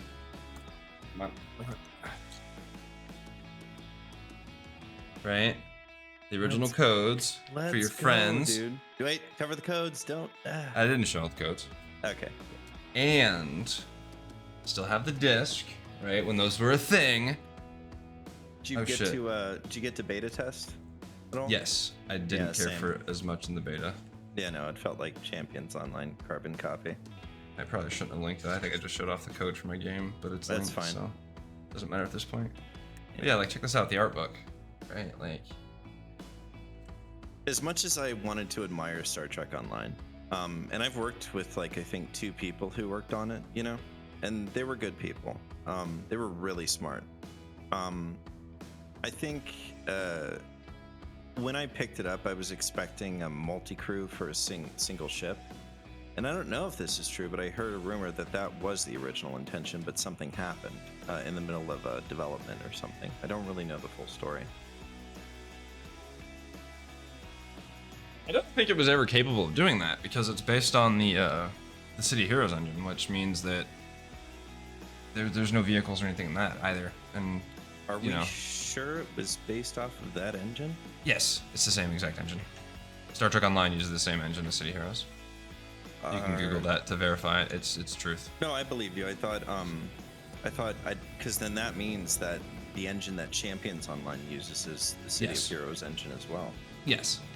So what happened with City of Heroes is City of Heroes was developed by Cryptic Studios, and once they finished with City of Heroes and the lawsuit was settled with Marvel, Marvel actually approached Cryptic and said, hey, we want you to make us a Marvel Heroes game like you did City of Heroes. And things didn't work out. They were pretty far into development and the deal fell through. And so instead of making a Marvel game, they turned it into the other one that you just said, Champions. Yeah, Champions Online. Yeah, they turned it into Champions Online. And then after Champions Online, they were tapped for Star Wars, or Star Trek Online, I believe. But the engine's the same. One thing I will say about between both of them, even though they both, the tech and feature seems like a carbon copy, the customization options were quite vast and pretty good. I think it was... I enjoy Star Trek Online. My issue with Star Trek Online is I want a fleet to play with. If I'm gonna play these games, I want to play with people, but I also don't want to play with just like join a random guild. Like I'd like to experience the gameplay. You know what I mean? Like building up a fleet and enjoying that. Like not just jumping into one that's already got the fucking fleet ships and all that stuff. Yeah. Like that to me is not fun. It's about the journey, not the destination. Yeah, it's like if I was gonna play Eve, I'd want to play Eve online with a handful of people that want to actually play the game and not just join a big fucking like massive alliance or organization. Like I'd like to build our own little thing up because it's possible to do. You're not gonna be a powerhouse. You don't have to be. It's like not every single group in a game has to be a Microsoft or a fucking Amazon, right? Like you can be a fucking little mom and pop shop down the road that does their thing. I think we've gotten away from that in some cases. Like everybody wants to, like I hate the idea of mega guilds in video games. I think World of Warcraft's mega guilds have absolutely ruined gaming, and the social aspect of gaming across the board, because basically you have one guild with 40,000 people and it's like, well, you never have to go into pug, but you're pugging with a guild that you don't know because there's too many people to know. Like once you're over, I'd say maybe 100 people in a guild, it's impossible for you to know everybody in the guild and have a rapport with everybody in the guild. That's how you end up with splinters and like little like cliques and groups and shit in any organization. There's a certain point where you just can't like, and I say that because I'm thinking of like 40-man raids, right? Where you've got 40-man raids, I've been two a part of mega teams. guilds before, like actual real ones, and that's well, everything you just said is precisely what transpired, you know. And it's not that they don't have their place in some cases, but like, for me, these mega guilds and organizations in like Star Citizen, I would never want to be one of those, because now you're running like a company in the real world, and it's a fucking video game. Yep. Like, I'm not trying to sweat that hard in a video game. If I have to worry about like being kicked off the board of directors on a video game, why? Like, I would rather put that energy into the real world and get kicked off a board of directors for real life. I mean, at least then. There was one thing that my mega guild did a little bit that made a slight difference, but it was sort of short-lived. We managed to raise somehow by what we did was we built our own guild city, and then we put it up for sale, and it was still while it was the Wild West, so we managed to sell it for like real world cash. But what we did collectively was we donated $3,600 to a charity, like straight up, and then that's where it ended, you know. So, but even then, the cliques and, you know, issues still transpired, and yeah, there was drama related to people like losing titles, and it just, I mean, in hindsight, to support what you're saying, it is not worth it. It's not good, you know, especially if the leadership doesn't have like the people in mind to begin with. But this is the biggest thing for that really just blows my mind, is the whole idea behind like lowering the amount of people required to do a raid was so you didn't have to be in a big guild, right? And you still don't today. But the big guilds have all the bonuses and shit now, and like Warcraft and stuff. I don't know about like Final Fantasy or anything because I don't play in Final Fantasy, but like in Warcraft, I'm gonna die. The big guilds like literally have all of the members because they've got all of the stuff like leveled up for leveling, right? They've got the faster hearth, the faster mounts, the higher gold gain, like all those buffs and perks that you get from being in a guild, right? That takes time to level up and takes members to level up. Like, those are the reasons why people join those big guilds, and then they just never leave because there's always people there. The guild chat's always popping. Like, and I understand like that aspect of it, but if the whole point of lowering, like, getting rid of the 40 mans is because you wanted like, you know, tighter communities where players could feel like they could play with just a couple of people, like. I'm not saying it's right, but I can imagine they did that because they wanted higher level content to be accessible. Sure. But that's just a generic. But the highest level in the game right now is Mythic. Yeah. So beyond raids, beyond dungeons, beyond anything, Mythic. So you can do 5-man Mythic dungeons and get the best gear in the game aside from Mythic raids. So you're like one tier below the best tier in the game, obviously, like depending on your Mythic rating, keying, whatever. But overall, like the best content in the game is 5-man content that's accessible by anybody that wants to push keys.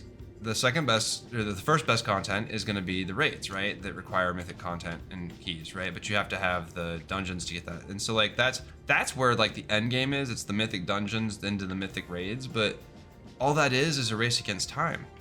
It's like, yeah, it doesn't really feel intimate when you play. It just feels like this lifeless thing. Yeah, you're just running through an instance to beat a timer.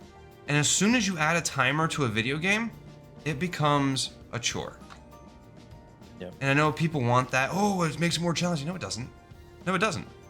Like, yeah, they add all this extra shit and they put you on a timer because that timer gives you a sense of urgency to make it seem more than it is, right? And they have to add all these affixes, which are just like overall buffs to the bad guys or debuffs to the player characters to make it more complicated. And I get that.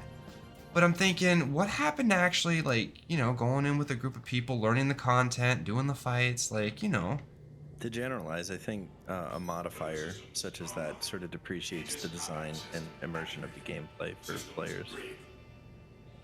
I think well, if that's what it's designed for, like, if there's a challenge mode, I get that, right? But having the challenge mode be, like, the end-all, be-all, right? Like, I understand that, too, being, well, the end game is the end game, right? It's the end of the road. I don't know. I mean, I'm gonna swing back to what I said. It's about the journey, not the destination. Yeah. You know. And I feel like there's no journey anymore. I feel like you join a queue, you get in there, you run through, you wreck everything real fast, and you move on. Like, and I don't mind that with dungeons and stuff, but when I'm doing a raid boss and something, there was a certain satisfaction to killing the boss. Now it's just go in the raid finder, pug it, and be the last on the damage meters, but no, you're still gonna get your option like to roll and loot and shit. And it's like, well, that's fine, that's fair, you know, for people who want to do it, but it's I'm sorry. It's extreme, right? You've got the minimum extreme where we have the raid finder, which again is not a bad tool. I love the accessibility of it. That's all I do anymore is raid finder. But then you've got the other side of the spectrum, which is like pushing like hardcore keys and doing like raids in like 2 minutes flat because that's what the thing is. And it goes back to like classic WoW. I hated classic WoW. I loved vanilla WoW. I hated classic because classic was all about what's the fucking meta this week and how fast can we down the boss. Don't fuck with the mechanics, just kill the boss as fast as possible. And that was dumb. Like, that negates the entirety of what classic WoW experience was. Classic WoW, though it was left alone almost entirely, was not in any way, shape, or form the same experience that we had in vanilla. And if you think that, you're sorely mistaken. Not even close. Fucking panda over there. Yeah. That's why I was But- laughing. But you've got to enjoy, right? If that's what you enjoy about the experience. And I don't know why Classic is so popular. I think it's because people want something It's that's because of, different. Seasons of Discovery, and because the difficulty level in Classic replicates what was experienced in vanilla, and it's a little bit. Some people. This is a controversial argument, mind you. People believe this is what the community in Classic genuinely believes. They believe that because it's a little bit harder, it makes it better, and retail is considered easy, so they went back to Classic. That is what. And I've spoken to like I think 2 mega guilds about it, asking like a bunch of random people like, hey, why did you come here instead of retail? And they all said the same thing, to my surprise. Even though retail is very pretty, but it's not hard. You know, Mythic, yes, of course it is, but generally speaking, the level up experience, to which we both agree, like it's about the journey. If it's easy, then I don't feel a sense of reward. You know, respectfully speaking. No, absolutely, you're right. I think that's my problem with a lot of the games right now is that the journey, whilst I think there's a balance that everybody's preference is different, right? You think about survival games and how you have the ability to go like 1 buy versus 5 buy versus 10 buy, right? Everybody wants a different experience. Yeah. And I think at the end of the day, go ahead. You know, and right there, what you just said, you know as well as I do. That's the actual issue that devs Quiet, have. Crazy Panda. They're trying to please In 50 out million your- sides. Night, Panda. Quiet, Only, Crazy Panda. later, man. Good night. When there's only a certain section that can be pleased, you know. You and I believe that the journey is important because it has to have a sense of difficulty, but it also has to teach you something, and it has to be able to naturally condition you to be better as a player for whatever game it is. So when you do get to the end, you're very well conditioned to face the obstacles that are in front of you, which should be hard, right? But a lot of games are just simply not doing this anymore because you know, and it's there's many different reasons, but you know, one of the ones that I've noticed, which doesn't answer the whole thing, is they want it to be accessible. Okay, you succeeded, but some of us want to be able to use our brains to like think about what we're doing, and you just made it this too easy to reach. So I want to think of accessibility in the same terms as the MCU or the DECU or Star Wars. Making something accessible is great, but oversimplifying something to the point of excessively simple is just bad. Right, and we've seen it with Star Wars, we've seen it with Star Trek, we've seen it with all of these shows and franchises that were once actually good franchises to get into and watch, and engage with. But now, and I'm not talking about like the messages and stuff. Like I'm not even talking about that shit. There's always been messages in Star Trek. There's always been messages in Star Wars, right? Good versus evil wasn't an accident. But the issue is that it's no longer about telling the story. It's about sending the message, and that's the fucking problem. because when the message precedes the story in all things regarding art or creations, then you've the encompassing idea. Well, you've lost the art, and things aren't valuable because of the message they carry. They're valuable because of the art, the effort, the overall aesthetic of something, right?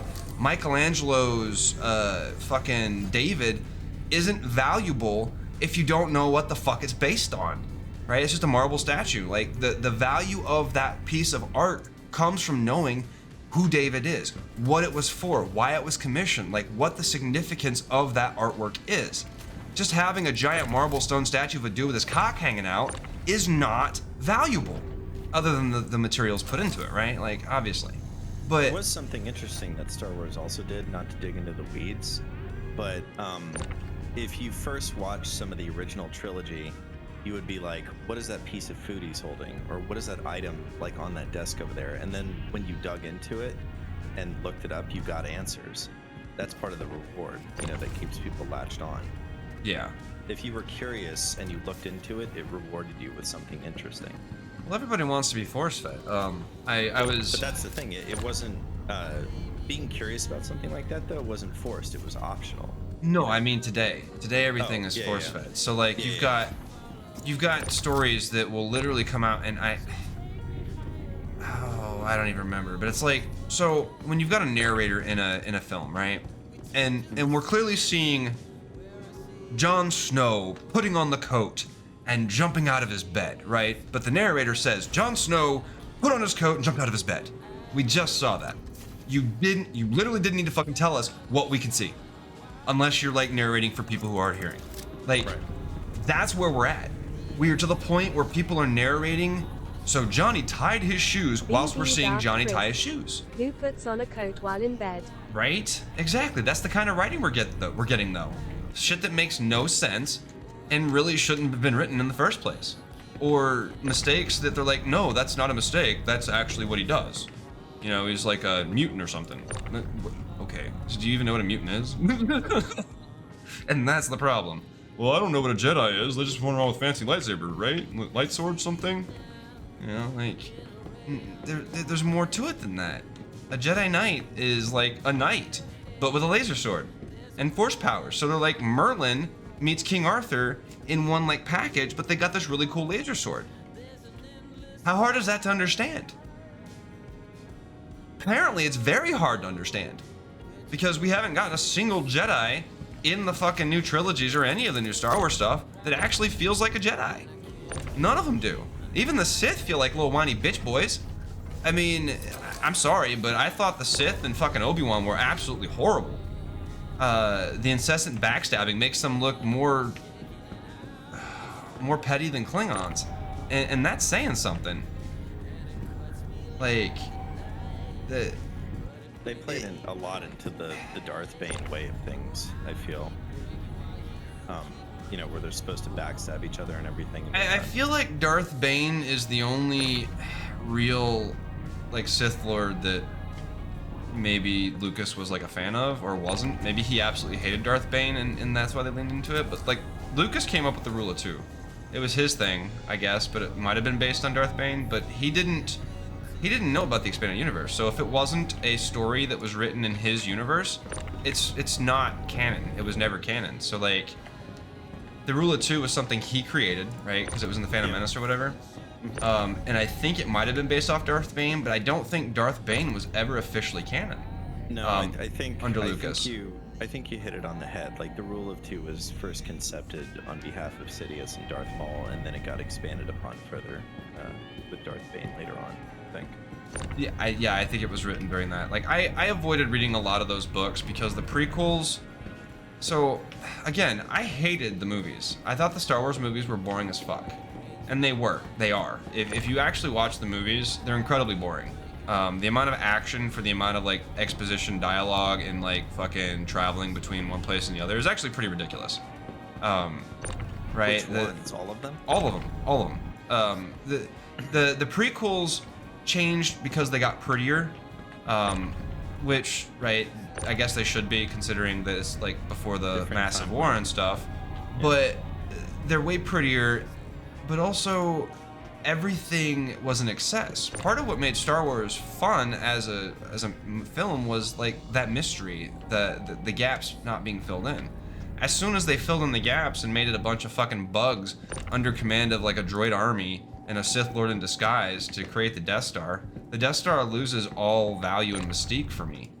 Like, I thought the Death Star was more interesting when it was the creation of a diabolical mastermind like Bavel Lemlisk versus a fucking bunch of, insectoid, I don't know, aliens. I don't, and the worst part is they serve no purpose. It was just because insectoids are really cool to cut apart with a lightsaber or explode with a blaster, I guess. Like, there's no reason.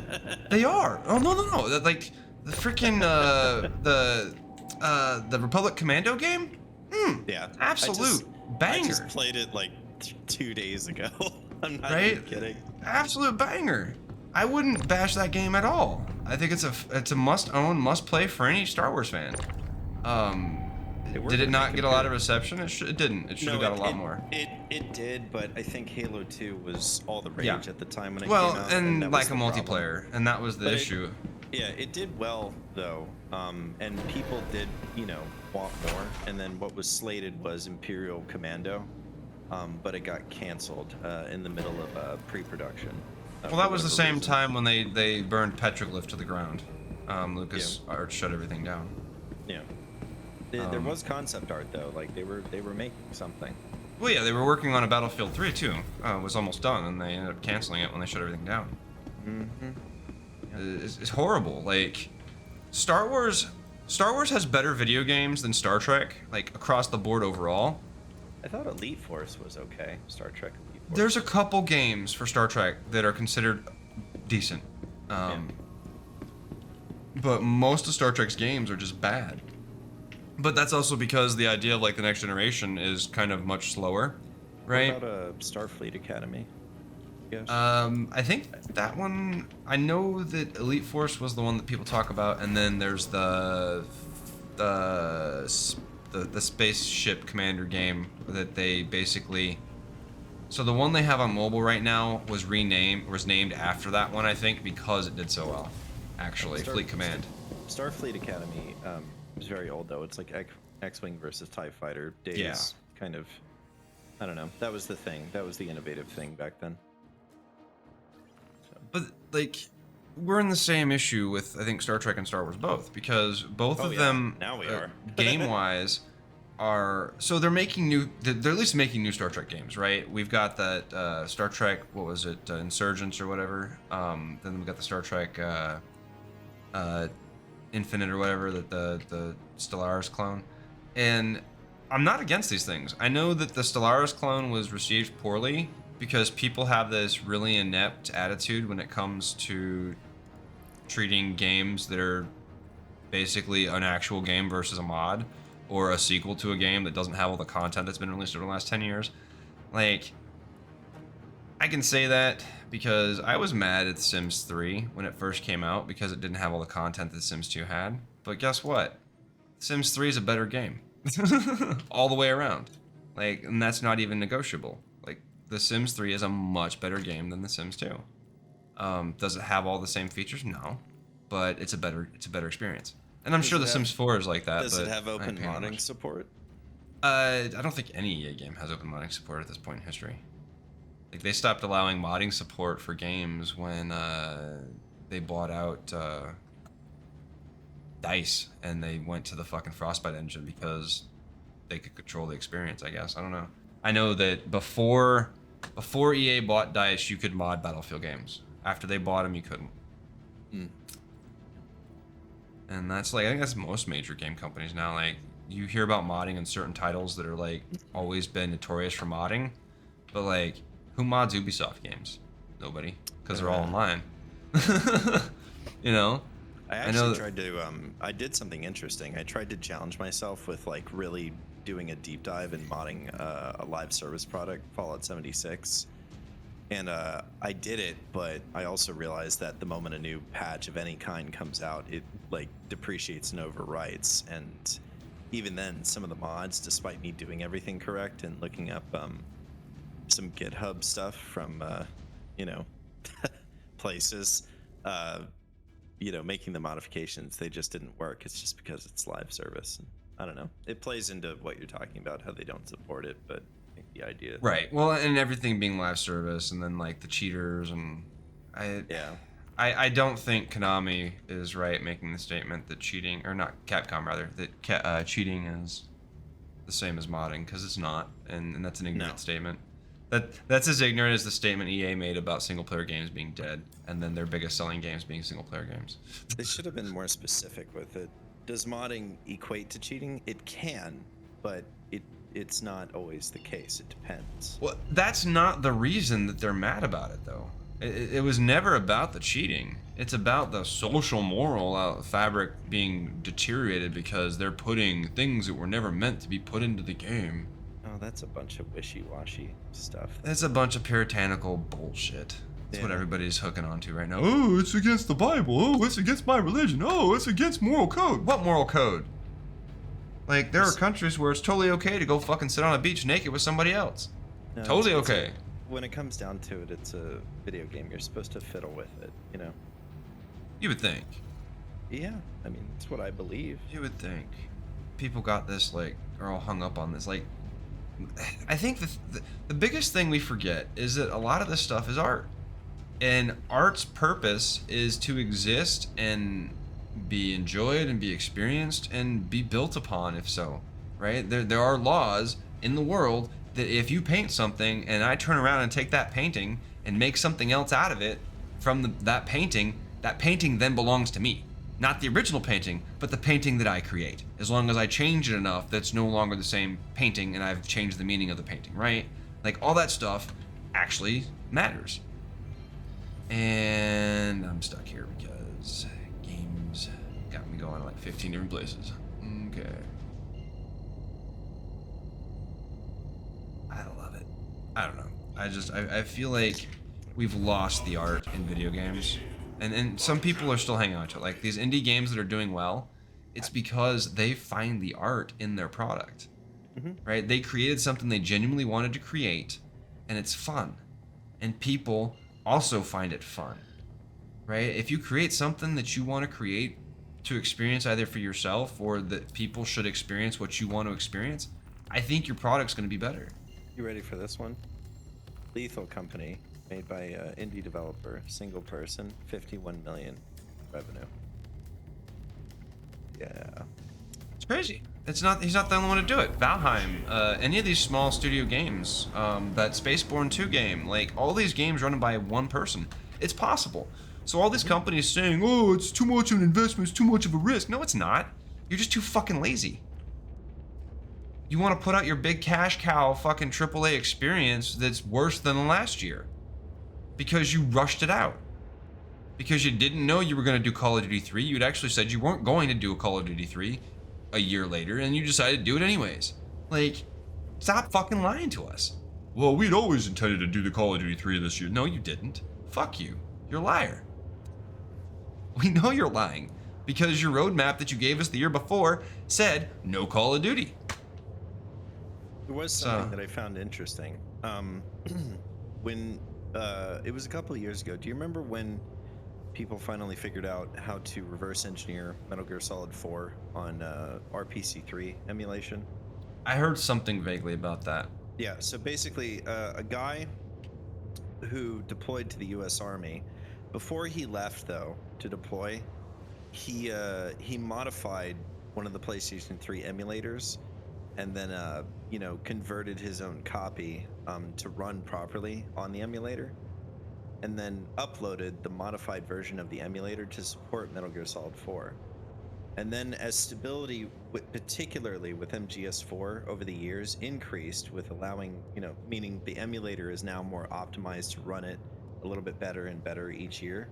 Now all of a sudden, Volume 2, supposedly, according to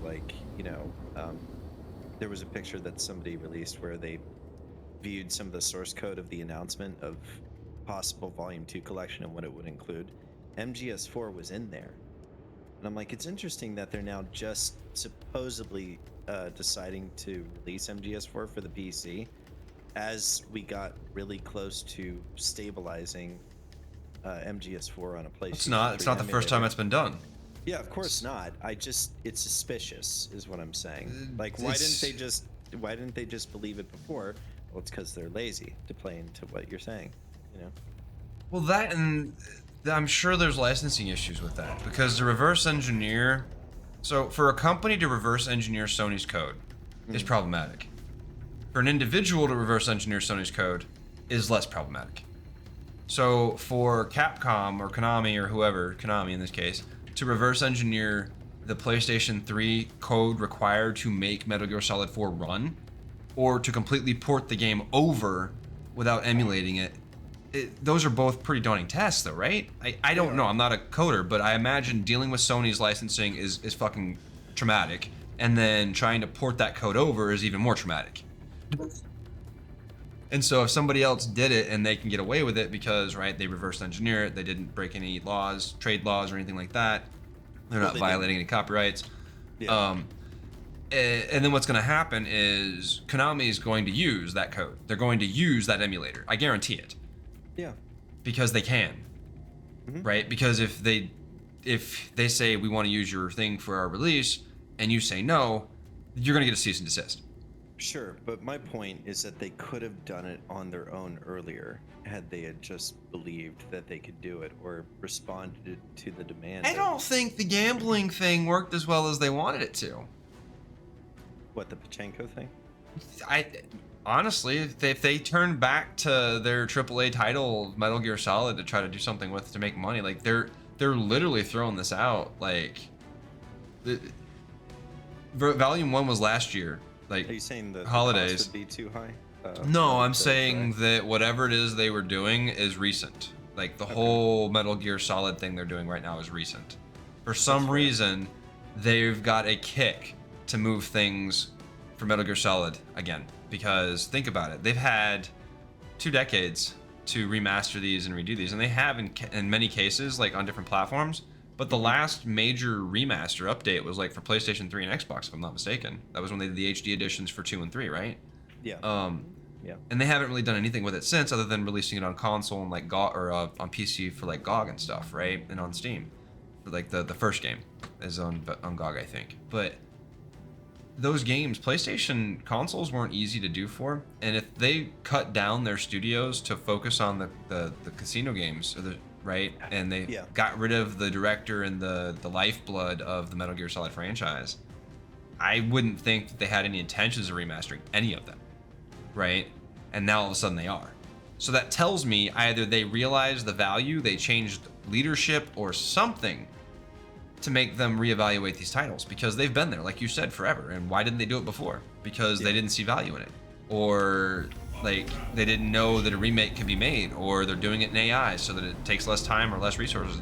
There's a reason why now, right? Maybe it's because Rockstar's doing all their remakes and they're making money, and all these companies are like releasing shitty products and they're making money. Like, well, shit, our stuff's actually pretty good, so we'll just release it as is, you know? Throw a new coat of paint on it and call it good. We've already done it like 3 times. I don't know. I'm not against Metal Gear Solid, because I think everybody should play Metal Gear Solid 4. And honestly, I want to play it again. Once they release the whole pack, I would be down to do like a stream where I just play every single fucking Metal Gear Solid straight through. Like, obviously I couldn't do it in one sitting, but... Are you gonna try Twin Snakes and then 2 and 3 and going on, or are you gonna do MGS1? I'd probably start with the first one, but also maybe not. Twin Snakes is the first one. It's just the GameCube version. Yeah, but it's different. It is. It's definitely different. If you go off and say there's cut content, I'd be like, yeah, there is. But it's, you know... There's a lot of cut content on any GameCube game, because Nintendo's got completely different policies for that kind of content. Robot Saint. 24 hours stream, let's go lol. It's my own self. For Metal Gear, that'd get me through maybe the first game. Well, no, the first game I think I can beat that in 8 hours. The second game would take me maybe a little bit longer. If we're just talking like going through story. Metal Gear Solid 3 took me a couple days, I think. I also didn't vibe much with Metal Gear Solid 3. I didn't like the jungle, but that was also when I was in Afghanistan in a combat zone. So I mean, not vibing with that wasn't probably a terrible thing. Do you think you should skip 3 and wait for MGS Delta to release? Maybe you'll vibe with it a little bit better. I don't know, because the thing about it is, it's a different game. Delta's not created by Hideo Kojima. No, it's an Unreal 5 facelift. Yeah, and I feel like something's gonna change. They're gonna change something, and that's fine. Because like I said, I didn't hate the game. I enjoyed the game. I played the story, right? I think the big thing about it is people think you have to play them in order, and you should, but not in the order they were released. And I think that's the kicker for any stream that I would do, because the game doesn't start with MGS1.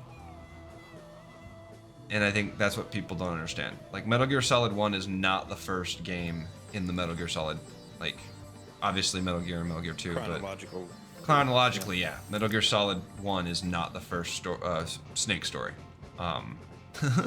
And that's what's confusing, is if you play through them like 1, 2, 3, 4, 5, the story unravels, but it's kind of confusing because it's like, wait, I was just in like 1999. Why the fuck am I in like 1963? So I feel like MGS3 is not the actual first. Jesus. It's actually not. I think Peace Walker was, technically. Well, Peace Walker boss is dead, so I don't think that's correct either. I think the way it's supposed to be is 3, Peace Walker, Ground Zeroes, Phantom Pain. That might be. Yeah, and then onward. I think that's correct. Possibly. The problem is I almost slipped up thinking that Peace Walker was first as well, but then I remembered, oh, they talked about AI. Never mind. I mean, I'm sure there's a chronological timeline out there that actually tells you exactly what the order is based on what was intended. Jesus. Like, I'm not super into the lore, but I love the games. I think the games are amazing. And guess what? They have a message, but the message doesn't come first. The message is built into the story in such a way that you kind of get both at the same time, and the message is fun. The story is fun. It's not like, I don't know. Okay. You ready? Science fiction, man. You ready for the order? MGS3, Metal Gear Solid Portable Ops, Peace Walker, Ground Zeroes, Phantom Pain, Metal Gear 2, Solid Snake, the NES. Right. Metal Gear Solid, Sons of Liberty, so MGS2. Metal Gear Solid 4. Metal Gear Rising Revengeance. That's it. Survive is... We're not going to talk about that one. I never played Revengeance, actually. Revengeance, it's good in a very different way. No, I know. It's Ryu, or what's his face? Raiden. Raiden, yeah. With the samurai shit and stuff, yeah. Like that confused me, right? So when I played Metal Gear Solid 2 the first time, and it confused everybody, especially during the release. Like I'm expecting Solid Snake, and we get this fucking Pliskin character, and then like this other blonde-haired dude. I'm like, this isn't Snake. What the fuck's going on?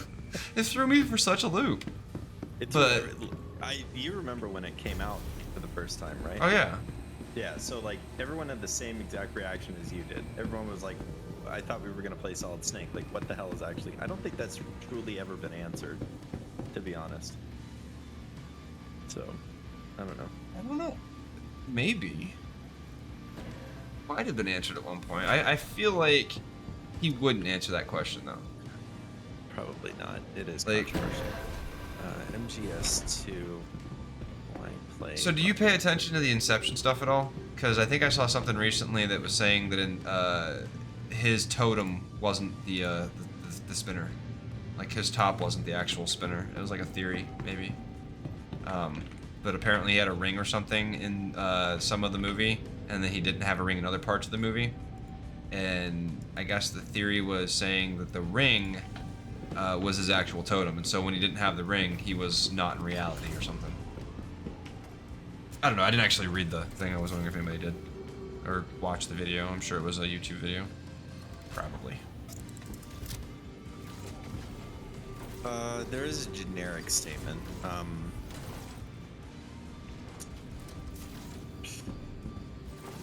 It's not an official statement. Never mind. What the fuck did my...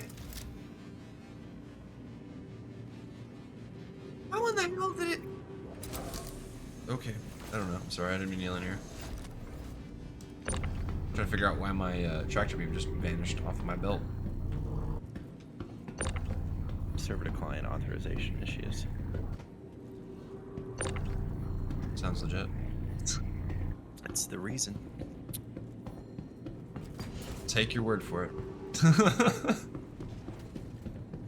I will take your word for it.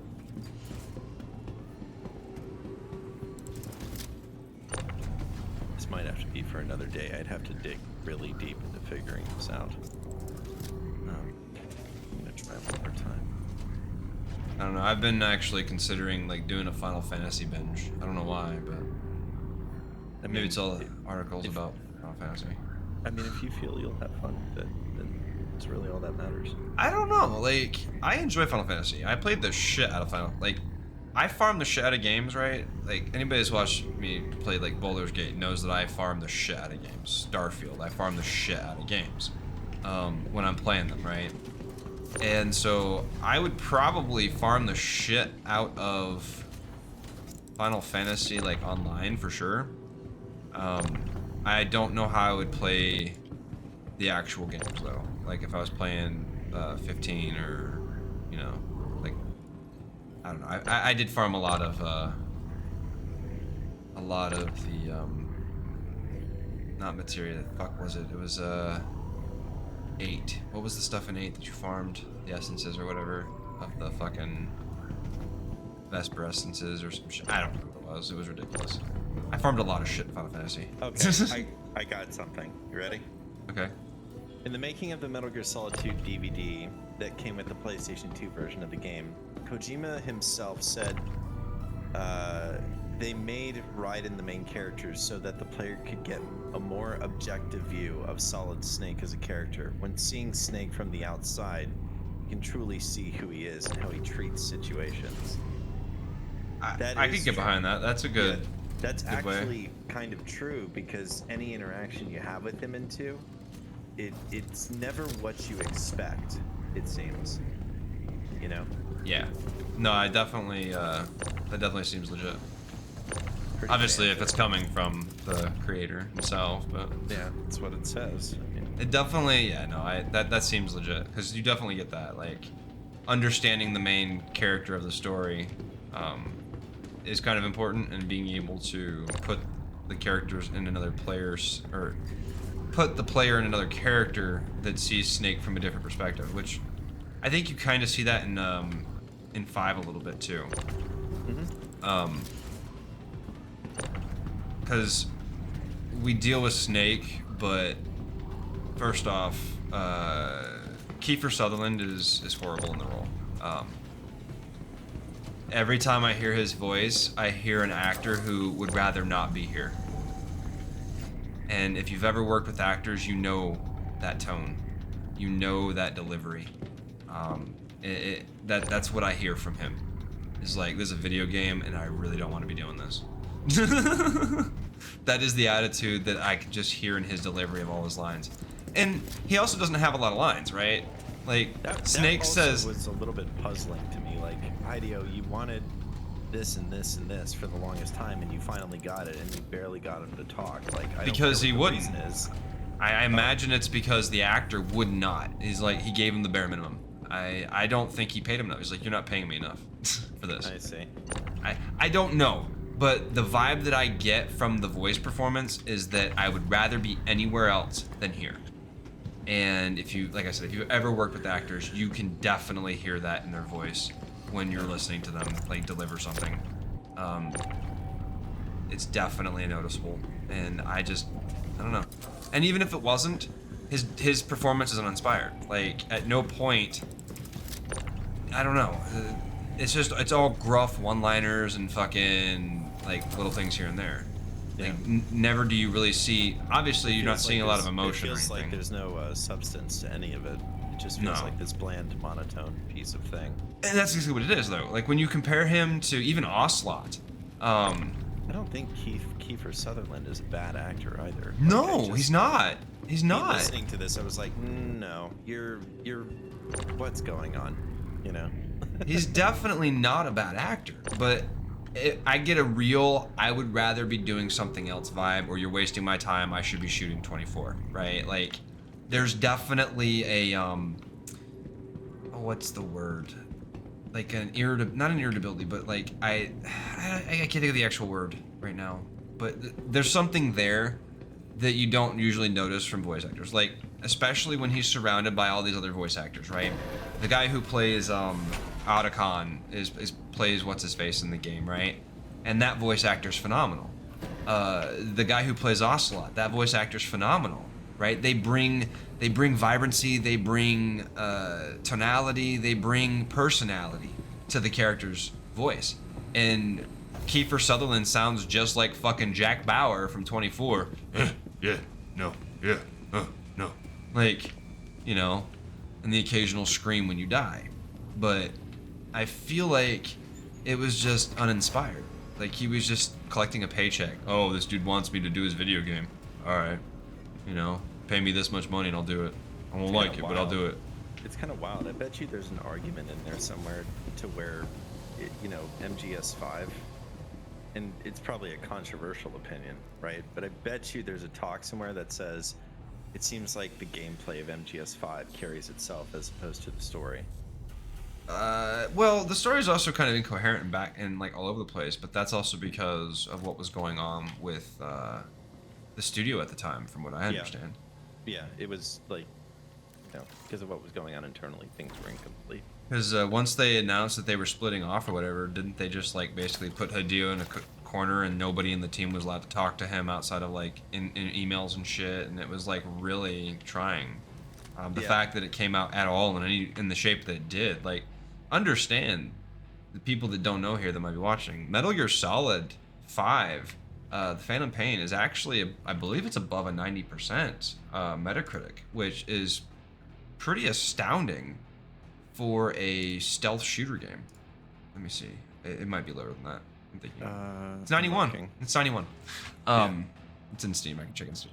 So it's a 91% on Metacritic. Universal acclaim 93, general favorable user score 8.2, right, based on 6,543 user ratings. Absolutely.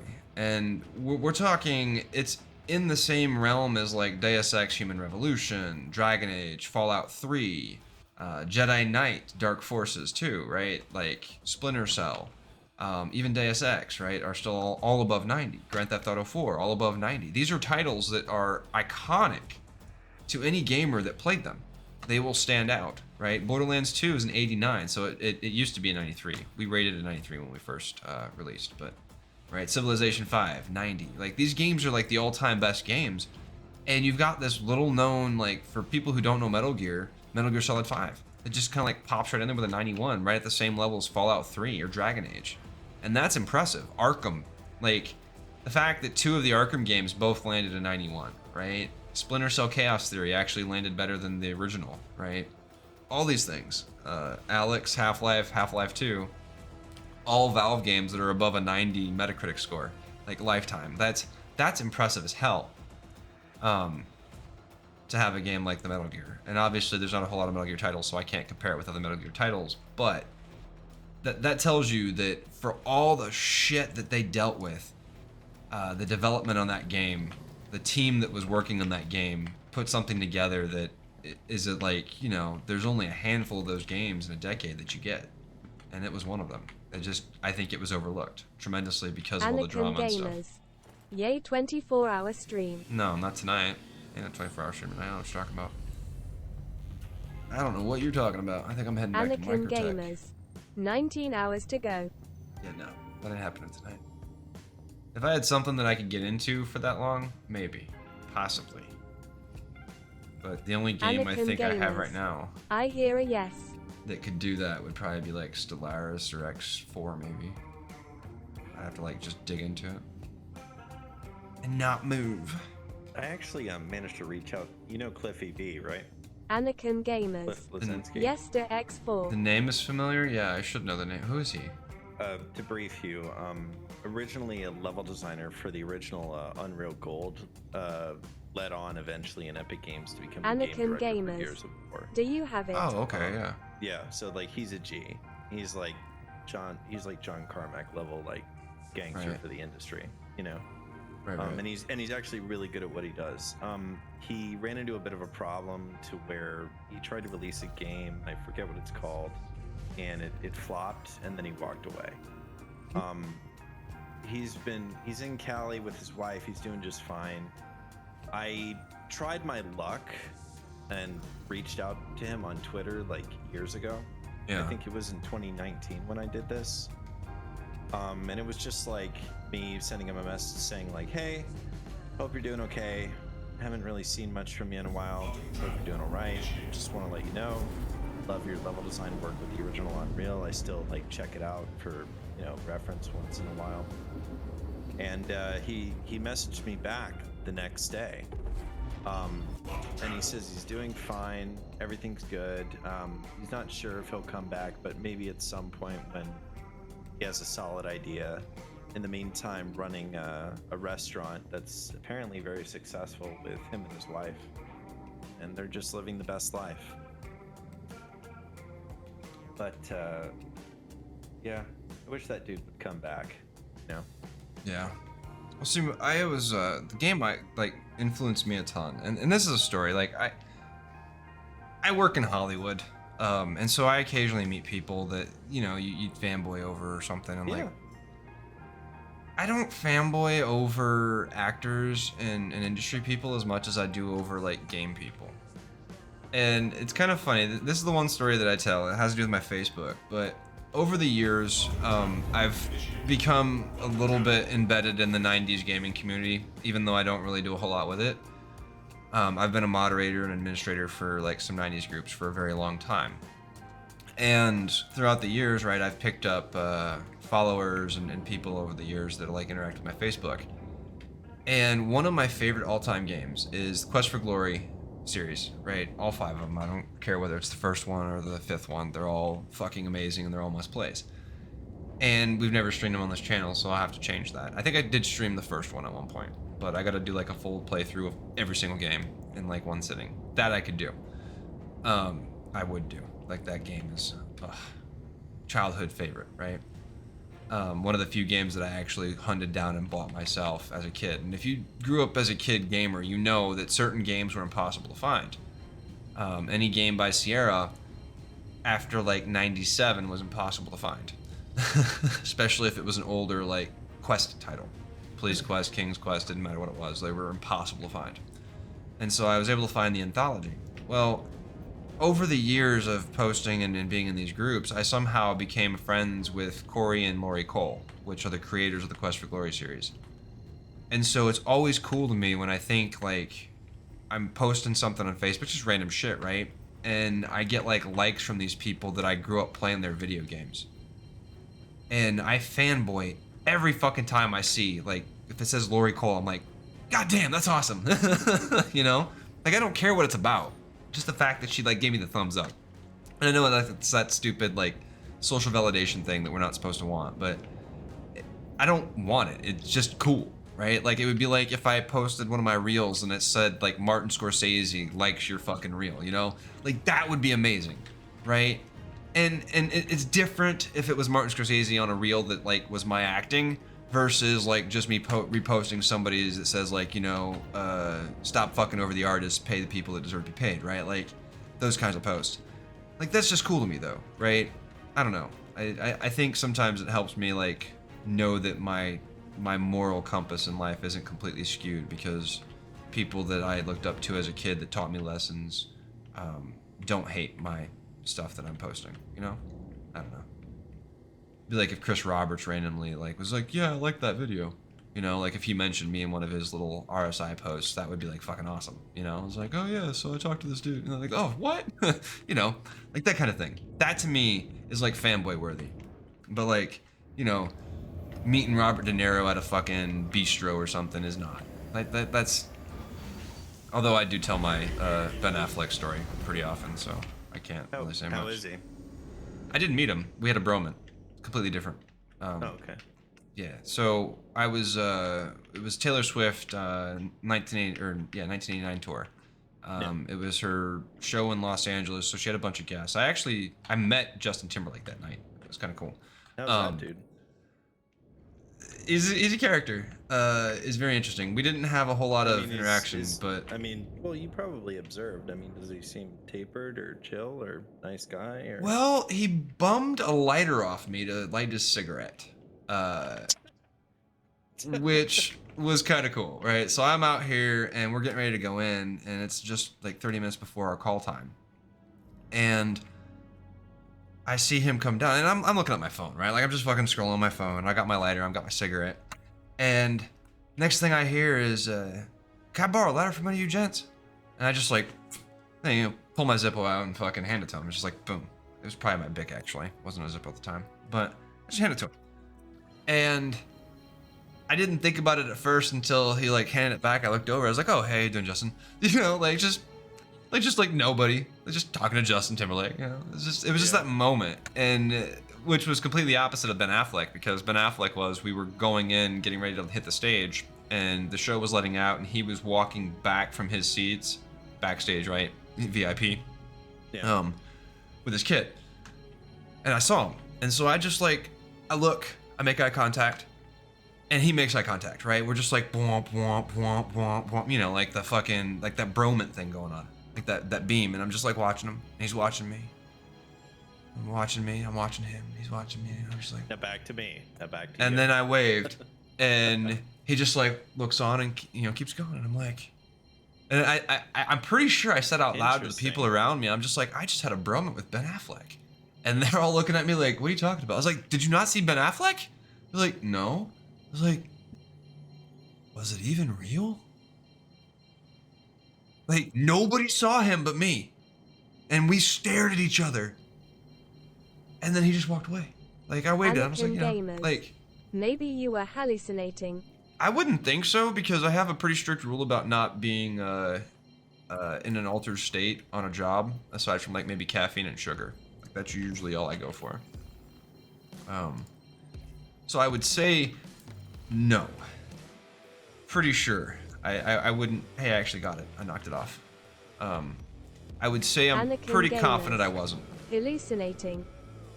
Because especially with the line of work I do, people's lives are in danger. I'm not trying to be fucking stupid. I think what's it? Last time I actually shook hands with an actor, it was Charlie Batman. Sheen. This is before he like went off the rails. For Tiger Blood. Yeah. And I was at a Planet Hollywood of all places. And I don't know, like he walked in, but I didn't know who it was. I just saw a huge crowd, as one does, like blocking everything. I didn't know what was going on. Right. And then he bumped into me, and I was like, "Oh, excuse me." And he's like, "Oh, hey, man." And he like looked at me and shook my hand. I'm like, "Mr. Sheen, Jesus, how are you?" Right. And he's like, "Oh, I'm doing good, man. How are you?" And I'm like, "I can't believe I'm shaking your hand, I guess." And he starts laughing. He's like, "Yeah, I get that sometimes." I'm like, "All right, man, well, have a good day." And he just walked off, and I was like, "All right, well, That's fun. I was chill about it. I'm kind of happy about that it didn't scare him or anything." I had a really interesting conversation with Vic and Fox once. That was fun. Yeah. And then I was a film extra, which apparently like my footage didn't get put out, but it was called Factory Girl, starring Edie Sedgwick, Guy Pearce, Jimmy Fallon. Oh, nice. But I was one of those film extras that they give you a very specific role, but it has no lines in it, right? Yeah. And it's usually so, featured background. Yeah, it was one of those, and I got the job off of MySpace. Yeah. So, but I got to spend some time with just talking with Jimmy Fallon. That happens. Were you in the sliding elevator? I didn't turn off the engines. That was my bad. This is fine. But as long as it sells. Yeah. So I don't know what it was, but I was looking over what I was supposed to be doing, and I was like standing in the middle of the set while they were like putting stuff up and setting everything up. It was a scene to where the film was about Andy Warhol and Edie Sedgwick and them meeting up and everything. And so they were setting up the set for the factory scene, which Andy Warhol back in the day had an art factory of sorts, a warehouse. Right. And there was supposed to be like a party scene of some kind, and I played as like a young Mick Jagger that is just about to leave high school but like released a new album. So prior to like my, So what you're saying is you got the moves like Jagger. Yeah. So then Jimmy Fallon and I don't know what it was, but we were just talking with each other, making like Lord of the Rings jokes pretty much the whole time for like 20 minutes. And he was laughing and I was laughing, and he wasn't like faking it or anything. Like, we were just genuinely having a good time. And Are you sure though? Because Jimmy Fallon sounds like he could fake a laugh and nobody would know, because most of his jokes aren't always. Yeah, I know. hits. It doesn't seem genuine half the time, but like this was after he finished the film Taxi, I think, with okay. Latifah. Yeah. So I remember that Jimmy Fallon. Yeah, so that Jimmy Fallon was before he was a primetime superstar on the Night Show. Yeah, he's more down to earth in this version, I think. Like he's a bro, you know. Fair enough. Because he would also engage on additional jokes, and I asked him questions about like his life and stuff, and he really liked that. And he asked me about me. And then in the middle of the conversation, Mary-Kate Olsen walks right in front of me. Right, and she had her food counselor right next to her, and she interrupted the conversation and started talking to Jimmy. And what was interesting was Jimmy saw this, and his face completely changed to like uh-oh, and he was like staring at me the whole time and kind of staring at her. He was trying to like signal to me like, hey, like I have no control. And so what I did was Mary-Kate was like a couple of inches away from me. And she's really short, so I put my hand right above her head and started like doing the I'm measuring you, like moving the hand back and forth vertically. And he starts chuckling, and she's continuing to make eye contact with him. And it gets to the point to where Mary-Kate is confused. She turns around because she didn't know that I existed, because she walked right past me. And then I put my hand right behind my head as if I was scratching. I was like, hey, how's it going? Extended the left hand out to shake it, and she's like, hi, how are you? And she's all puzzled, and Jimmy is like in the back just laughing because he just realized what had just transpired. So That's funny. Yeah. That's funny. Yeah, he was a cool dude though. He was all right. I think in a private setting he's fine, but the thing about who knows how he is now, because he's a talk show host. Well, there was that whole thing too about like the toxic work environment too, so God only knows what's going on. Yeah, like, for reals. And that's my point. Like maybe it just changes you, I guess. You would know better than I. Well, I don't know. The business absolutely changes you. Like there's so many things in the business that can change you, and I think part of it though is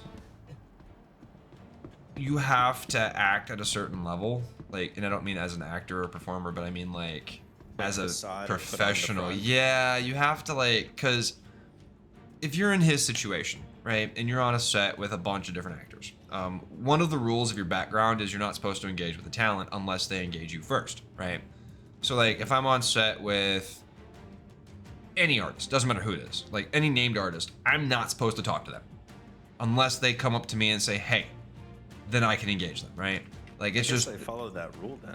Welcome sure to the ASOP I think you did retrieval system. because you seemed like he was engaging you, but Please visit us again. they have to they're also kind of told not to mingle, I think, in some cases, because it might give the wrong impression. It might make other performers feel slighted for whatever reason, because actors and the like are incredibly.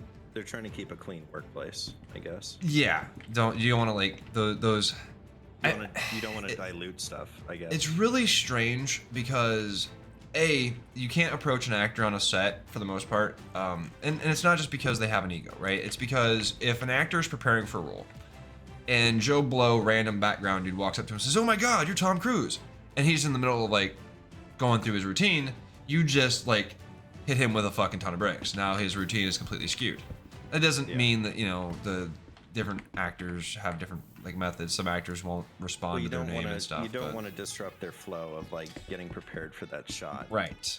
And we're talking about wasting everybody's day, not just their day, but the director, the film crew, the crafty crew, the makeup crew, the wardrobe. Everybody's day will be distracted if you engage them in a conversation that they're not supposed to be engaged in, right? And so that's part of the reason. Obviously, the other part is that yes, they are actually as special as they want you to believe. But that's because they're being paid millions of dollars to do this, and it's not necessarily maybe their fault, right? If you're an interesting person, and I'm on set with an interesting person, and I'm being paid $1 million, I'm willing to talk to the interesting person, even if I'm being paid $1 million. Would you right? mind panning back to the pad real quick? It's a whole A, right? Looks like a whole A. It's missing spells. Should they try to land it with the stuff on it, maybe? I've never seen a fire be isolated in that particular area before like that. Well, there's my reclaimer. As long as that's fine. Pad 4 floating into the air. It's like 10 minutes or something before I can sell the rest of the stuff, I think.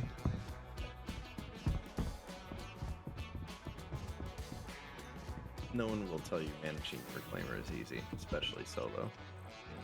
No. Usually I've got like one other person, and it's easier with one person to manage the back. But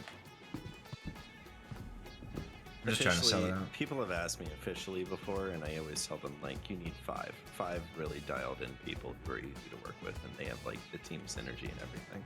And you can make it work quickly. If you get any more than that, it becomes too much. True Chief Lick, thank you for the follow. Why did I go here? Let's go to the lobby. Yeah, for me, I enjoy playing the game. Like, I ain't trying to do no sweaty fucking gameplay loops. If the game's not working somewhere, I'm just not gonna play it. If I play first-person shooters and the game's not first-person shootering for me, then I'm not gonna play it.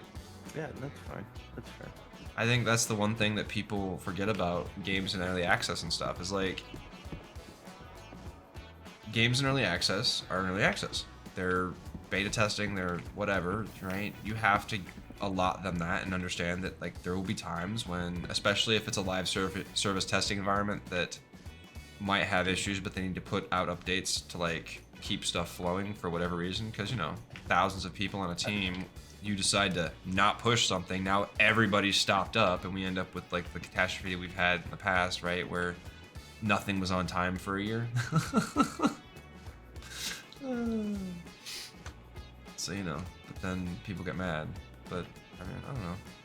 I feel like the game is solid. People come play the game. People They enjoy express their passions in different ways, and that's, as far as I'm concerned, that is totally okay to do.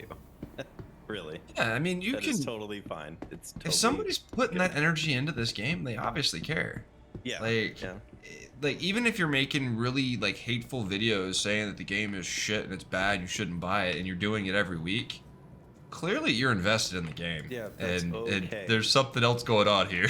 Yeah. Like, if anything, they're trying to relay a very important message, and people have different ways of doing it. But as long as we're able to decipher the message for what they're really trying to tell us, and we do something about it, I think so long as that happens by the end of the day, like, it's okay, you know, because we do have to listen. Like, and that's what I strongly believe. I want to know the good and the bad equally. Right. And I want to adhere to both equally in order to make But I don't think something that is cargo the related best, cameras are or bad something there. that everyone as a collective wants. It's how you make it work. Because, I mean, nobody else is going to do it. You know? No, clearly not. and it's I mean, as much as we like to meme about that, like, that's a very scary thing if you think about it. You remember how you were talking earlier about how, like, the rock stars are gone? Yeah. And everything? Yeah, it's true. And it is a scary world right now. And I would like to think that we're and I can't speak on behalf. I can't, right? It's my personal belief, especially since I'm a backer as well. I'd like to think we're trying to reverse that problem. I think but I don't know. I don't think you can reverse it on your own. I mean, Yeah, I can't. Of course not. But I don't mean you. I mean, like, any one organization, because the fact of the matter is like, not only do the rock stars eventually burn out, because I'll be honest, I haven't seen anybody active in gaming that's a Keith Richards. There's just not.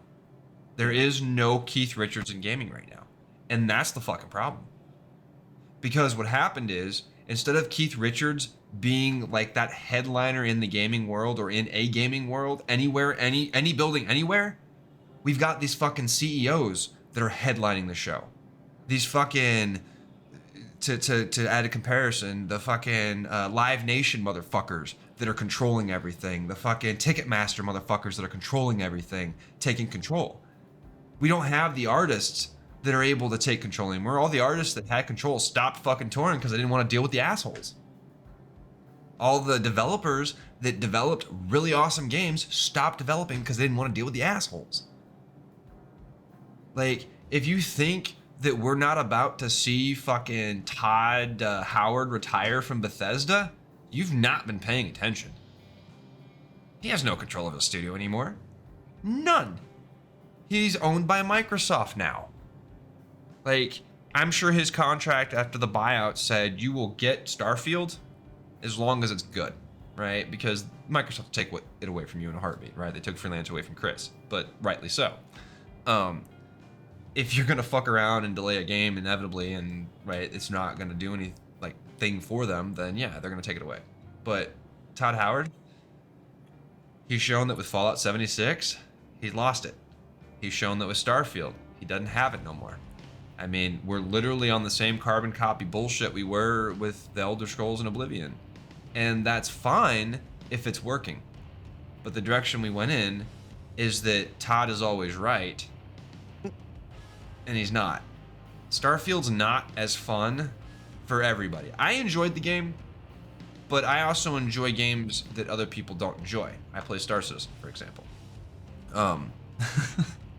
Though a lot of people enjoy this game, it is a niche game. There's not millions of people actively playing this game at all hours of the day, in comparison to something like Grand Theft Auto, where there's hundreds of millions of people, right? Like, it's not that type of game. It could be.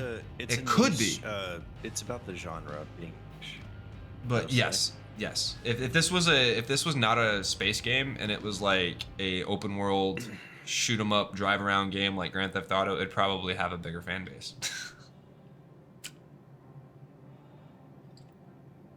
And that's true, but it wouldn't have the type of community that it has. One thing I will give Starfield is that space is supposed to be very complicated, especially with navigating it. Bethesda wanted to design an RPG space game that is accessible to the masses. I think they succeeded in making it accessible, and like endpoint, you know. Yes, no, you're not wrong. They did. Now, I think does that make it good or bad? That's where it depends on, like, what particularly we're talking about. Well, that goes back to the MCU, DCU, EU conundrum that we've basically put such a thing on certain things, like especially like a Bethesda game. When a Bethesda game comes out, it's guaranteed to be a blockbuster, even though it's not. And I think that's the problem. Like, we've got the Rockstar mentality, but you're not letting the Rockstars run the show. And therein lies the problem. And that's not always good, right? Obviously, Chris Roberts running the show, for a while there, things got a little bit muddied. So people would say that, you know, the Rockstars not always got the best direction, right? They know the drive, but they don't necessarily know the direction that it needs to go in, right? And I think that's the case too. Like, I was reading the interview with Yoshi P, or an excerpt from the interview where he was talking about like the new Final Fantasies. He doesn't know who's directing it, but he knows it's not him, right? Because he thinks that his day is over. Some new people should probably be the ones doing this, right, going forward. And I imagine there's a whole lot more to that, and that's probably not the way he feels. He's probably being forced to say that because the company is like, no, we're moving away from your vision, right? I mean, you've got the Final Fantasy 14 on lockdown, so just keep doing that, right? And then he did the 15 as well, right? And I don't think 15 was received as well, right? I don't know. But like, these guys have names, and you know these guys, and they're the ones in the games that seem to be the most popular, right? Right off the top of your head, the only person anybody can name at Blizzard is Chris Metzen. Or the CEO of Blizzard. What's his name? But, right, those are the only people they're going to name, right? You're not going to name someone who's actually actively developing the game, right? You know the producers, you know those people. Those are the people that are in front of the camera now. It's not the developers talking about their games, it's the producers talking about the games. I think that's a shift that's like, it may not be noticeable by most gamers, but I think it resonates, and I think it's telling of the industry, because you've got the people like, and then you got the exact opposite in some cases too, where you got like the developers that are way too comfortable talking to people. You know what I mean? So like, you know that they're feeding you bullshit. They're on a script. If they're that comfortable talking to people as someone who lives in a cubicle their entire life, you know they're on a script. Or they're talking about something they've like thoroughly rehearsed, because they know exactly what they have to say, because if they say anything else, then right, all hell breaks loose. And that's not a bad thing necessarily, but also we don't get those really cool interviews with the developers anymore, because everything they say is a violation of NDA or a lawsuit, right? Like even Todd Howard can't talk about the game. If he wants to tell us something about his game, he can't tell us about it because he's under NDA with Microsoft, right? Like if you don't think he's under an NDA with Microsoft, you don't know how corporate America works. Every single employee of these companies is under an NDA. They can't talk to anybody. Hell, they're not even supposed to talk to the press unless they're like, you know, a press person, right? Todd Howard's obviously a press person, but if Microsoft wanted to revoke that, they could. But I feel like you've got these corporate gatekeepers now, when it used to be, right? Games used to be published by the person. Like Leisure Suit Larry was what's his name? I can't think of it. Police Quest was what's his name? I don't know the names off the top of my head, but there were these names involved, right? And now you got 1,000 people teams, which in fairness, you shouldn't be like singling out one person on those big teams, right? Like, because it's a team effort. But also, if that one person is the reason why that project comes together, you should be, I think, right? If a Scorsese movie comes together and it's flawless and it does well, he takes the credit because that's his art, that's his craft, that's what he does, right? If it bombs, he also takes the flag, right? Generally speaking. But he doesn't get fired from his job like you do in the gaming industry. So I guess there's some differences there, right? Mm-hmm. You bomb a game in a AAA industry and you're never going to work again on a AAA game. Or if you do, it'll be after you start your own studio. Or you work for one of these big companies that just puts out trash every 6 months or whatever. Then maybe, I guess, I don't know. I don't know. I'm talking out my ass right now. Depends on circumstance. It's all circumstantial. Like every company is different. I've known people who have worked on products that did less than stellar, but then they bounce back. Welcome to the ASOP Vehicle Retrieval System. Well, and I don't it's think something that they were genuinely interested in, but I'm not trying to depreciate what you're saying. You know, there's merit to what you're saying. I'm just saying it's the devil is in the details on occasion. The devil's always in the details. Not even on occasion, Your but always. insurance claim has been pleased. Right? There's always nuances and stuff. There's details that the average consumer is not going to know about with any type of business, product, or whatever that might be an issue, right?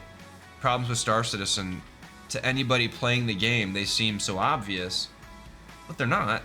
You just think they're obvious because, you know a little bit or enough to get in trouble, or you are, maybe you're a coder and you know exactly what's going on, and you're like, why can't they do this? Well, clearly if they can do it and you can come up with it, I'm sure somebody on their team can come up with it. And if not, you should probably be on their team, so what the fuck are you doing here? You know? It's like, that's my argument when people start like calling out, so, well, the game's doing this is like, okay, if you know what's wrong with it and you know how to fix it, then talk to them. Well, I've talked to them. Okay. Well, then is it that easy to fix that you just talk to them and it's fixed? Clearly it's not. You know? I mean, this game, I can only imagine what kind of a fucking Frankenstein amalgamation this game is, with all the pieces that have to be put together to make it work. I'm not a coder. I can't imagine, but I could only imagine. Welcome to the do a ASOP fucking Vehicle Retrieval System. Do a mid-journey prompt. What does the back end of Star Citizen look like?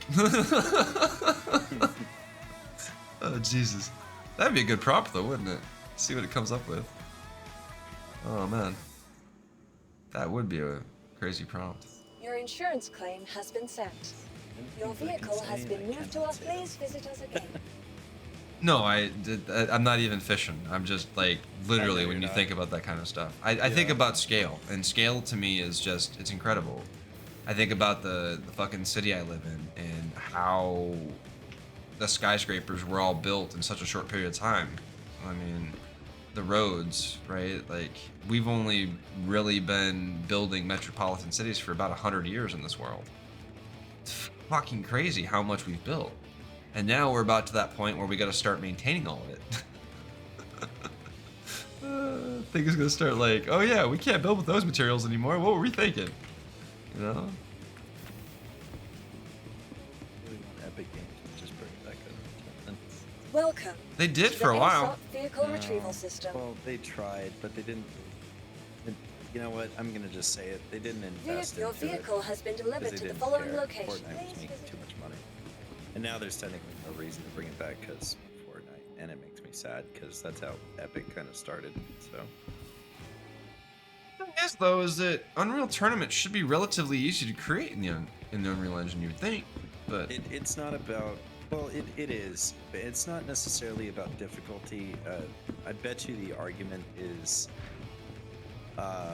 will it work if they were to make it? And of course, it depends.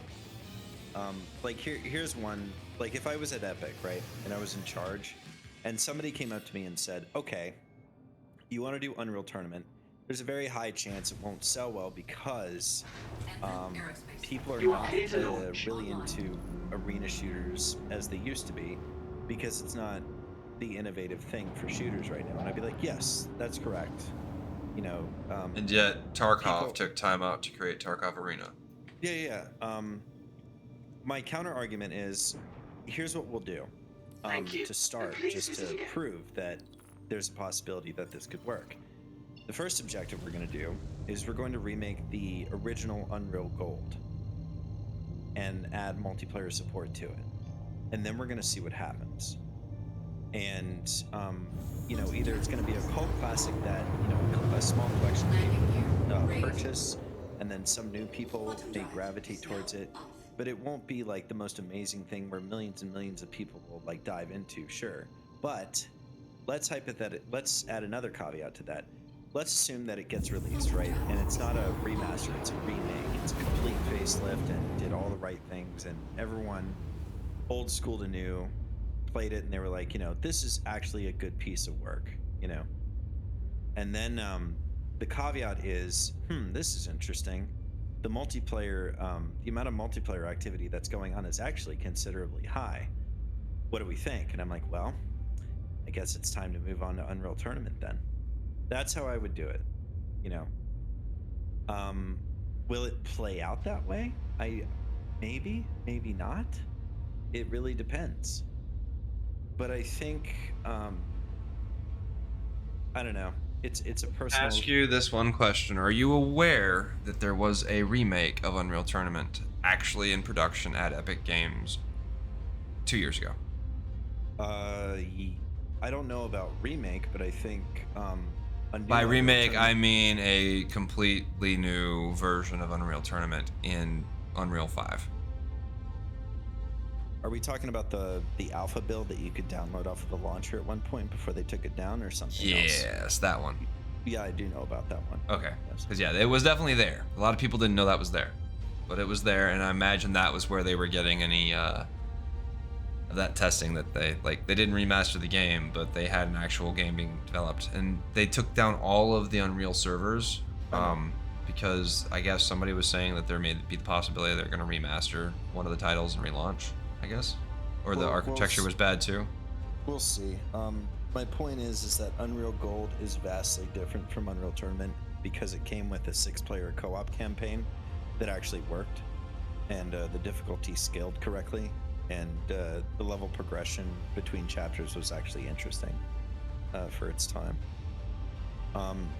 But the idea is to reintroduce people into the world and see if they're curious. And if they like it enough, they'll go into multiplayer. And if that actually ends up working, not only do you have the statistics to say, hey, there's an interest, we have a obligation, or you know, maybe people were like, hey, this is great, but it's not enough to get me addicted to the multiplayer.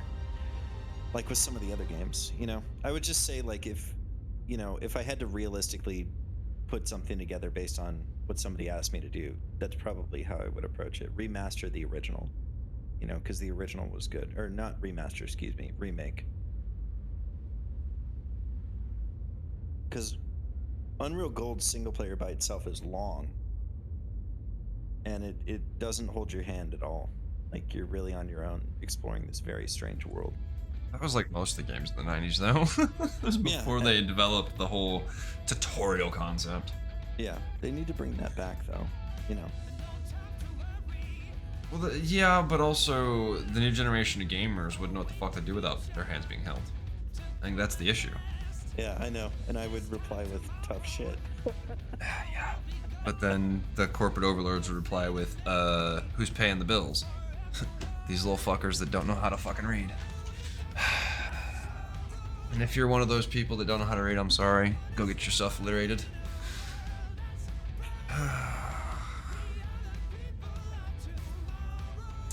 Grab yourself a book. A good book. In fact, I have a book. Everybody should. If I wanted an amazing, captivating story, I would grab a book. Or several. This is always a good choice. In fact, if you want to read a book, I recommend this one. Pretty thick. But you will never find... Thick boy books related to sci-fi are the best. Well, the only thing better than this is the actual Hitchhiker's Guide with Don't Panic, right? It actually had the Don't Panic cover. I'm overselling on purpose. Science fiction is always the best. It's been the best. God, you remember when, like, apparently back in the day, especially during, like, the original Star Wars film, like, creation, like, people used to be like, I don't know, Flash Gordon. Well, let's put it this way. People ran into it, apparently, though. Why did John Carter fail? It wasn't because it wasn't marketed. No. It was because they cut Mars off. And what did they do? Well, by cutting off Mars, they debranded John Carter of Mars into just John Carter. And they removed the sci-fi element. Why did they remove Mars, though? Because Mars has moms bombed.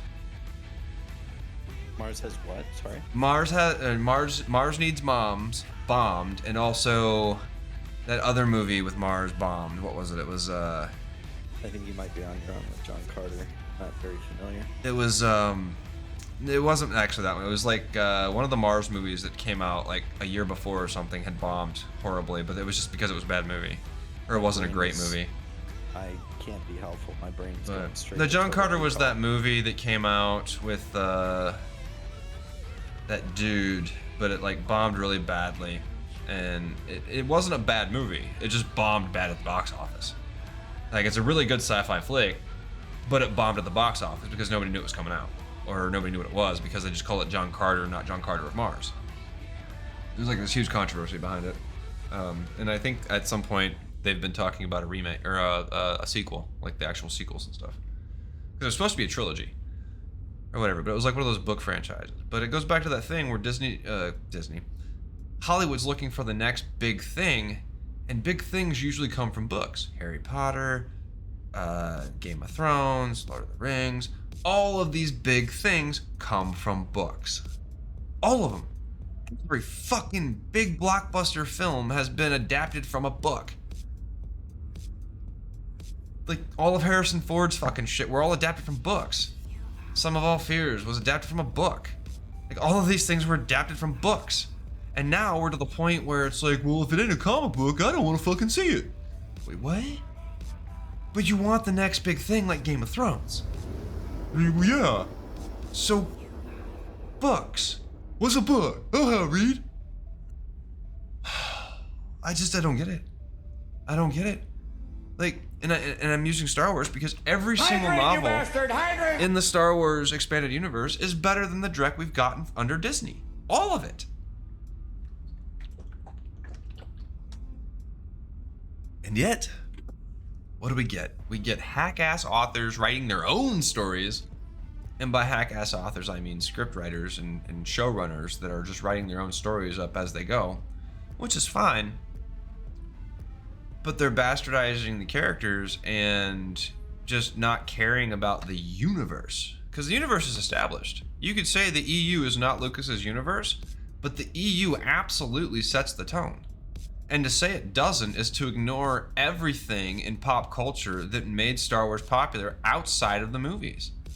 Because everything outside of the movies is expanded universe. They basically copied the original trilogy for the sequel. That was by intention, though, I believe. Because if you look at the... I'm still trying to wrap my head around the fact that they didn't use some of the material, if any, from the expanded universe to begin with. Well, to begin with, they had always intended to, but at their own pace. I think their initial... I just feel like the initial intention of whoever took over Lucasfilm was to fucking piss off the fanboys. And I'm thinking that was the exact mentality they went in with. It's like, you know what would piss off the fanboys? Let's just cut out all of it and say none of it matters. And understandably, none of it was canon prior to Disney buying it, right?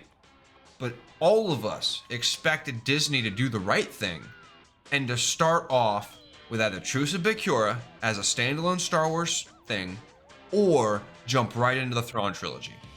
That's what we expected. And by Disney coming out the same day or the day after or the week after they made the purchase and saying, it's gone. We might pick and choose what we want, but it's all gone. None of it matters. Basically, they threw down the gloves and then threw the first punch. Like, because if you're a film fan, you don't give a fuck. You're going to watch Star Wars till the end of time. If you just care about it because it's Star Wars film, right? If you're an actual person who can watch films and be critical of films but also enjoy them, great, more power to you. I don't generally waste my time for trash. If a movie's bad, I'll turn it off. I'll walk out.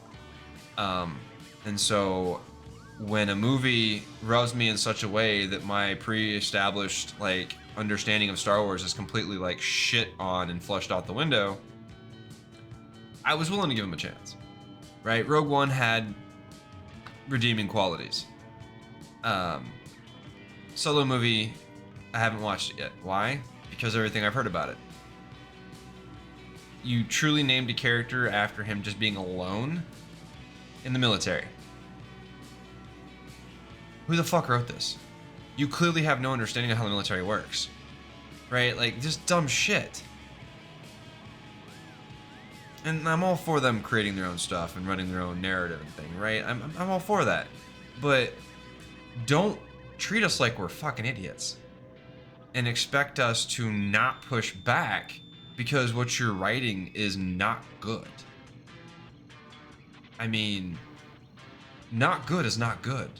It doesn't matter if it's written by Jim, Joe, Bob, Janet, Margaret, Sasha, Terry, Bill. Dave. Doesn't matter. Bad is bad. Don't forget Dave. And Dave, of course. Fucking Dave. Yeah. Dave's not here, but fucking Dave. Yeah. Nobody likes Dave because he's not here. You know, like, it's so stupid to say, oh, well, we don't like it because... No, that's not why they're saying they don't like it. Because if the same story was written or directed by fucking J.J. Abrams, it's still bad. Right? Whether they've got a sausage or a slit between their legs doesn't change the quality of the film if it's bad. You know what's not bad, though? Nachos. Medium. I was gonna say medium rare prime rib. To be straight. That's fair. Yeah. That's fair. Why am I here? I'm going up. Nachos is pretty good, though. Although, I will admit, I feel like it's impossible for people to make nachos good because the cheese solidifies after a period of time. So I feel like you have to eat it quickly. Yeah, and if it doesn't, then you know they're not using real cheese. That cheese sauce with like the shit put in it to keep it from... I almost forgot. Yeah. There's no real cheese in America. It's cheese product. Why is it cheese product? Because it melts and it stays melted. Oh. Well, how do you know it's fake? Okay, look, we made a can, it says cheese and then whiz. Nobody knows what whiz is, okay? That's how we know it's fabricated.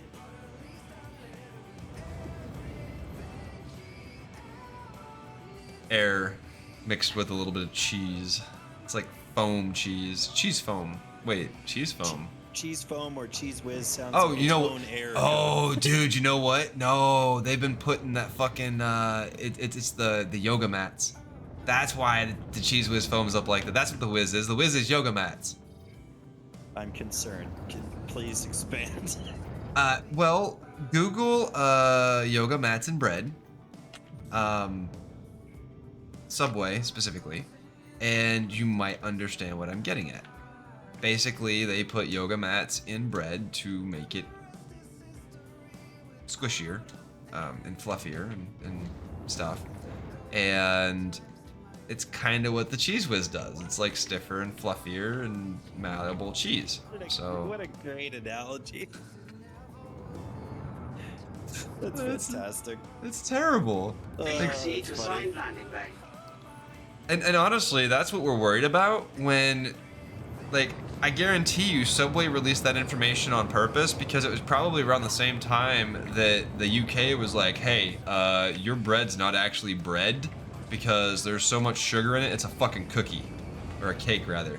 Like, wait, what? Yeah, no, like, have you looked at the amount of sugar in bread?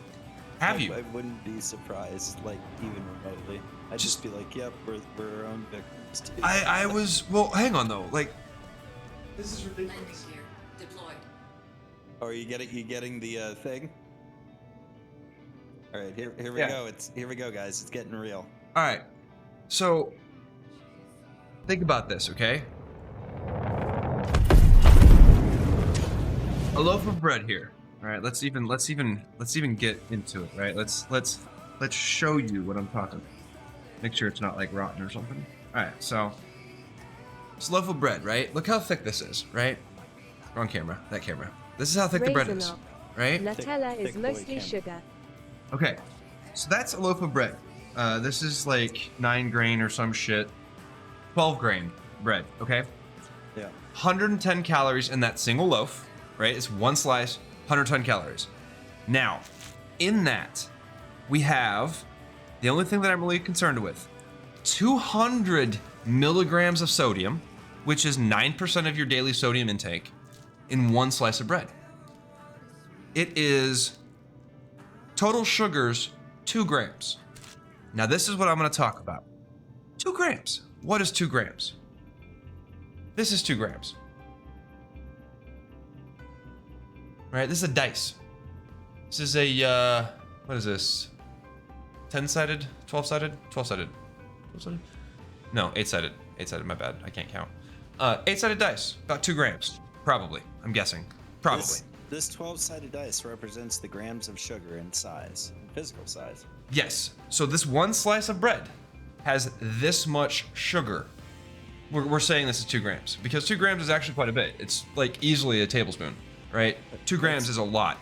It's a nug of weed, right? If I broke off a nug of marijuana, if I had nugs of marijuana, a gram. Actually, I can tell you if this is a gram. Hang on, I'll be right back. Let's find out.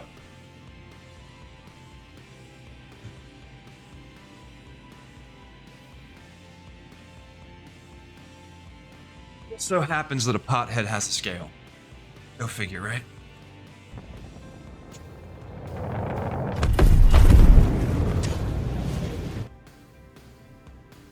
Grams, okay. Raisinok. Down the rabbit hole. I lied. It's 3 grams. So this dice is 3 grams. One sec. Let's see. We were deceived. All right, let's try the 4-sided. 4-sided doesn't even register. Let's try. That one's 3-2. What's the 6-sided rule? 4 grams. I don't have my bag of dice. Shit. All right, so I'm thinking it's probably like 2 4-sided dice. Probably. Either way, so 8-sided dice minus a gram. So you shave off a little bit on this, and because I don't think it's a full gram actually. I think it's like rounding up, but that's how much sugar is in a slice of bread. A 8-sided dice, because we can round up, because I'm sure it's actually not 2 grams, right? it's 2 grams of added sugar, so they basically just put 2 tablespoons of sugar.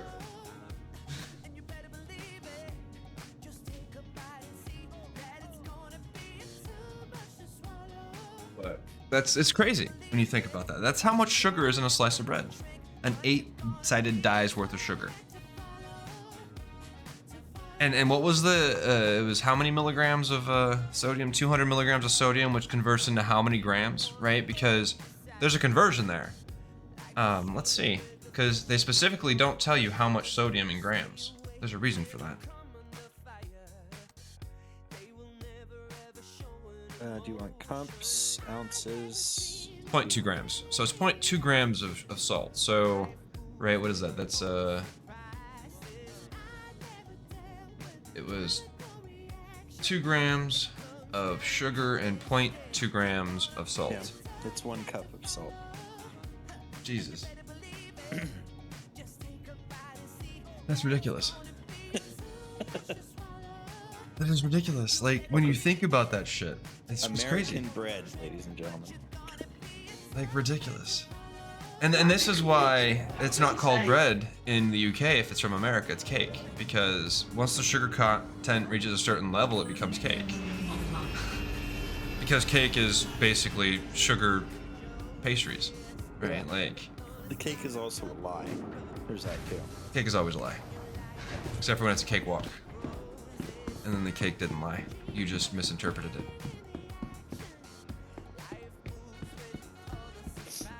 Because there's no such thing as a cakewalk that would imply that a cake can walk. You know what is misinterpreted frequently, I've noticed? And this is among people who haven't really invested their, time in learning. People who take things for granted? I was gonna say LODs for, people misinterpret LODs. Line of duties. Level of detail. Like, the delayed rendering that we just saw, for example. Right, yeah. I've seen people misinterpret that as LOD, but that's not what's actually happening. Well, this wouldn't be LOD. Well, I know you know that, but other people don't know that. Yeah, LOD is how far out something renders, or like changes, like from a lower level asset to a higher level asset. Mm-hmm. I'm not completely stupid. I may have been a QA tester, but I at least picked up some things. You're not. I know you're playing into it, but I'm gonna deflect that by saying I know you're not stupid. I don't think you're stupid. I think I'm stupid, but that's just because I've made some really stupid choices over the years. Made some really stupid choices. But I don't know. No, that's if you put your hand in fire. I usually pull it out and say fuck shit. Fuck. Yeah, I don't know. What happens to your hand when you put it in fire? Oh, it could burn. And Tends that's to burn. Not good, right? Not last time I checked. Yeah, see, you're not stupid. That's how I rationalize it. I don't know. I mean, that's fair. That's fair. That means I have at least common sense or grasp of common sense. That's good. That's a weapon. That's right like there, that's the common basic sense. thing right now. Like Yeah. I wrote a review for. We need more common sense. That's I wrote a what we need. review on my Facebook because I occasionally will watch movies and I'll write this like little like sly recommends section, right? And I did it for the Barbie movie, and I did it because a lot of people just jump on the bandwagons. That's actually exactly not what I said, but mostly what I said. I didn't actually watch it. I don't know. Let's see. So what I said about the Barbie movie, and I think it's fair. It's a fair assessment. It takes into account, right, everything without like busting on it. So I watched Barbie 2023. I didn't hate it, right? My takeaway is twofold. First, no matter how comfortable and perfect your little box is in the world, breaking free of those twisty ties is going to open you up to worlds you never imagined. Essentially, get up off your ass, exit your complacency comfort zone that you exist in, right? Just do that and it'll change everything. Fair. Second, Good writing. Barbie Girl by Aqua needs to disappear in all forms, including especially remixes. Just stop. Its inclusion in this film is cringe. Yeah. Then I could go into all the woke toxic stuff that people say about it, there's definitely social commentary, and it's not entirely wrong. Also, it exaggerates in some places because that's what comedy is supposed to do. It's the bestest movie ever? No, not at all. I still find Transformers to be a much more interesting and overall fun Toys to Life movie. But Barbie was not bad. In fact, I might have teared up in a couple places, as a decent story should have you doing, and I lost my shit on the final scene. Was the final scene worth it? Not if you don't watch the whole film. Right? Kind of a setup payoff thing. Comedy. So I guess for anyone that's ever asked, do I watch chick flicks without women? Yeah, I do. I also almost watched The Notebook that night instead of Barbie. I probably will watch The Notebook The Notebook's pretty good. I like it. It's good. It is. It's Ryan Gosling's an amazingly talented actor. My final thoughts on Barbie were, I thought the premise for Barbie Land and how it worked was fun. Right? No spoilers. Will Ferrell's hilarious. If you watch these kinds of movies, then watch it. If you don't, then don't. But don't talk shit about it unless you've watched it. Period. Right? Because you've got nothing to support yourself if you haven't watched the movie. Also, I'd add understanding humor to who should watch it, but then it'd be like 12 people that actually fit this criteria right now in 2024. Because nobody gets humor. And that's true because comics are scared to death to do stand-up because people will crucify them for painting a perspective that they don't agree with. And it's sad. It's sad because humor is one of the most powerful tools in the human art forms. It really is. Comedy and humor is just so good. And yet, everybody's like, well, we just need more George Carlin. No, we don't. We need to embrace these comics that are coming up and let them tell their craft. Let them create their art and let them not be afraid that some jackass other comedian is going to get up and slap the shit out of them when they say something about their wife.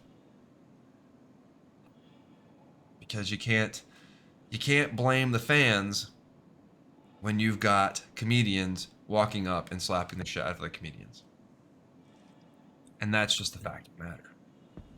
You can't say, well, the fans just aren't taking the material. No, you've got comics going up and slapping the shit out of people. Razorknock. Matt Rife is a good comedian. Matt Rife is a controversial comedian. I'm not sure he's good. His shit's funny. But I don't know that he's good. He's still pretty, he's still a young comedian, so he hasn't reached his maximum potential, right? I'm not saying he's bad. I'm not saying he's great. I'm not saying he's good. But he's got potential, and he's really funny. But all it takes is for him to do something that he's not supposed to do or the wrong thing, and he can completely ruin his career. Because there was a time when people thought Dane Cook was good, and he wasn't. He was at what he did, right? He was really good at what he did, but he wasn't all that funny, right? They call him good, but he's not funny. Or they call him funny, but he's not good. You know what I mean? I feel like to say somebody's good at something implies, okay, he's a good comedian. But what is a good comedian? Is a good comedian funny? Or is a good comedian a comedian who can, take a message, make you see that message, laugh at that message, all while you didn't know you were doing it, right? You can be really broad with the definition of a good comedian. For me, a good comedian, Jeff Foxworthy, Bill Engvall, Larry the Cable Guy, Eddie Murphy. Those are good comedians. I don't know enough of Matt Rife's material to say he's a good comedian, but from what I've seen of his material, I enjoy it. But I also like the other guy, Steve Hofstetler. I think is actually in a lot of ways funnier than Matt Rife. But also, I think they're both funny as fuck, right? But they're also different types of comedians, right? Hofstetler is a political comedian, hardcore political, and Matt Rife, I think, is more of the bro, I'm gonna take your girl home on prom night type of comedian. You know what I mean? That's the vibe I get. Obviously, I've only seen what he posts on Facebook in a couple places, right? Hofstetler is known for fucking, just ripping his fucking hecklers a new one, right? If you speak up at one of his comedy shows and you're heckling him and you're wrong, it will be the biggest regret of that social media week for you. Hands down, because he's going to post it. And he's going to destroy you. And if you destroy him, it won't get posted probably because, comedians don't post that kind of stuff. Welcome to the ASOP vehicle So just take it and system. move on. But Right. I also don't watch a lot of comedians. Like I don't really watch Tomlinson or whatever her name is. But I watch them in passing. Like if I catch it on. Well, I see them on shorts and stuff on YouTube. Same. And I saw that she's like the new late show person or something, which is cool. Like great for her. I'm glad that she's been able to work that career. But the thing for me is I'm not a huge fan of like punch down humor, like individual punch down humor where you're punching on people and like using them as a punching bag for humor. It's there's a level of that, right? Like obviously there's like friendly banter punch down, which is fine. But then there's like that attacking humor, right? Where they just like go at you and they make you feel like insignificant and fucking retarded. And I'm sorry I use that word, but that's how they make you feel. Right? They bring you down a few pegs and make you feel like you're stupider and slower than you really are. And it's because that's what comedians do. That's what they do. They train to be quicker than you and to destroy you. Those comedians, those types of comedians, right? But look at George Carlin. Look at Robin Williams.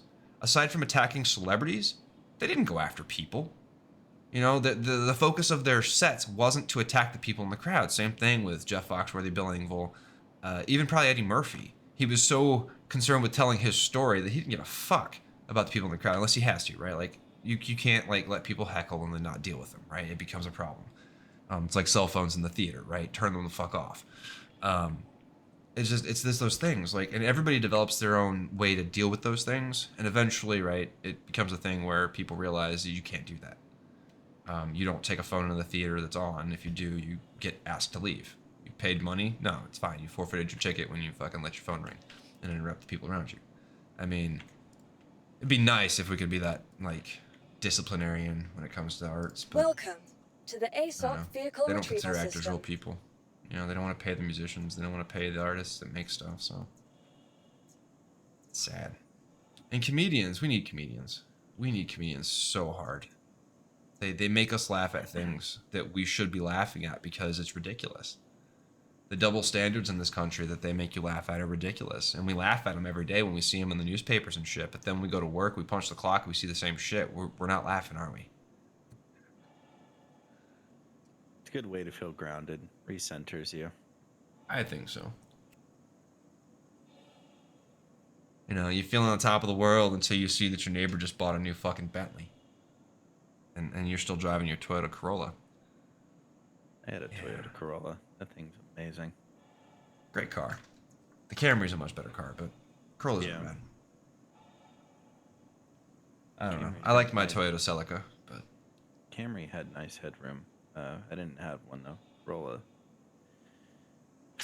I've been in a spin out with that thing and accidentally hit a deer. It lived. Yeah, I was actually trying to dodge it on a sharp turn that it was coming up on. It's like 3 o'clock in the morning. Visibility was low. Nice. And I dodged the deer, but its antler like gets nicked and like head jerks. Welcome to the And then ASOP for vehicle whatever retrieval reason, and I system. didn't oversteer, the car just decided to like go and do a Please visit us 360 spin, and I fixed it. Got out of the car, was like, "Where's the deer?" Oh, I guess it lived. I guess we're okay. And then the driver's side fender was sticking out, and I just snapped it back in because it's like, you know, it's plastic. Yeah. And I was just like, at least there was no cops around here. Kept on driving. That was fine. But the whole time I was in the spin out, I was like, fucking Toyota Corolla piece of shit, like moving the wheel. I've been in one. I've been in one unintentional spin out. That I recall. And it was high school.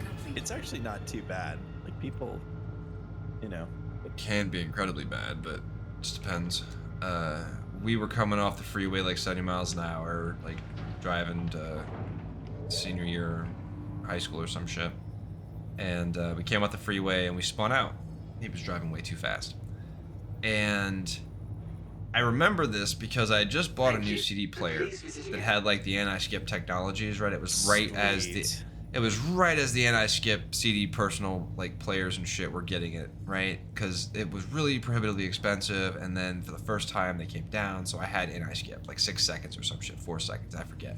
But we come off the freeway, we spin out, right? I got this fucking reflector light pulse slamming right behind my head and shit. And we're in a Dodge Aries, right? If you know what the Dodge Aries is, it's a little piece of shit. And car stops. We look at each other. My CD had like slammed into the fucking like the hump on the floor, and the music played the whole time. And I looked at my friend and I was like, well, it didn't skip, so it must be fine. Got back on the road and we drove off. Got to school and realized that our rear tire, had been completely just like ripped off the rim. So as we get out of the car, we look over. It's like, I looked at my friend. And I was like, "You didn't feel the car at all? Like, you feel this when this shit's riding like that? You feel it. You didn't?" He's like, "No." It was then that I realized that I can't trust people to drive, because the things that I think I feel or see or sense, other people clearly don't. And I can't have that. Cannot have that, because you get that bad feeling that somebody else is in control and driving, you can't just pull over, you know? Did you get to drive a Humvee in Afghanistan? Oh yeah. Oh yeah. It was That's all probably I drove. that's probably how you know. To be honest with you. Well, Afghanistan was after high school, but oh. Yeah. Yeah. I have now returned. Thank you. Yeah, I'm back. I didn't serve in combat until after I graduated high school. Alright, so that wasn't fair. I feel like such a shit. Please I'm proceed to sorry. assigned landing bay. But I mean, I don't know. I think it's just because I listen for things and I feel for things, and I feel like I'm one of those people who actually notices that kind of stuff. Full disclosure, this has nothing to do with this combat experience. You too can have a sixth sense while driving. Right. What even that? Like, shit. I don't think I ever had any issues driving over there. No, you know what? There might have been a couple times we had some sketch motherfuckers. But What state is this in? it was Michigan. Oh, okay. Yeah, I don't know if we were coming off too fast or if he was swerving out of a deer's way or something. I mean, it's any number of things probably, but This is I a think bit it was just too random, fast. but, you ever been to Holland? I think once or twice. I had a friend that was from there, or I had family there or something. It's really nice. It's still really nice. It's very There's a quiet. lot of places in Michigan. My favorite place was Sleeping Bear Dunes, Petoskey State Park. I don't know it. It was right on the, it's right on Lake Michigan, up in the northern, on the northern side, so like up in here. Okay. Yeah. It's a nice area, but the dunes were cool, right? There's all sorts of like folk stories and stuff to the dunes. I say folk stories, they're probably Native American stories actually. But the only beach that I'm familiar with is Makatawa. It's near like the pickle factory in Holland. Okay. Can you smell the dill? I used to drive dump trucks full of it. Welcome. I feel like to the anything I ASOP vehicle mention retrieval is like, system. "Oh, I had to deal with this bullshit one time, and I'm like, oh, so much for my story. Fuck me. For the latest updates on ship availability and gate assignments, please use one of the conveniently located terminals. You don't hate Dill as a result of that, though, do you? I've never been there. That's a monologue from a play that one of my friends had in high school. This is like the monologue was. Hang on, let me find it. See if I can find the monologue.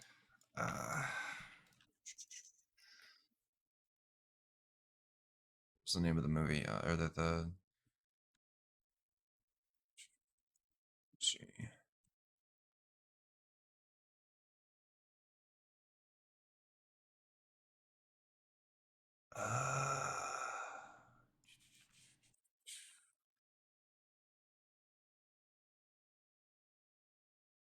There we go. Found it. Well, I had found it. Where'd it go? Yeah. Can you smell the dill? They drove dump trucks full of it down 7th Street here. Suppose they still do. Truckloads of dill and cucumbers and garlic. We watched a caravan of pickling spices roll by that porch when I was young. You can name the week of the month by the kind of produce pulling into the cannery around the corner. And if you couldn't see it, you could tell by the smell. This was one of the more aromatic neighborhoods.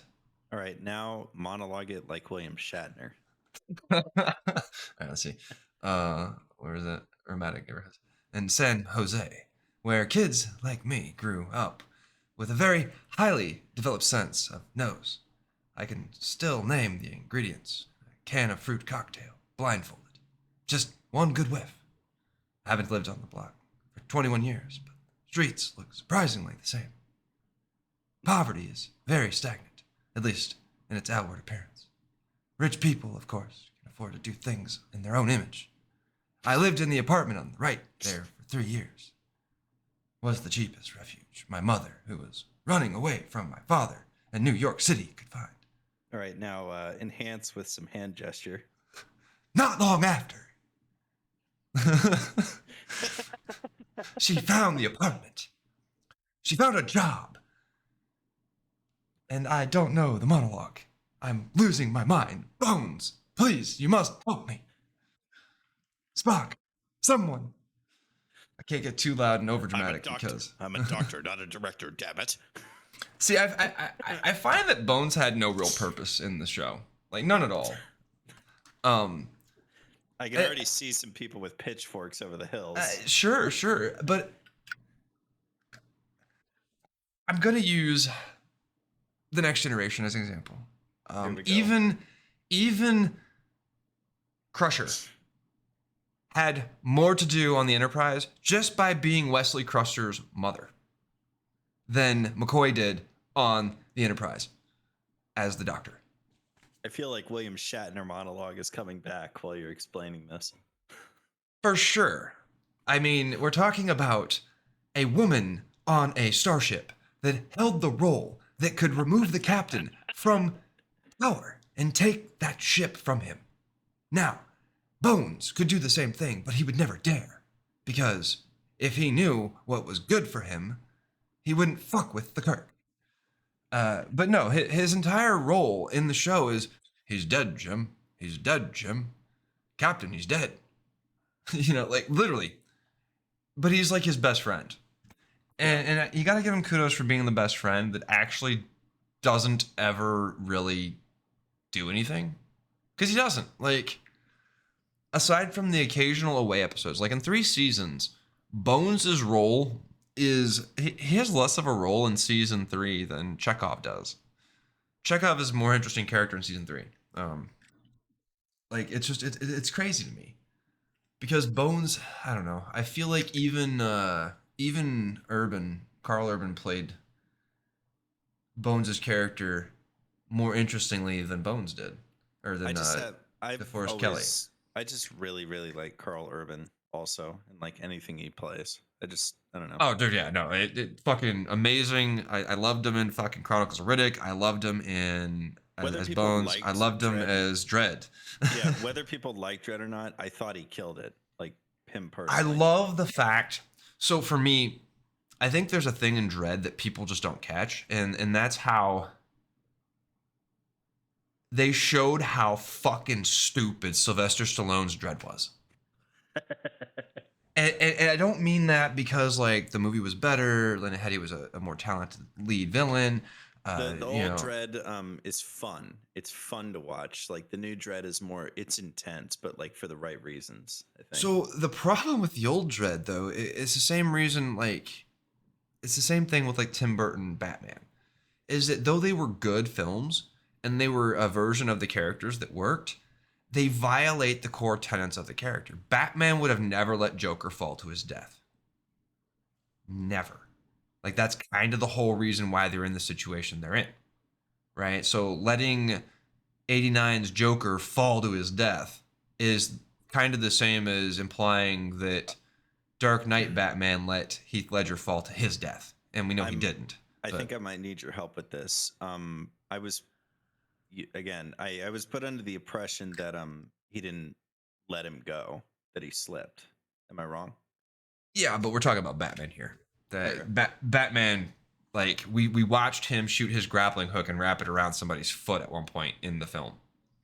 Oh, I see. You're saying he could have done more to put a stop to Yeah, it. like Oh, just okay. letting him Yeah, yeah. fall and basically, whatever, like we saw all this stuff, and I don't. He didn't directly let him die, right? He tried, but I don't think he tried hard enough, and I feel like that was a direction. He's like, just let him go, The presentation wasn't all correctly aligned then, I guess. Well, yeah, and then the idea of like it always ending with them hanging off of a building, right? Because they redid that in The Dark Knight, right? Like there's always a Everyone's always hanging superhero off of holding some the villain shit. off the edge of the building. Yeah. But I don't even know what I was actually gonna get into with that, the Batman thing. Well, we're saying older films versus newer versions and how it violates the tenets of the character. Right. So with the Superman, same thing. Like they kind of got away from that. But I don't hate those versions, right? I don't think Man of Steel is a terrible film. I don't think it's a good Superman film. And I think that's a distinction. It's right. It's like it's not that the Star Wars movies are bad movies. It's that they're bad Star Wars movies. Right? There's that disconnect between what they are and what they're trying to be. Right? Like, for instance, if Zack Snyder had directed a Star Wars film, we probably would have ended up with a version of Rebel Moon way sooner than we did, right? And frankly, the dialogue in that movie is garbage. I don't know how many times I watched the Honest trailers. I don't know how many times I heard them say grain, but it was enough to turn me off of wanting to watch the movie. Like, you've got this entire like Star Wars thing where, so basically, so right, it's Star Wars, but picture this: there's more grain. Less TIE fighters, less explosions, more grain. Yeah, right. I know. Who's done that before? It's amazing. Like, I don't know why I gave him a British accent because he's not fucking Christopher Nolan, but the fuck? Like, the fuck? I'm sorry. I just, like, every time I see these movies that are being made, I look at my script for my TV pilot and I'm like, why am I scared to put this out there? Like, why is there that existential fear of being a creator and putting myself out there when I'm watching this shit and I'm seeing the stuff that is being put out there? Like, is my stuff really that bad? Like, as bad as this stuff that's being made into movies right now that's not really good? Or would they just not make it because it's better than the stuff they're putting out? Ooh. Right? I don't know. I'm torn here because it could be either or. It could be really bad, it could be really good. It could be in between. But at the end of the day, it's mine and I'm biased. Could be a collection of both. I mean, I'm not a screenwriter. I'm not actually a writer of novella. I do think I have my own unique way with words, and I think it's not Shakespeare, but it works most of the time. Sometimes I get a little twisted up, but the intention's there. If it eventually gets across, I mean, then you will have achieved, as far as I'm concerned. I think that's an important thing. Yeah. For me, it's I there we enjoy go, talking about the message instead of the journey. Well, the journey for me isn't writing the stuff. The journey for me was like making it happen. So it's like the writing of it is required, right? Obviously, but then again, I could just pitch it. I could just put together an outline and pitch it, right, without any content. But then, I was poking fun. I know. Yeah. No, I know. And like, but my story is my story, and I want to write my story. But goddamn, is it hard to want to write a story when you're not really a writer? It's like I can see the things, and it's like, how do I make this on paper like it is up here? I don't know how to do that. And because I have the pictures in my head already, when I read the story, I see it, right? That stuff's already there. It's already there. I know what the story is. I know how it plays. I know the characters, I know what they look like. But it's like putting that down on paper. You simplify first. And it's not to take away from your explanation, but overview, you write the overview, quick, clean, short, to the point, then the plot map. After the plot map, which can be hard, then establish the story in detail.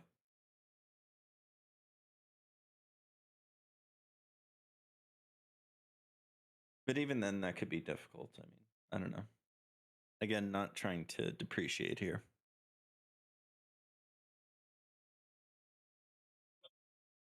No, I get it, and for sure.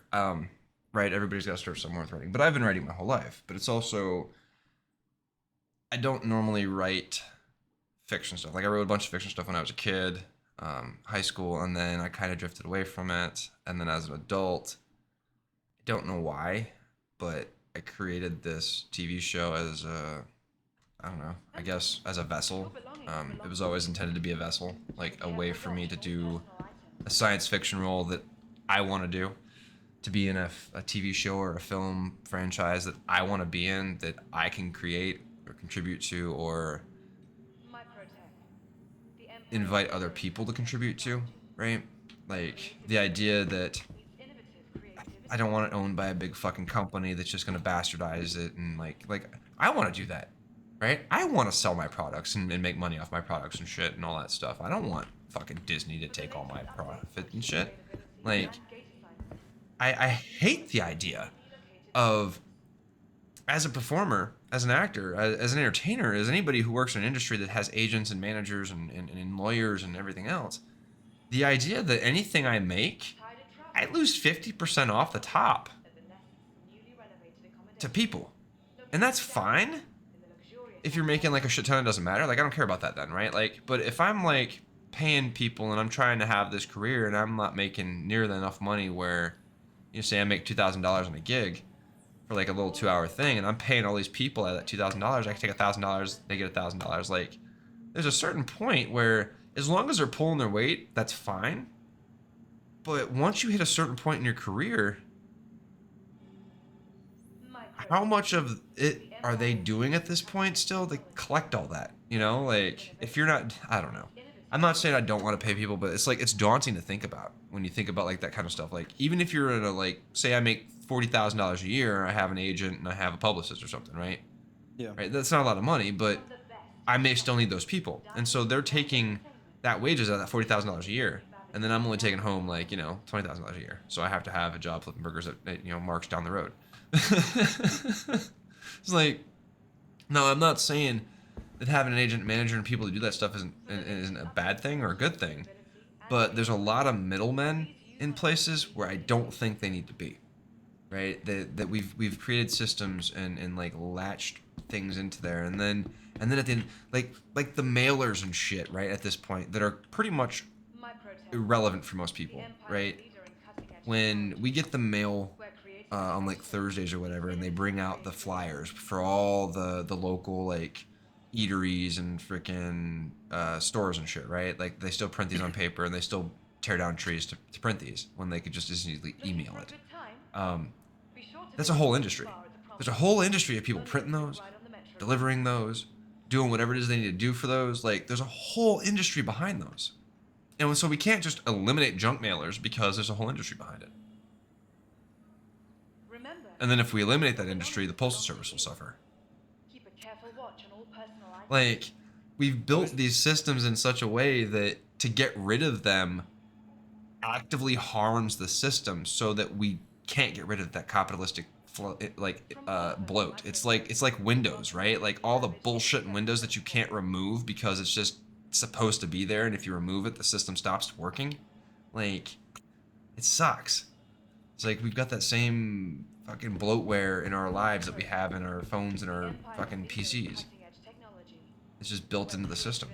And now, in some places, right, it's fine. But then we've got places like, the grocery stores that have eliminated the middlemen, and they're raking in massive profits, right? Like they grow their own food, they ship their own food, they store their own food, they sell their own food.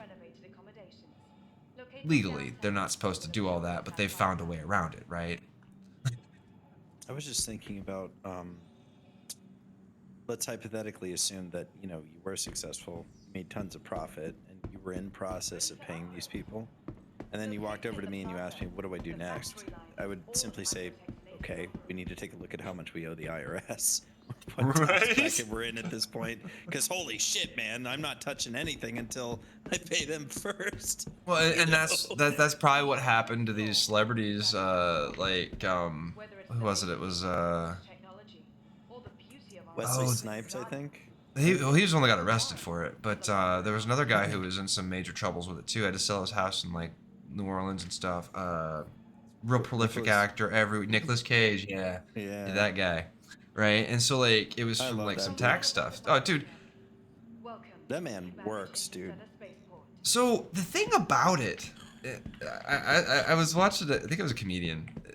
They were talking about like the hardest work. It was Cat Williams, I think. He was talking about how everybody's always like, I'm the hardest working man in showbiz. It's like, you're not though.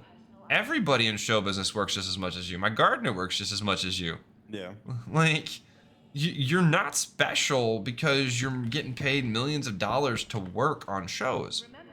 I mean, you clearly are because you're getting paid millions of dollars for a show. But you're not. What I mean by that is he takes on a lot of, or tries to take on a lot of projects. Like he keeps it going. You know what I mean? Well, but that's not any different than the average person, other than the workload is ridiculous. Like, I wasn't comparing. It was mostly just to commemorate him. Oh, sure. But this is something that popped up, and I was thinking about it. And when you think about the amount of effort that people have to put into performances, any performance, music, art, video, it doesn't matter what medium is, the amount of effort that goes into that, you never see it.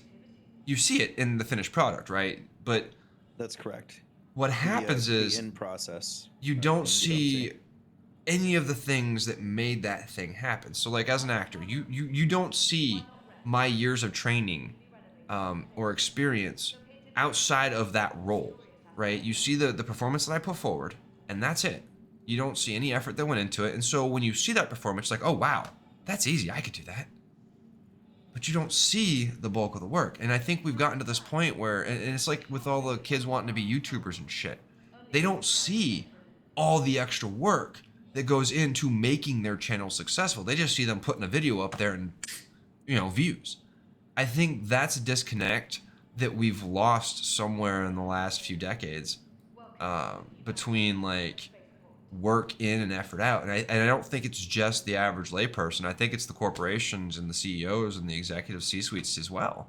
I think they see product in, product out. They don't see anything in between. And I'm pretty sure that's the case because everybody's just a fucking number to them, right? Joe in accounting is just number 473 on the employee timestamp card for who's been hired in the company, and that's the number we had assigned him. Like, I don't know, Joe. It's like, what's his number? Oh yeah, okay, fuck that guy. I think that's where we've come to, and we forget about all that, and that's why it's so easy to like discredit anybody in the world right now. Science, artists, politicians, mathematicians. Even though politicians like lie, cheat, and steal to get where they are, some of them actually had to go to law school at some point. Game development, I think, suffers from the same thing. People don't see the game development cycle while it's in process. Absolutely. Same thing as other industries that you're referring to. And when they do, like in Star Citizen, for example, they get mad about it. Like, why aren't you doing it faster? Why can't you tell us about this? Why? It's like, dude, stop. Just chill. Enjoy the game. Enjoy the fact that you get to play this amazing piece of artwork and product for the duration that it exists. If it disappears tomorrow, at least you know you got your time in. Like, I think we're also worried about so much stuff that we forget to just sometimes you gotta enjoy what you have. Like, is Starfield a great game? No. Is it entertaining if you are entertained by Bethesda games? It can be. Is it entertaining if you like to find mindless shooter games where you can pretty much do whatever the fuck you want to whoever the fuck you want? Yeah, I'll give it that. Guess what? That's kind of how I play games. I do whatever the fuck I want to whoever the fuck I want, whatever the fuck I want, and have fun with it. And if you do that, Starfield is not an unfun game. I got 175 hours in that game. It's the highest play count Bethesda game I have on Steam. Right? We're not counting Skyrim on all the consoles plus PC because that would be way more. But as far as all of my Bethesda. Fallout 4. The only one that's higher is Fallout 76. And guess what? That was a bad game too. I got 275 hours in that one. So I've got 100 more hours in Fallout 76 than I do in Fallout in Starfield. I don't hate the games. Are they good games? No. Would I recommend them to the average gamer? No, I wouldn't. If you like survival games and you like Fallout, I recommend Fallout 76. If you like space games and you can tolerate Bethesda jank, I recommend Starfield. If you can't, don't fucking touch it. You will not like it. I mean, give it a couple months maybe. Maybe it'll be better in a few months when they do some patching and stuff, but like, I think the dumbing down of it, the wowification that they used to make it so simple and accessible is what hurts it. Because they took out all of the, like, there's a level of injury and damage that you can add into a game that doesn't make it unfun. Right? The fact that all of the wounds in Starfield heal in minutes after getting them makes them completely inconsequential. So it basically asks people the question, why the fuck is this even in the game in the first place? Like, I fall off something, I break my leg, I hobble for like 3 seconds. And it's fixed. Like, what's the point? It's like the fucking turtles in Assassin's Creed. Why would you go through the time and effort to meticulously detail every fucking discoloration and liver spot on a turtle? Who's gonna look that hard at it? Well, we had the money to do it, so we had to spend it on something. How about making the gameplay less grindy? Well, we didn't have that much money. Oh. Okay. So you had to waste it on a turtle and not maybe a cool cosmetic. I don't get it. Like, and don't get me wrong, I love the immersion that people put in the games. Like, I think those games are beautiful and gorgeous, right? But at the same time, there are some things when they're doing that, it's like, why are you doing this when this is what it should be? Like, why is Skull and Bones not Assassin's Creed Black Flag multiplayer in some fucking version of, hey, everybody take your ship, it's Star Trek Online, but on the water? Skull and Bones. Because Ubisoft? I'll play Skull and Bones. I fucking will. I mean, until... The development cycle is long. Says the guy that works for fucking SIG. I guess that makes me a hypocrite. No, it makes you observant. Yeah, I guess. Captain Obvious, maybe. Not everybody knows. I mean, to be honest. But I actually popped into a Discord one time and they were like, I was like, yeah, you know, Skull and Bones. It seems like it's close. They're like, what? What's Skull and Bones? I'm like, oh, that's right. Well, the problem is, and this was my takeaway from the playtest. I enjoyed the gameplay, right? Again, I enjoyed the gameplay in Fallout 76 after they've updated all of it, and I enjoy the gameplay in Starfield. So my opinion is skewed. I haven't tried Skull and Bones. I don't. I objectively don't have an opinion. I just know that it took a while. That's all. Right, and so we played it. Will and I played it. We had fun with it. It's not Sea of Thieves, right? In fact, to differentiate itself from Sea of Thieves, you don't have any pirating abilities. You ride around in your boat, you shoot shit, and then you can get out of your boat at like safe ports, and that's it. There's no swashbuckling, there's no pistoleering, there's no Assassin's Creed, there's no Sea of Thieves. So it completely took that idea that it was like, oh yeah, we're gonna take the Black Flag elements of Assassin's Creed and turn it into a game, and then we get a Star Trek Online without the away missions. I mean, imagine how boring Star Trek Online would be without away missions. That's what Sea of Thieves is going to be. Now, that said, it's still entertaining gameplay. I still like shooting ships with my ship, right? Like, I don't care necessarily about the third first-person gameplay necessarily. I guess but it's nice. The part where I'm confused about the continuous development of Skull and Bones, and I don't have any dog in this fight, right? I don't, because I haven't tried it. Sure. The thing that I'm confused about is, okay, so the Sea of Thieves was made, it's good. Black Flag was made, people thought it was good. So if these two have already established themselves, why continue the development of Skull and Bones when aspects of you know, The good games ship is sailing missing. well, the stuff is already covered. You know, it's already been done. So why continue building what was already out there for people to try? I'm sunk cost fallacy, maybe. Maybe Ubisoft works on sunk cost, and so once they invested a certain amount of money, they had no choice but to keep investing for a return. I see. I don't know. That would be my only assumption. Yeah, I mean, again, I feel like I just asked a loaded question, kind of. If yeah, no, I mean, definitely cut your losses, but at the same time, Sea of Thieves has been around.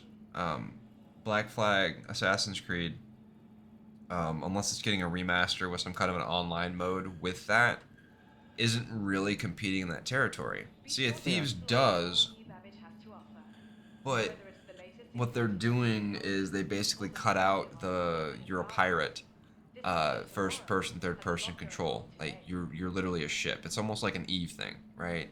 Yeah. So now you're just a pod, except for when you go into stations where you can walk around. And that's probably the most accurate comparison from what I've seen.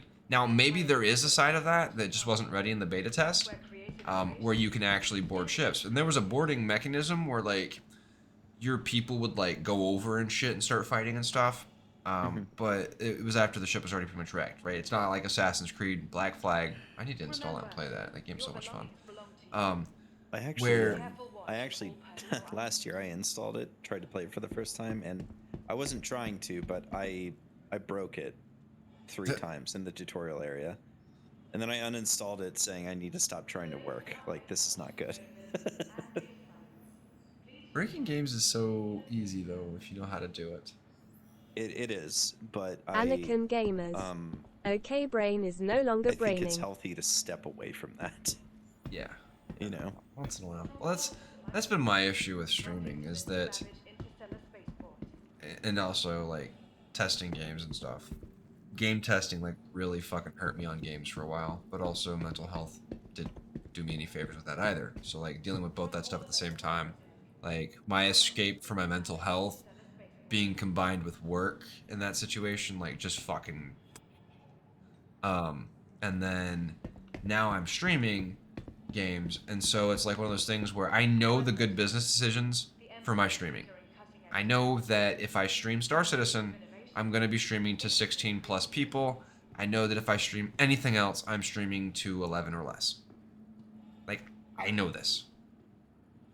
That doesn't make me want to stream Star Citizen anymore. You know? And it's like, it's one of those things where it's like, well, what do? Do you do the good business decision, or do you do what's fun? Right? And I think in the situation of like Skull and Bones, maybe Ubisoft, I think they've lost that line of between what's fun and what makes money. Right? I don't think they Anakin know. It's not Gamers. as defined. What if it was 50 with SC versus The like line is, 15 with other skewed. games? Well, I would stream more Star Citizen probably to seed other games. And so like I would start with Star Citizen for a few hours, and then eventually when I got bored or pissed me off, I go play something different. And I imagine that I would be streaming to probably more than 15 in that case. But also, it's not about the people that I'm streaming to. It's about the experience. Anakin Gamers. If the gap was bigger is what I am asking essentially. It's variable. If I was streaming to 50 people and 80% of the 50 people, we'll say 90% of that 50 people was lurking, versus 15 people in any other game that were active, I would take the 15 people in any other game that were active over the 50 lurkers any day of the week. Because the experience for me is better, the experience for everybody else involved is better, and the overall growth in the long term would be better than streaming to 50 people that are just lurking. And I say 10 because 80 to 90% of the stream, especially in Star Citizen, are lurkers. So when I'm streaming to Star Citizen, everybody's lurking except for like 5 or 6 people that are talking. Yep. And I'm okay with that if I'm streaming Star Citizen. And I'm okay with that with any other category as well, because viewers are viewers, right? I make ad revenue, I don't care. But from a business perspective, I'm trying to do other things in my career, like get back to the Hollywood stuff and do that. And that means that I'm going to be streaming less. And so streaming then will become more either escape from my life, which means that I don't care about any of that stuff, or I decide to keep them both and try to like, right, run both businesses simultaneously, so to speak. And so I pay more attention to that. But I feel if I pay more attention to the numbers and care more about who's watching or how many people are watching, then I get depressed and I don't want to stream. And so generally speaking, I stopped paying attention to who's watching. Like I might mention at the beginning of the stream, but after the beginning of the stream, I stopped caring. That's why I've been playing whatever the fuck I want in the last month, is because I don't care. If you want to watch and hang out, great, come watch and hang out. If you want to play something, we'll switch to a multiplayer game. All you got to do is say, hey, let's go play fill in the blank. If it's something that I want to play, we'll go play it. If I absolutely don't want to fucking play it, I'll tell you. Right? It's nothing against you. I just might not like League of Legends today. You know? Say, hey, let's go run some Mythics and Warcraft. I might say, okay, yeah, sure, let's go. Because I play World of Warcraft. You know? The only games that I might be opposed to is like a game that I have to pay a subscription for that I really don't want to pay a subscription for. EVE Online, for example. I don't really want to pay a subscription to that game. And in order to play it, I kind of have to. Because my character is too high a level. One of my ships is locked out because I can't fly it, even though I have all the skills. So I don't really want to give them money. At all. Also, it's EVE, and I don't want to get sucked back into that. Yeah, that's dangerous. I know people have ruined their lives. But, here's the thing. It was dangerous for me, too, actually. I know for a fact that if I streamed EVE, two things would happen. Viewers would go up, probably, most likely, and stream snipers would go up, definitely. One of those things I like. Anakin Gamers. EVE is tough to stream. Yes, because everybody's on the same server, anybody can come in, anybody can stream snipe you. And therein lies the problem. It's the same reason why I don't stream Foxhole, it's the same reason why I didn't really stream a lot of other Anakin games that Gamers. might have had... More niche and everyone has their people they like and it's not really growing. Truth, that too. But I could grow, and I could go up, and I'm not trying to do that because that puts me into that sweaty one-trick streamer category, and I don't want to be in that. I'll stream a couple games. I'll stream every game I want to play. I don't care. Thing is I got to be consistent, right? I know where my mistakes are. I know what the things are that I'm not doing because it's an algorithm. It's a machine. Like, you can basically, consistency is rewarded by algorithms. If you are inconsistent and I'm not streaming the same category every day, or I haven't earned my place in a category, right, then I'm not going to be promoted in that category to the same extent that I am in something that I have broken into, right? Also, people, right? People see me in a category, they're like, oh, I know that guy, let's go watch him, right? Versus Anakin Gamers. category I don't stream. Well, or I if can't you be seen do in. that and join their partner program, then they cover your subscription, but again, that's in if you meet their conditions. Well, and the thing about the partner programs too is that they have to be available. They have to have people or slots available. But they also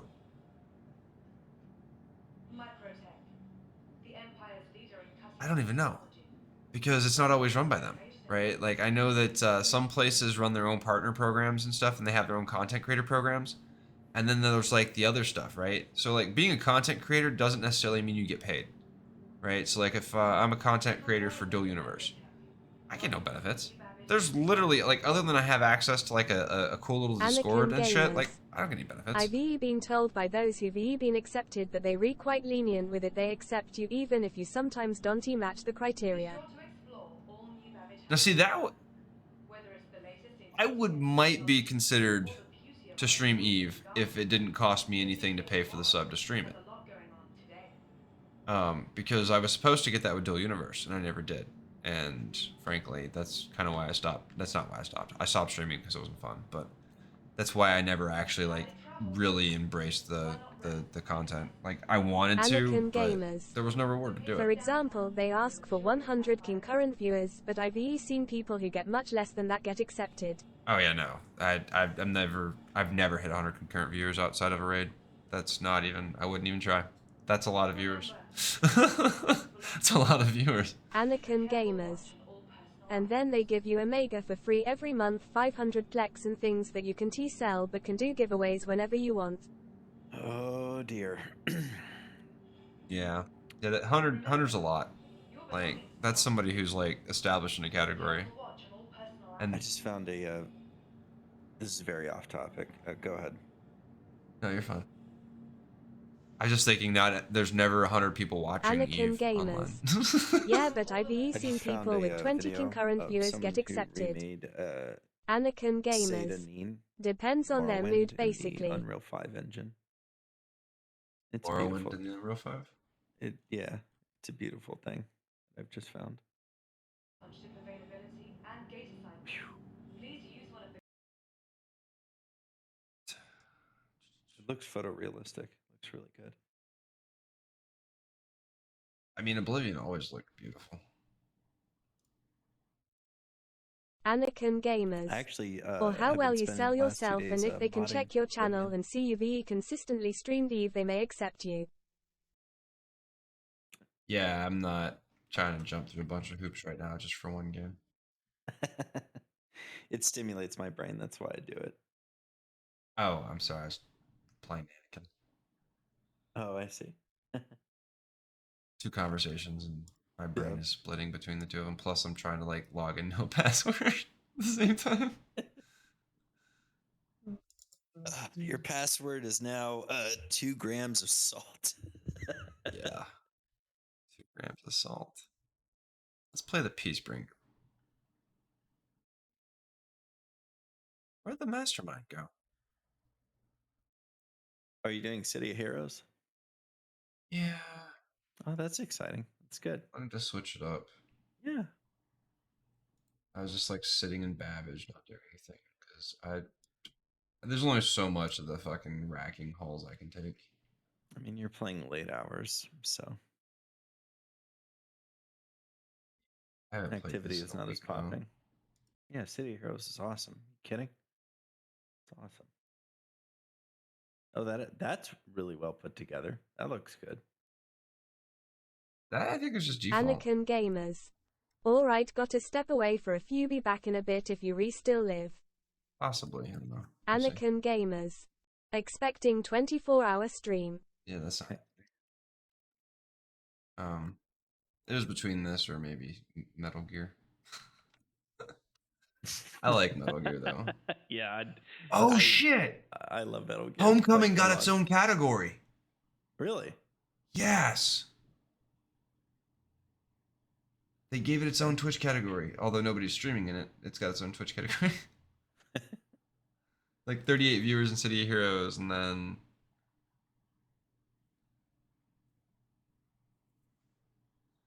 problem is that I don't know. Should I stream in the new category? Like get more attention? I don't know. I once was actually the only person streaming Metal Gear Solid 3 for like a week. And somebody popped in to tell me that, and I was like, okay. I mean, right? Like, all right. right. Well, everybody's in City of Heroes, and if I want to get rated by somebody, possibly, then I gotta be in the category with everybody else. Unless I'm controlling. Like, if I have the controlling factor, I'll change it. But, you know. It's advised to follow the etiquette, I've been told. You go where the people are. Yeah. I wanna be where you can see. Troubles are gone away. I do like this character's outfit that you put together. It feels like this regal Doctor Strange-ish kind of thing, you know. He's got a couple different looks. This is the actual look right here. This is what he looks like. I went a little bit crazier. Black and white, simple. So I went green and purple. It's good. Trying to remember how to do this while I was. I like that the VFX match the colors. That's good. There we go. Oh, all right, that's cool. What are we on? Mission. Capa Diablo. Turned into a spaghetti monster for a few seconds. Yeah, facehugger.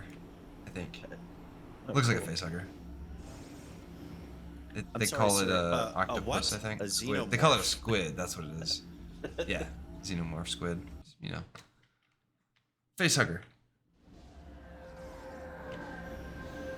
All I know is that intelligence has reported that we may be dealing with a xenomorph. I'm sorry, sir. A what? A xenomorph. It's a bug hunt. All right, trying to get my camera back, and I don't want to be right. C, no B. Fuck, which? No B. There it is. There was a question I had about City of Heroes: The Day Villains. When did the two meet? Unison. 2010. Like a character from City of Heroes meets a character from City of Villains, like two Oh, different players type 2005. Okay. Was How does, when the like what is that? 'cause City of Heroes was 2004. Yeah. And then City of Villains was 2005. I believe it was October of 2005. I was back from Afghanistan at the time. And that was when the PvP officially opened up. Because when City of Heroes first launched, from what I understood, they always intended for there to be a City of Villains to like companion with it. And the idea was when City of Villains released, PvP would like actually open up. So there's like full-on PvP zones that cross over between heroes and villains. That's cool.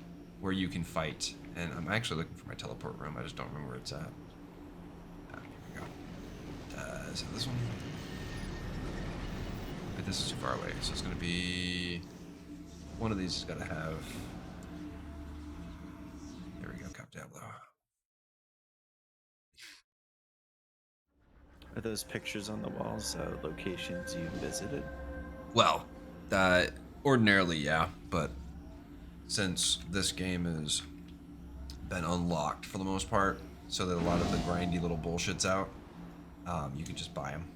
Normally, you would have to go through each map and uncover the entirety of the map. So, like, this map's actually, I flew through this map or anything, but normally, like, this wouldn't be completely uncovered. And so, once you've uncovered it, then you get like an achievement, a badge, and then it would give you the beacon so that you could add it to your teleporters. I see. You also had prestige stat that your super group would have to earn to build the base up. They did away with that as well. I have a feeling this is the grindiness that you were referring to earlier. The grindiness, no. Well, that's the gameplay loops. That, yeah, you mentioned what was it? You mentioned that you were doing the same ability over and over again, and that's fine. But it was kind of, it was hard to keep the attention because you kept having to do the same thing. Initially, you get like one ability for a couple levels. Yeah. And so when you're attacking, you have like your main ability plus this mutagen ability. Where's that? I probably took it off my bar. But you get that ability and like one other ability, and that's all your attack powers. And so like you just sit here and it's like hit for hit for hit for hit type of thing, which isn't fun. And then as you level up, I'm level 11 on this guy right now. Where's that? I forgot how to open the 11. That's not looking for skills. Powers. Go into here. It's fine. So like initially you start out with like one ability, right? And then you pick and choose your abilities as you level up. So for every defensive ability that I might take, I don't get an attack ability, right? For every passive ability I take, I don't get an attack ability, right? And so that feels kind of shitty when you're trying to level up and you're not getting attack abilities because you want the healing or the flight or whatever, right? And so like I think this game early on can turn people off, and a lot of games do it that way, right? Even Warcraft, like you get one ability when you first start, which I think they've corrected over the years, but it's just about how active you are versus how much autoplay there is, I guess. And this game is one of those games that kind of can go both ways. It can be really autoplay, or it can be like really like sweaty, you know what I mean? Because if you're healing, you can literally set your heals up in such a way that you're only hitting one button. And you're not even having to hit it because you can set auto attack on, and it'll just keep auto attacking the heal. And so you just stand in the crowd and just heal everybody. Like there's some real cheese in this game, but it's not terrible, right? Like, I don't think it's CS terrible. Same thing to be Design. said about ESO, City to of be Hula honest. Hoops. There's some real cheese in the PvP. I actually was just watching a couple of videos on it. People are saying that there's a very serious problem with it. CS Digital Design. How's it going? It's spamming AoE, essentially. Yeah. For which game? Elder Scrolls Online PvP. Yeah, I didn't. Oof.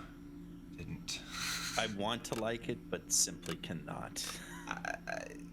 I don't know why I can't like it. I've got the game. I tried to play it. I didn't like it. Yeah. I even did the beta, and I was just like, it's someone asked me to try my best to CS generalize Digital what Design. I personally didn't like, and I said, IVE well, tried to like Elder Scrolls a Online. couple things. It uses the hero engine, which at the time wasn't CS 64-bit. Digital Design. I and played that's it in the not good. beginning That's not for the a world while we need to be even. living in here. Second, the hero engine was not finished with its development, and that presented a lot of problems between network architecture, and it limited the ability for developers to really stretch. Finally, the combat and the look of the combat feels kind of stiff and stale, and if 80% of the time the player is going to be doing that and it doesn't look good, there's a very serious problem, and I feel that should have been obvious from the start. So it's not like Terra bad, but I don't think it's it follows through, if that makes sense. No, that makes sense, yeah. And I think it deserves to. So I could say the same thing about not in terms of the combat, but SOTOR. The only beef that I have with SOTOR is two things. The engine choice was poor, and it's missing the sandbox element that SWG had from back in the day that people are familiar with. There's way too much hand-holding, too much main character syndrome. It's not good. Well, even Galaxies went to that, though. Like, that was the downfall of Galaxies. Was You talking about the new game update. Game enhancement? Yes, that's also correct. Yeah, it surprisingly, to everyone's surprise, I don't know why I did this, but I played all versions of SWG, and I don't know why, but I stayed till the very end, so I experienced all versions. It got better near the end days, but oh yeah. Nevertheless, the explanation as to why we need to go back to combat upgrade version or pre-CU, like I would say it's still relevant, to be fair. Well, it's because the upgrade system that they used, the combat system, was terrible. And the original, there was nothing really wrong with the original combat system when it first started, other than it was hard for people to understand, like, the color coding, apparently. Yeah. And then they were like, well, we need to make it more simple. We need to, like, then it was like we didn't have enough money for all the different skills, because balancing all the different skills is, like, ridiculous. There's too many exploits, so we need to dumb it down, right? And then they went with, like, the iconic 6 or 9 or whatever, and it's just like, ugh, I don't know. So I don't know if it's true, but supposedly, what was it? World of Warcraft was doing something at the time, and there were two things that occurred. One, supposedly George Lucas came by the studio, and it was during the combat upgrade, which people didn't think was. There were some people that loved it, some people that hated it. It was controversial, but Lucas took a look at it, and the guys tried to explain to him, like, oh, everyone can be their own unique, like, version of themselves in Star Wars Galaxies by these different classes or a hybrid class, and people seem to really, like, love that individuality. And Lucas was like, no, Star Wars is supposed to be these iconic, like, arc classes, and you need to change it or else. And so they put their hands up, and then they forced the enacted change, along with, stakeholders explaining, oh, look what World of Warcraft is doing, we need to do that. And there were many people internally, supposedly, that resisted the idea. Well, what do you do when the creator and the license holder says, change it? Mm-hmm. I mean, what can you do? You gotta listen. Not a goddamn thing.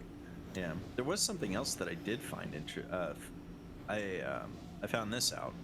So I spoke to somebody who actually was an alpha tester for SOE on Star Wars Galaxies, and I asked him what happened with jump to light speed, and he asked, why am I asking? And I said, it's because I ran into somebody who was able to confirm to me that they were part of the QA department with BioWare, but that they had also knew a lot about Star Wars Galaxies, and they kept talking about the flight model. And he was like, I think I know what you're implying. So he said jump to light speed originally was supposed to come out during launch, but there was a problem. Yes. There was maybe a maximum of 8 to 5 people working on jump to light speed, supposedly 3 of which had worked on Wing Commander at the time. And either 63 to 70% of the work was done, but something happened to where one guy left and another person was let go.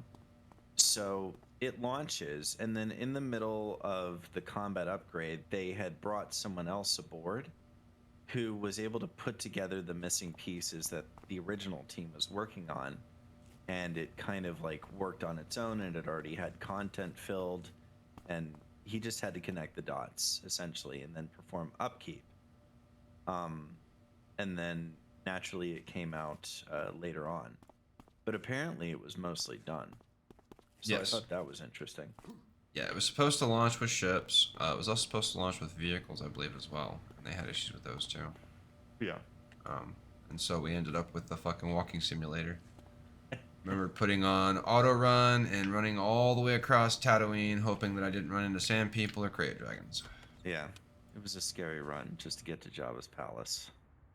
It was a scary run to get anywhere, and then hoping that you fucking come across a shuttle pad or something possibly on the way, so that you didn't have to run the whole thing again if something happened. God forbid. Scariest thing I ever did in SWG was pre-CU. I had to run with a group, and we had a ranger with us. We ran from Dathomir Outpost all the way to the Night Sister Stronghold. That was terrifying. No mounts. Yeah. The ranger had to take point because he could track and reveal on the minimap.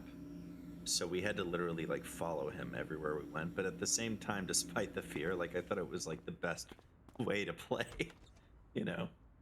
Well, it was a bunch of wasted time is the thing though, and every time you died you got the wounds and shit, and that made it worse because most people, especially early on, didn't understand how to deal with the mind wounds. The ham bar like confused everybody because we didn't have YouTube, we didn't have fucking IGN guides like we do today where you could like Google it up, right? Yeah.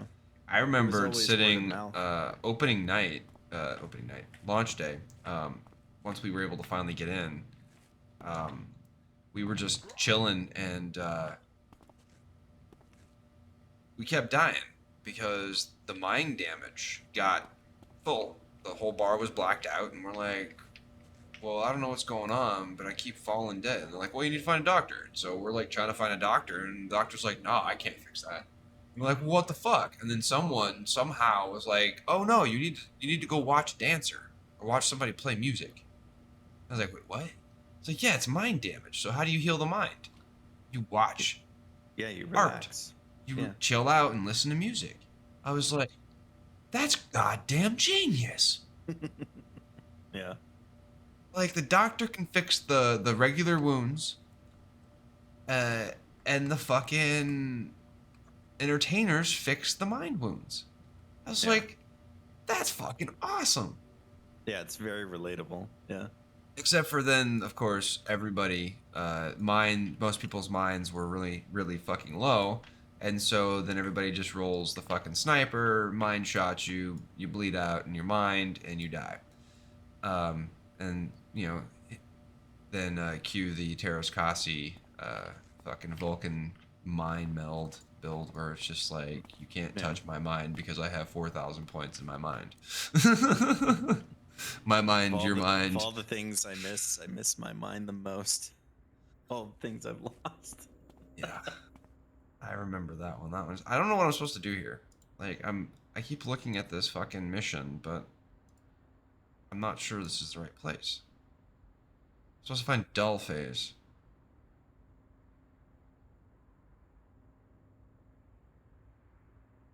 Special privileges by our patrons, so do not be surprised if there is more than meets the eye to her personal plan. There's no... I'm supposed to go to the university. Okay, hang on. Maybe I actually have to fucking do the... There's the fly button. Maybe it's gonna make me do the ferry.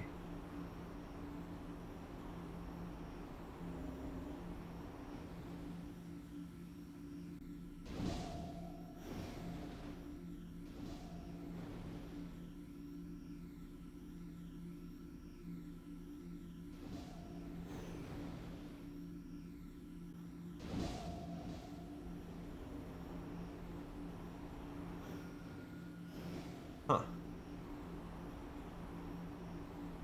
I have no idea. It's like, I know what Dollface looks like, but... I ain't seen her.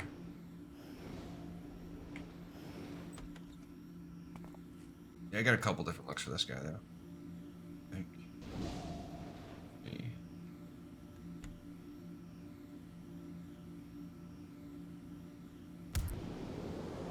No, that wasn't it.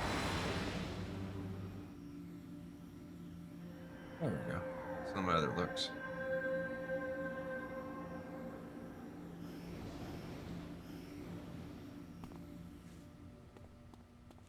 I like the other one, though. I've been sporting that as my, either Johnny. So, where is...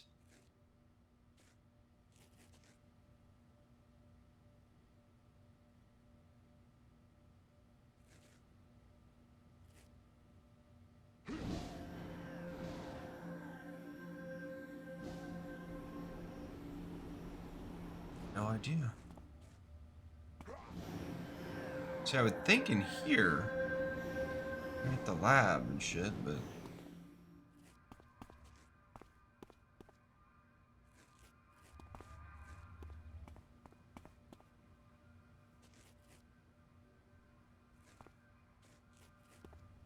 I'm confused. I have no idea which way to go now.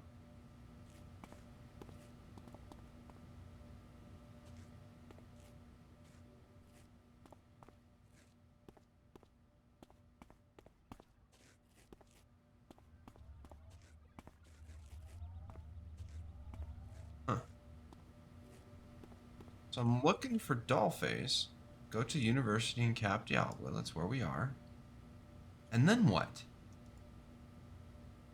Find Dollface. Where the f is Dollface?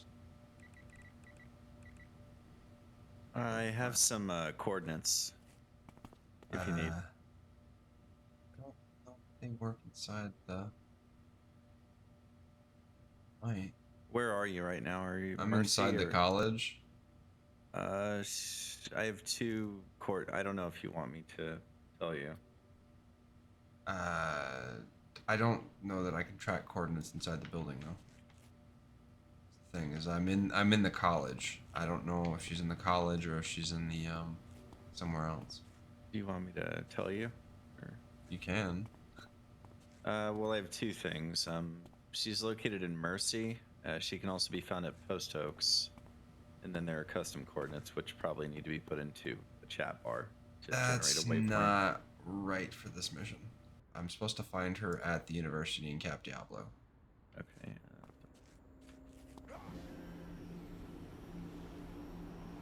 But it's not like I travel here and then that's like it just stops.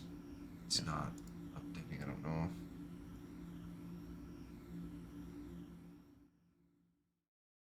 What's the name of the quest? Oh.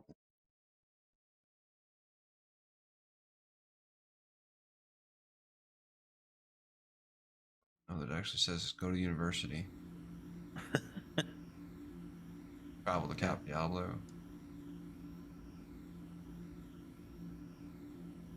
That's cool. Popped it right out of the thing.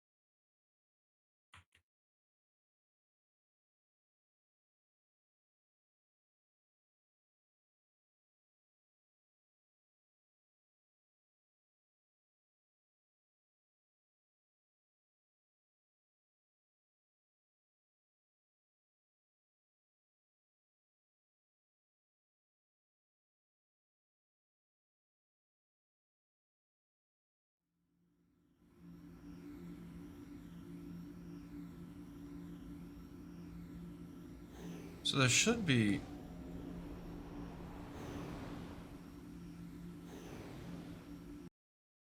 Maybe I have to actually travel from wherever I was. Was it Mercy or Port Oaks? It's either or. Here. Wait, where's the? Is there a marker on the map? There is not a marker on the map. Okay. Diablo.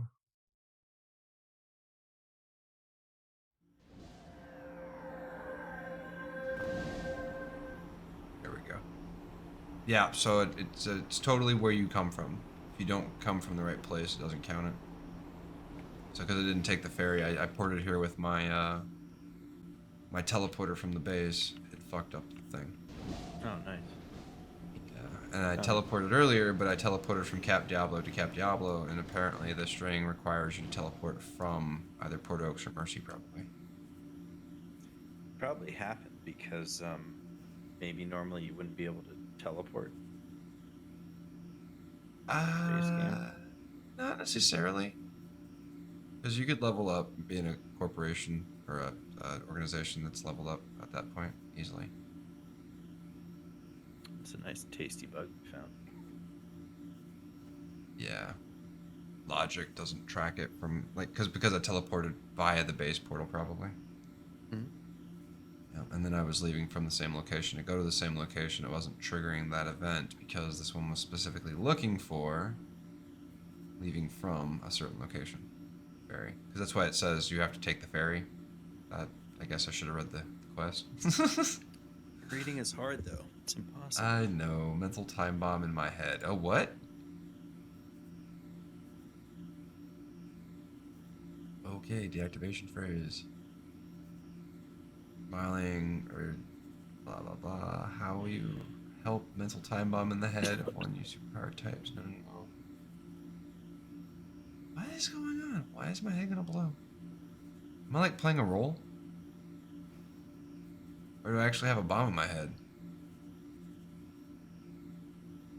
I guess I missed that. Oh. I think I'm maybe just fucking with the guy. I don't know.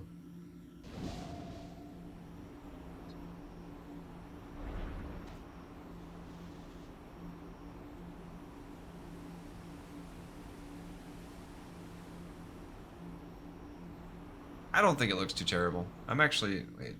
Hang on. Let's make it look cooler. I think it looks cooler when you add the,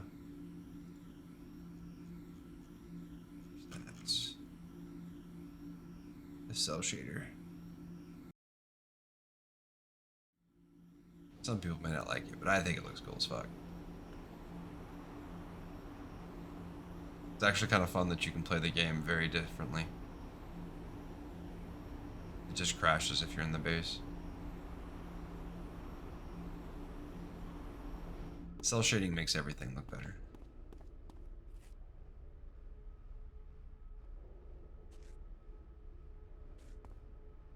And Luddites.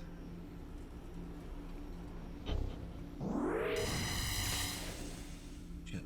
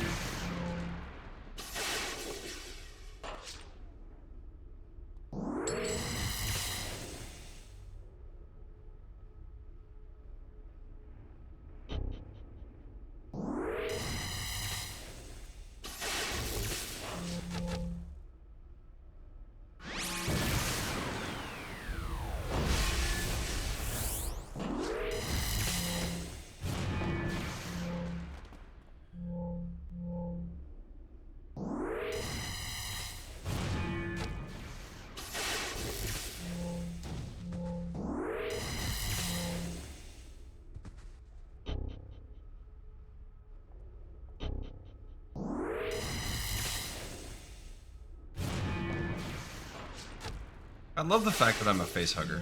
I'm not gonna lie. It's the best kind of life to live. fuck you up from up here.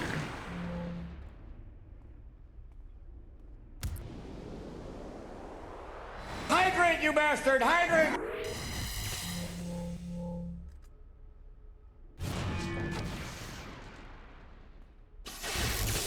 It's definitely a much faster paced game though when you're grouped with people. I think that's the way the combat was actually like designed to be the most fun.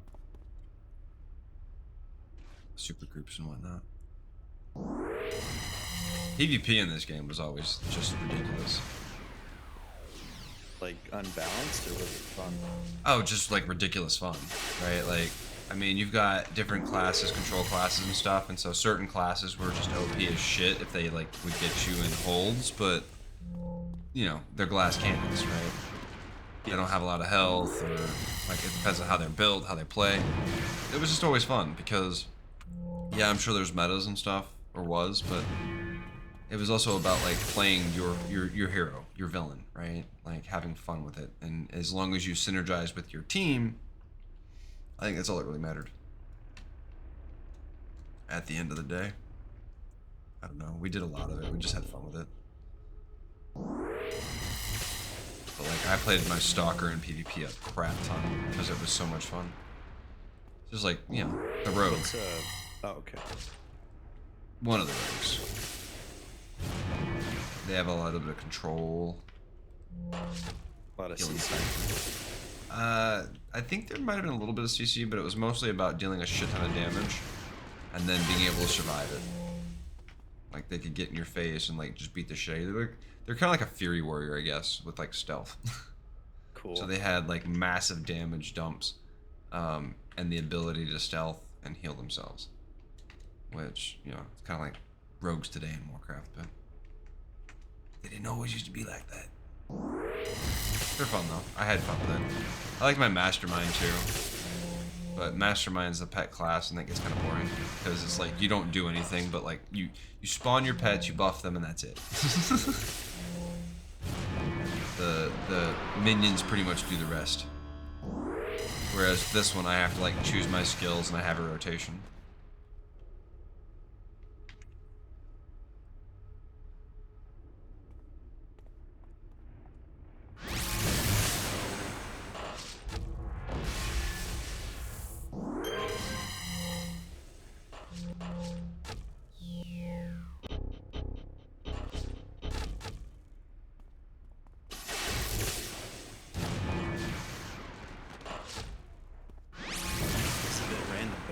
They're remastering the original Tomb Raiders. Oh, really? Yeah. It's an HD collection that they're working on. 1, 2. So is this going to be like the last remaster that the Embracer was doing, and they're just going to cancel it, or? I'm not sure. I feel like that was a slight jab. I mean, it's Embracer Group, right? Or yeah. Still that owns Tomb Raider, and I just don't have any faith in them at this point. They've shut down like way too many studios and taken people out of projects, and now they're just gonna release a bunch of remasters. Like, is this? Yeah. We're in the age of like fucking remasters because we're creatively bankrupt and nobody knows how to make products that aren't the same shit that's already sold. We're in the age of remasters, remakes, and early access cultures. Yeah. Yeah. The early access hell, nothing ever leaves early access. It's a hard knock life for us. There was a time when games actually released fully complete. Dawn VR Akka. All the remasters and remakes are why I am playing all my old games, lol. I mean, that's not a improper statement, right? Like, that's a valid reason to be playing old games. Although, also, old games are really just good, so. They are, yeah.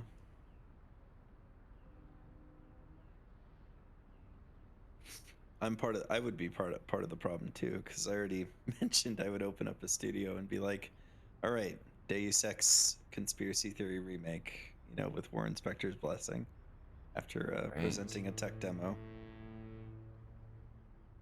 See, I enjoyed Deus Ex. I thought Deus Ex, and I don't mean the originals, but the original was fun, although the DLC ruined the game.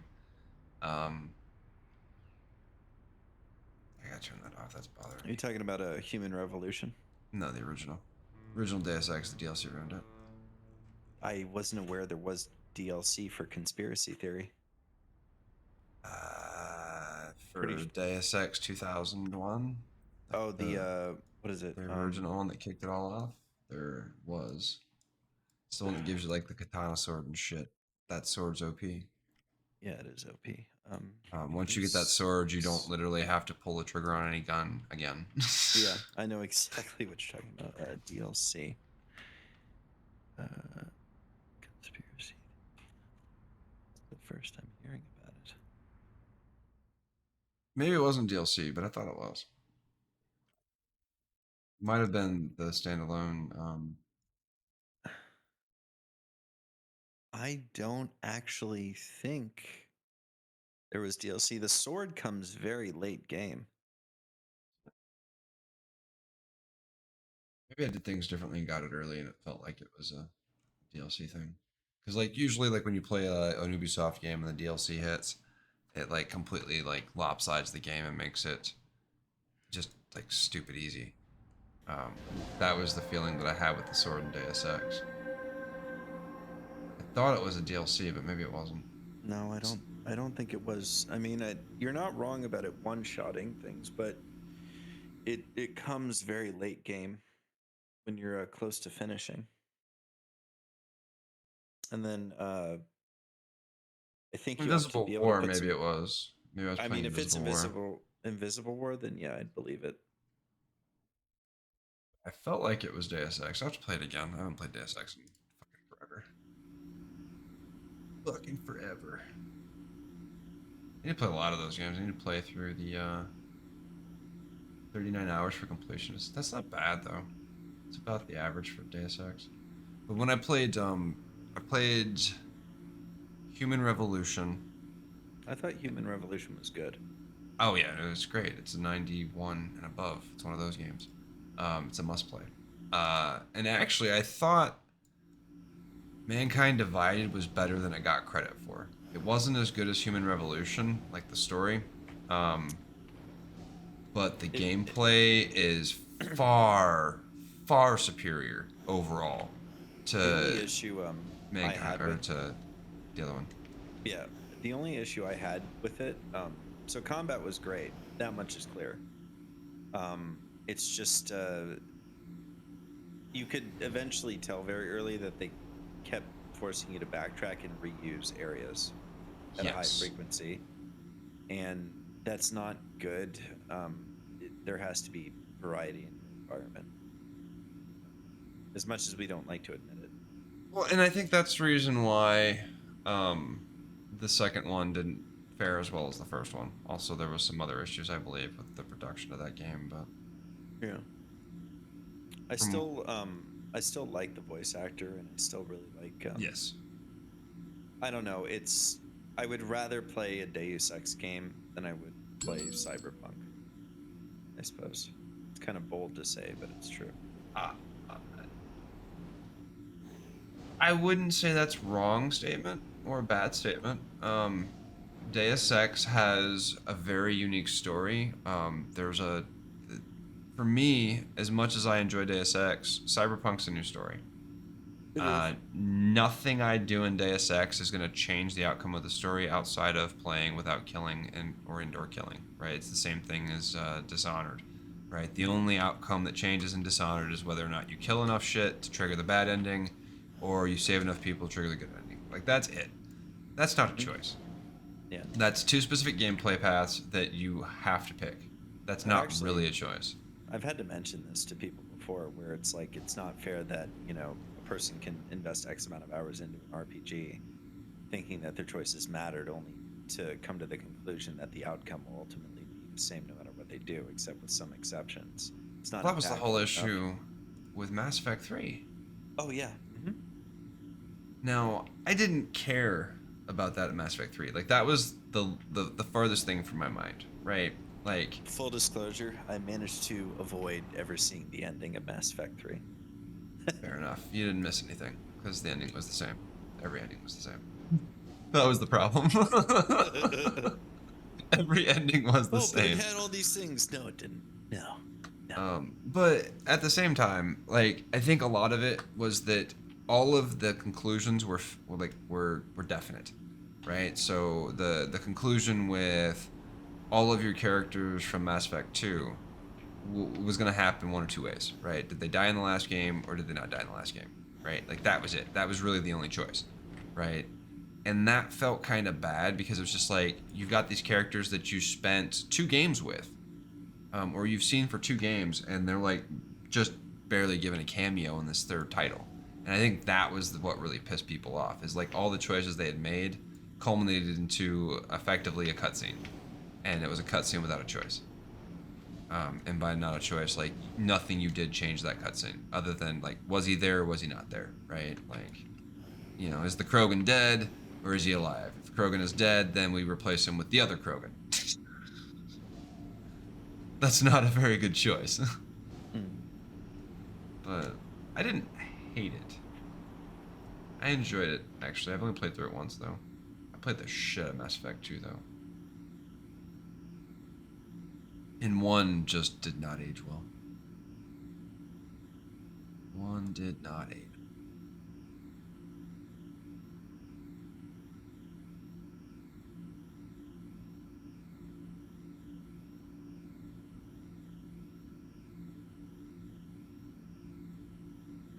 Endure on. Is there music in this game? Turn it off.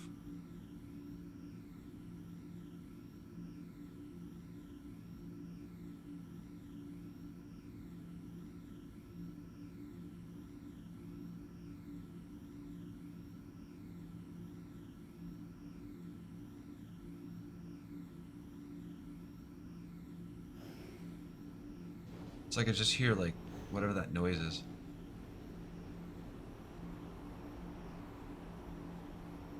That noise is.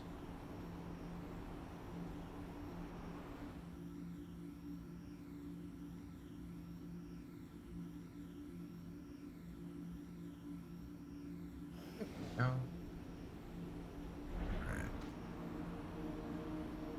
The only thing with this is like there's too many classes for me to like want to just pick one class and play it. Because they all have different things and I enjoy them all, but then the more I play this, the more I'm like I'm really enjoying World of Warcraft. No other MMO plays like it does. Like I don't care about the difficulty. I just have fun playing the game. I think that's a testament though for a lot of games. Is that the difficulty of a game really shouldn't matter, other than it makes it more entertaining and more interesting for certain people, right? Like, if you're playing Metal Gear Solid, it shouldn't matter if you're playing it on hard difficulty or easy difficulty, as long as it's entertaining, you know? Playing cinematic story mode versus hard difficulty mode. I think people get hung up on that. It's like, well, did you play the game on hard mode or did you play it on easy mode? Like, well, I played it on story mode. Well, that you're a fucking pussy. Like, no, I just don't care to beat my head against the wall whilst I'm playing a game, and I want to experience the story and not necessarily the whole nuances of perfectly timed combat in a video game. Like, I don't give a shit about that. It's not like I'm fencing somebody in real life, you know? Now, with that said, if that's what I want, absolutely. But if that's not what I'm looking for, I shouldn't be penalized or chastised for not playing the game the way that other people wanted to play it. It's like, I don't like Dark Souls. I don't play Dark Souls games. Elden Ring, I have it. I definitely supported their game, but I don't play it. I didn't like it. It didn't vibe with me. I don't like the meticulous timing-based games. I say that, and yet I play World of Warcraft, and that's got like a rotation with timing and all that. But I spam a shit ton of keys, dude. Like my uptime on a video game is like nearly 100% because I'm always hitting the fucking button. Doesn't mean I'm doing anything with that, but I'm always hitting a fucking button.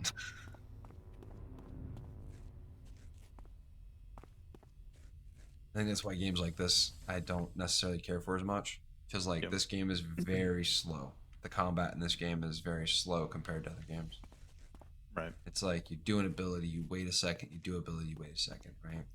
In Warcraft, it feels like I can chain stuff together. Even in Guild Wars, actually. Guild Wars is phenomenal for combat. The one that I've never played, really, though, that has, like, really good combat, I guess, is Black Desert Online.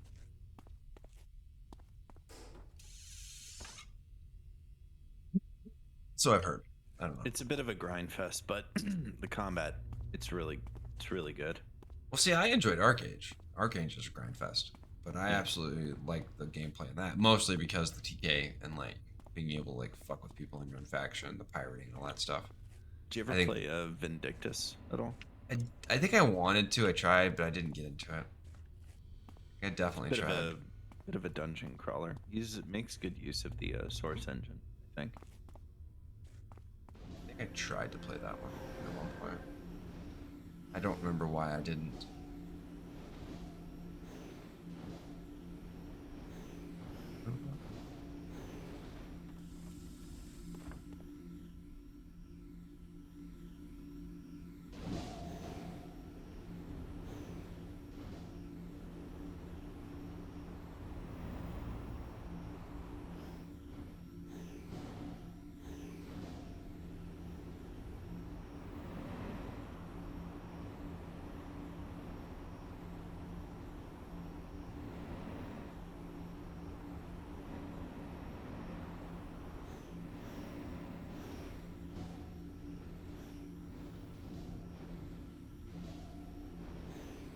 It's funny when you look at these and then you realize that all these bases are essentially just your super base. Yeah. Like every one of these maps is essentially, well, the building maps like this are essentially just your super base. Or a version of your super base.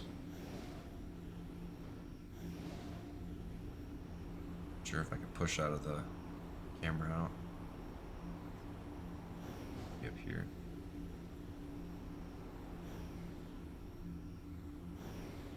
They actually got it pretty boxed in. I was expecting to be able to like get it to glitch out a little bit to see outside the box. This was a solid game. Still is.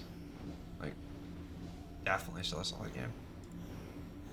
I have no idea where I'm supposed to go right now, though.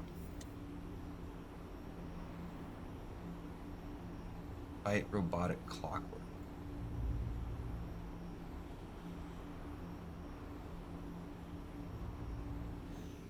Where's robotic clockwork?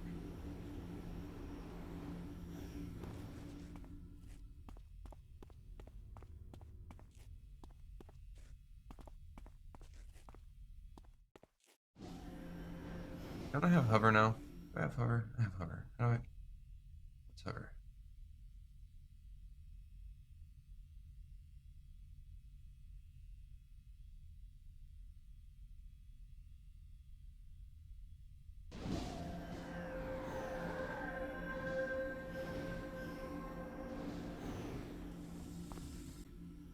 I have no idea.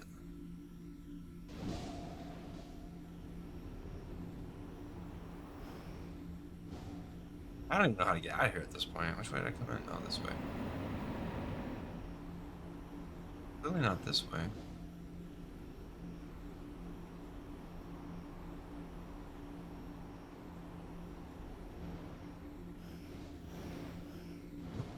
This way.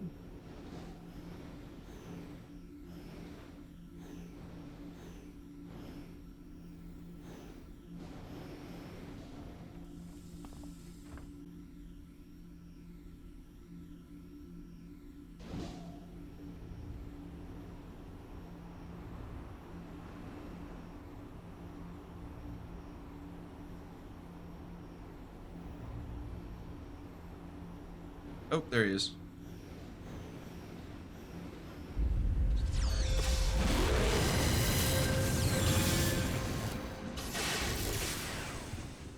That's sad. Stuck in the doorway. Yeah.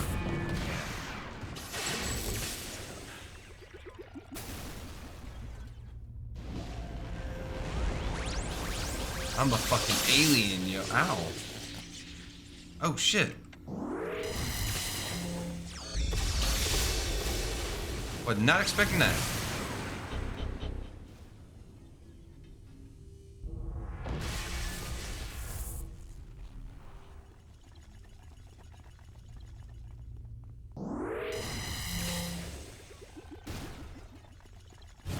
I say you could leave?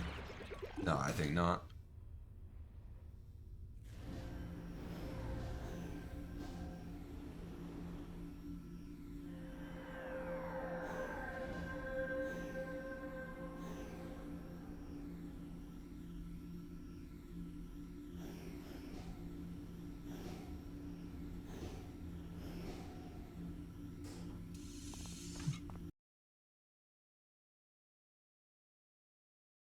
Remasters and remakes. That's not the direction I wanted to go. In and out.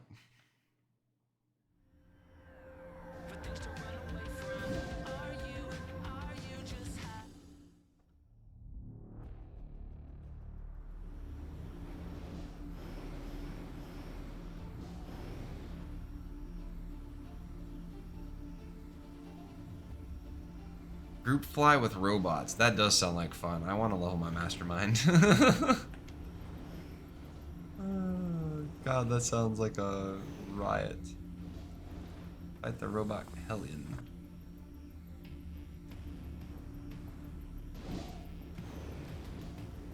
I'm actually excited. So, for me, this is more exciting than a lot of things in the gaming industry because this is the first time ever that a major publisher has given a fan reboot license to run a fan server. I think that's the thing that maybe people aren't realizing and how important that is to the industry right now.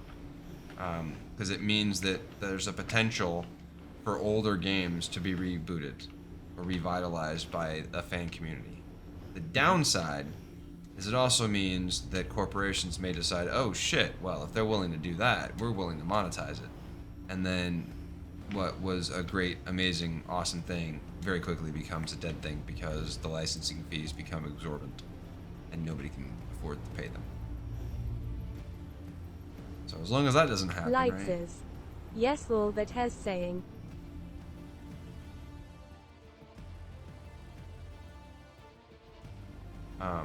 How you doing, Lights?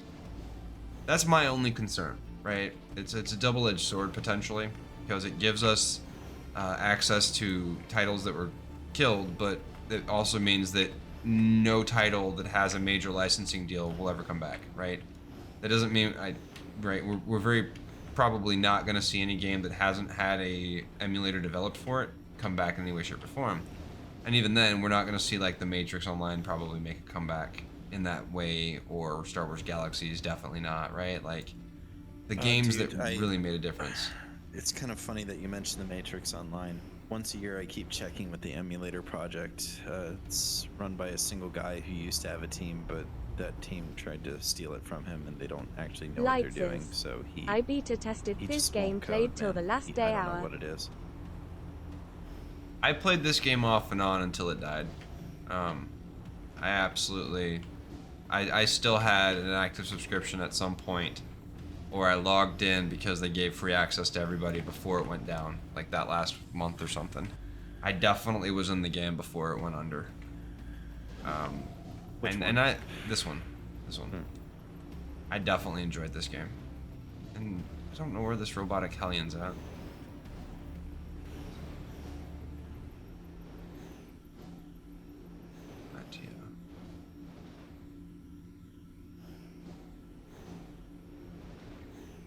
Lights is. City of VIllians was epic when it came out. Oh yeah, this is the one that I picked up on. I regret not playing it more when it was live, but now I can play it as much as I want to.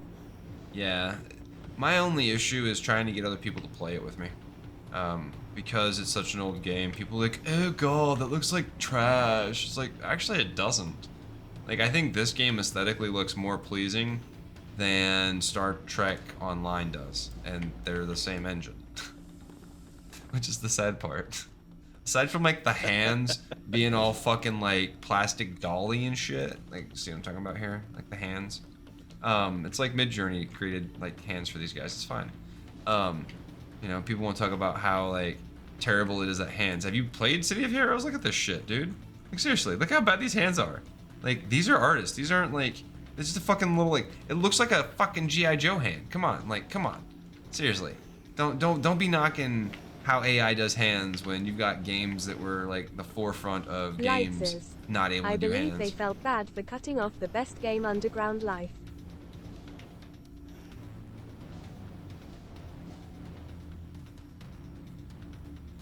I don't think NCSoft felt anything. I think maybe there's people at NCSoft that actually understand gamers and are willing to do a little bit with it. Like obviously because we have Guild Wars 2, which is literally a gem within the MMO community. I mean, it's not the greatest MMO out there as far as like content releases and the types of content or the type of combat overall, but the gameplay is fun, the story is usually pretty solid, and the experience that you have as a player, I think, especially with other people in an MMO world, is pretty its own, right? I think all of that fits in pretty well for it. And so the fact that they brought this back... This game will become upgraded and graphics will become Bethesda in about 6 months. Well, Bethesda's graphics are 10 years old at this point, so it's already there. It's actually got Bethesda beat by another 10 years, so this is a 20-year-old game. So, literally 20 years old this year. Dawn BR AKR. GW2 is very accessible. That's its biggest appeal to me. I think it's the biggest appeal to everybody. For me, the thing about Guild Wars 2 that stands out as a feature that other games should have adopted but doesn't is the ability to multi-guild. And that's where I think like Warcraft really fucking suffers. In a lot of games, because just because you're in one guild, you can't be a member of any other organization and play with any other group really as a guild. And thank you for the follow lights. That just feels mean. Like, okay, so if I only want to like, so like I'm only allowed to shop at Walmart? Like what the fuck, yo? Like what if I want to go to Target on a Sunday? Like why can't I do that? Like, Tickle Trunk, thank you for the follow. It's just, it doesn't feel good. So like, the idea that you can be in multiple guilds in Guild Wars 2 is probably the best feature the game offers. Aside from like the fucking cool mounts that actually have physics and weight and feel like that it's part of your character, as opposed to just some fucking clunky thing that you jump on and like wheel around on. And dragon riding in Warcraft has gotten better with that, but right until Tuesday hits and we have it all over the world, it's kind of pointless. I don't know where this guy's at. Is he outside?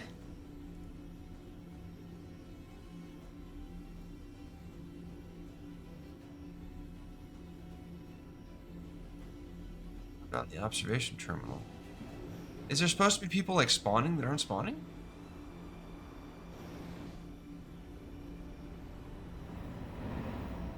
Or is there another terminal I have to activate?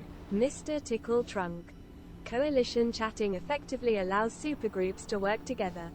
Yes, Coalition is actually... I haven't played Guild Wars since Box's Guild Wars and Dungeon Siege last one. I played a little bit on the End of Dragons. The thing about Guild Wars is the classes and the weapon system never really appealed to me. Don't get me wrong, I enjoy the weapon system and I like the idea of it. It just doesn't appeal to me as a player.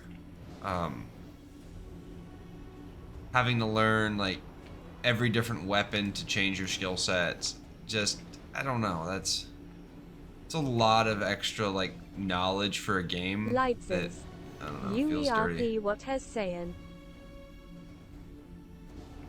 That's my only issue with Guild Wars. That, and I don't like the way the range works because you have like the blob mentality for PvP and content, and so I guess I'm thinking like Warcraft, where we actually would split into groups and shit. In Guild Wars, you just all fucking cluster together and be like, "Fuck you, I'm gonna kill you." Blah. Like that's what it is, and that in no world is fun to me. Right? I started playing Warcraft on the mage, right? Nuking people from fucking through hills and shit, right? Playing a rogue where the rogue goes stealth and actually has stealth, because stealth isn't really a thing in Guild Wars. It has a stealth mechanic for thieves, but it's not a real stealth mechanic. And if you play the rogue in Guild Wars, you know what I'm talking about. That was one of their things. They didn't want stealth, right? Speaking of stealth, they didn't want stealth to be like the mechanic that it is in World of Warcraft, because in World of Warcraft, stealth is just, it's OP. It's fucking awesome, but it's OP. Unless you're only receiving it, and then it sucks. But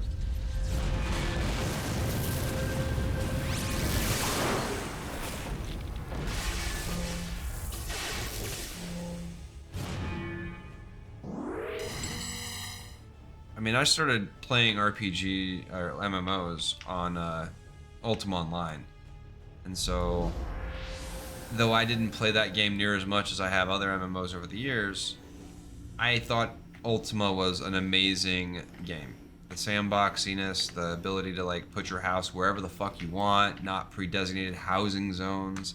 It was very much, I would say, a predecessor to what Galaxies became. With the way that they handled the organizations, the Medic guilds and Sans stuff. guarantee. Morning. Morning, Medic. All right, But, yeah. I'm gonna get some sleep, man. But All right, man. thanks for having me, dude. Oh, anytime. All right. Yeah, I've got have a no good problem stream. with people hanging out and stopping by and chat. So I don't think it's a hindrance or anything like that. It's just a matter of whether or not you're concerned with what you may or may not say. Well, I'm good on that aspect. All right, later, man. All right, man. Lightses. Pool of Radiance Commodore 64. Jesus. Commodore 64. See, I still play old games that I enjoyed. Quest for Glory is one of my favorite all-time games. It's always installed on my PC. Even if I don't play it, it's installed. Same thing with Police Quest, same thing with Space Quest. I've never actually played through Space Quest or the Police Quest series, but they're both installed because one of these days I will play them. And I absolutely adore the Sierra Quest games. I think they're some of the best games out there.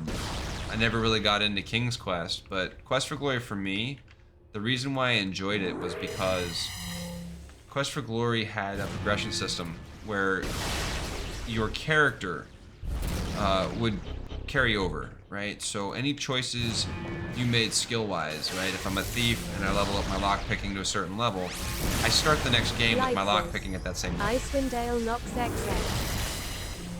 I played some Nox back in the day. I didn't get into those heavily. I was never a big fantasy nerd. Like Warcraft took me several attempts to get into. It actually took a girl. My brother tried to convince me to play it. I played it a little bit, but I couldn't get into it. And I really had to find the character that got me to vibe with WoW too. So like once I rolled a druid, it was game over. I fell in love with the druid, and then I got bored with the druid in vanilla because druids were so restrictive in raiding in that time. Because in vanilla, druids didn't DPS. We healed. That's all we did.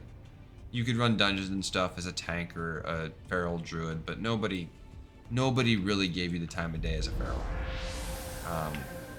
There was no such thing as boom chem. IVE only ever been a hunter on WoW. Hunters are fun. Hunters are fun. I used to duel hunters a lot. Like my mage back in the day, I felt like I was pretty good on my mage. I would duel the shit out of hunters. I had one of my buddies I always dueled with. But warriors were just easy as fuck. Like warrior couldn't touch a mage. A good mage would beat a warrior every time. That's why they ended up giving them spell reflect. Razor Knock. And IVE been on the same tune since 2004, same look, name, everything.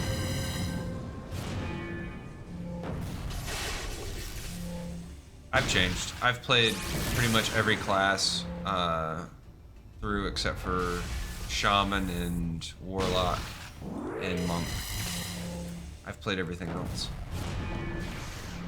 So they've all been max level at some point. I have an understanding of the game, I think, that a handful of players have, but like the average player probably doesn't. Because most players don't play every class in the game for the most part. And if they do, they don't play them at like a rating capacity. They play them at like a casual, let's just do whatever capacity. And I think there's a difference between those. Right? It's like, I'm not a great raider. I'm not A-list raider, so I'm not like raiding with any of the top guilds and shit. But I've raided on all the tunes in a progressive manner, right? Like, I progressed on every tune I ever raided on. It wasn't just jump into Raid Finder, go in, do the mission, and it's done, right? We actually had to progress. We had to learn the fights. We had to execute the fights every week. And that was fun. That was an experience. You know, I did it when I was younger, and I could get away with doing it, and I won't ever do it again. Probably. I say that, but as soon as I find a game that it, like, intrigues me the same level, I do it again. But I'm not trying to do like sweaty mythics and shit like that. That's not my thing. Not my thing. I don't like the idea of racing against the clock though either. I think Lightses. I play Torchlight 2 every day. All my classes in after game you have to have a bit. I enjoyed Torchlight. I played that a little bit for a while, and it was fun. I never been a huge dungeon slasher fan. It's probably part of the reason why I don't play Path of Exiles.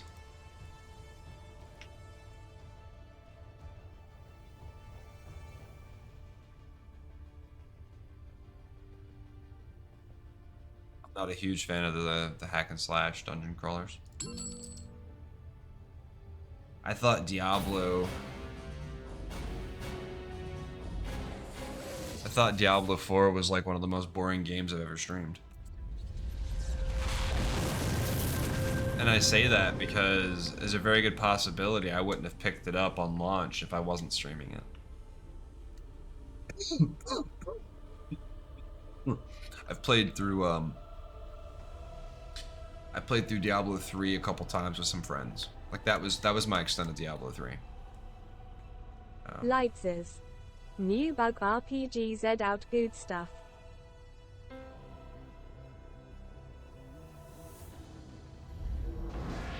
I need to play some like more RPGs. There's so many good RPGs out that I've not spent a whole lot of time in. Like, I enjoyed the crap out of the Mordor games, Shadows of Mordor, Shadows of War. Like those games were freaking phenomenal for me. I absolutely love those games. But I only played them for like, you know, a couple dozen hours, and then I just stopped. Because I get into these, I don't know, I bounce around on games an awful lot sometimes, where I just don't really play any games. Or I'll play a bunch of games, but I don't really seriously play anything.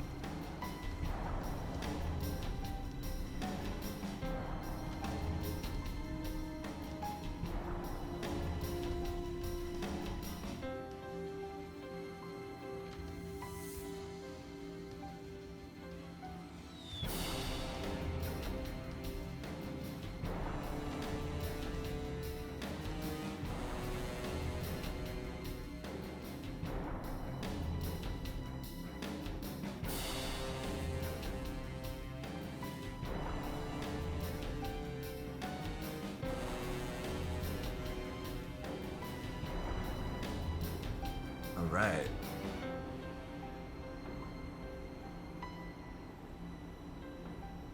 Yeah, I've played a lot of MMOs over the years, and I enjoy them. I don't stream them as often as I'd like to be honest, but I would love to stream more MMOs on this channel, right? Because I enjoy them. They're fun to me. Game where you can go play with other people and do stuff and create a unique, like, narrative of a world.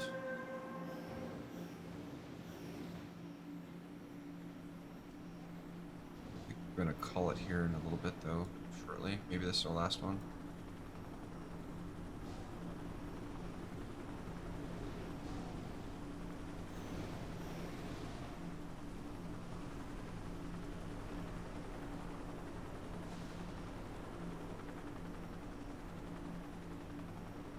There is another hero game coming out though. What was it, Ship of Heroes or something?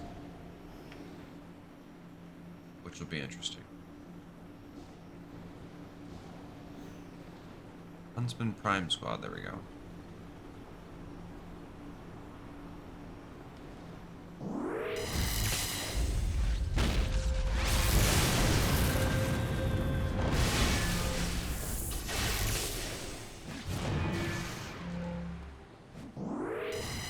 Definitely don't mind streaming this one either. This is a fun one to stream. I wish we had more people that were playing though. Like more of the community. Lightses. Thanks there, Gammon, later. Alright, man. Thanks for stopping by. I appreciate it. Thanks for chatting too. Really appreciate it when people chat.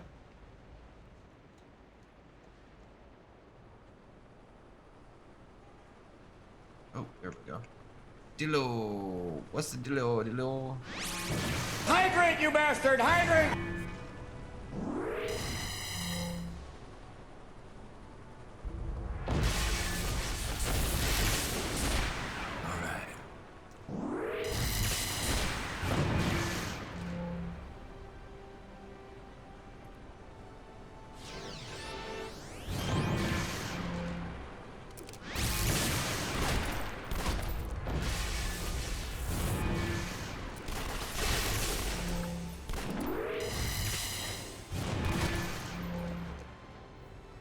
The cool thing about this game, though, is to play it now is completely free, and there's also 10 years worth of content. Well, 8 years. 4, 5, 6. Maybe 10 years at this point, if you consider the stuff they've added, so. But, yeah. Dawn BRAK. I got my buddy to download the client and that's as far as he got. It's hard to get people to want to play an MMO, especially with the amount of time it takes, but this is one of the, I think, the more rewarding ones that once you've hit max level and you've leveled up a couple tunes and gotten familiar with it, you can just kind of like chill back and do whatever, you know, especially since we're not seeing any new like levels or anything probably anytime soon, right? Maybe eventually, but that could be fun. Raise the level cap. Unless they can't do that. That might be in the contract if they can't do it. That would suck. You can make updates, but you can't raise the level cap.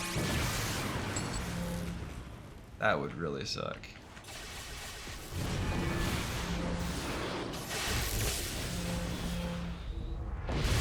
Dawn BRAK.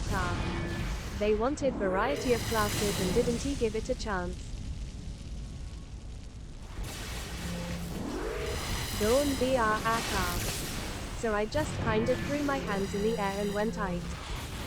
Raising up. At the very least keep some classic servers. This game has more class choices overall than a lot of games. Especially any of the games that came out. This game is more akin to what Star Wars Galaxies was than what World of Warcraft is at this point. I mean, not now, right? I'm at the time that it came out, I guess, is what I'm meaning. World of Warcraft was pretty simple back in the day, right? It wasn't. I wouldn't say it. I guess it was definitely better, but if I had to compare, oops, if I had to be on par, this one would have been on par with Warcraft. Like for the superhero genre, it would have been like that go-to superhero. It was the go-to superhero game, right? DCU is trash compared to this. Anybody that's played it knows it. Raisinok. I never got a chance to play Star Wars Galaxies. I wanted to but never had the chance. SWEMU .com or some shit.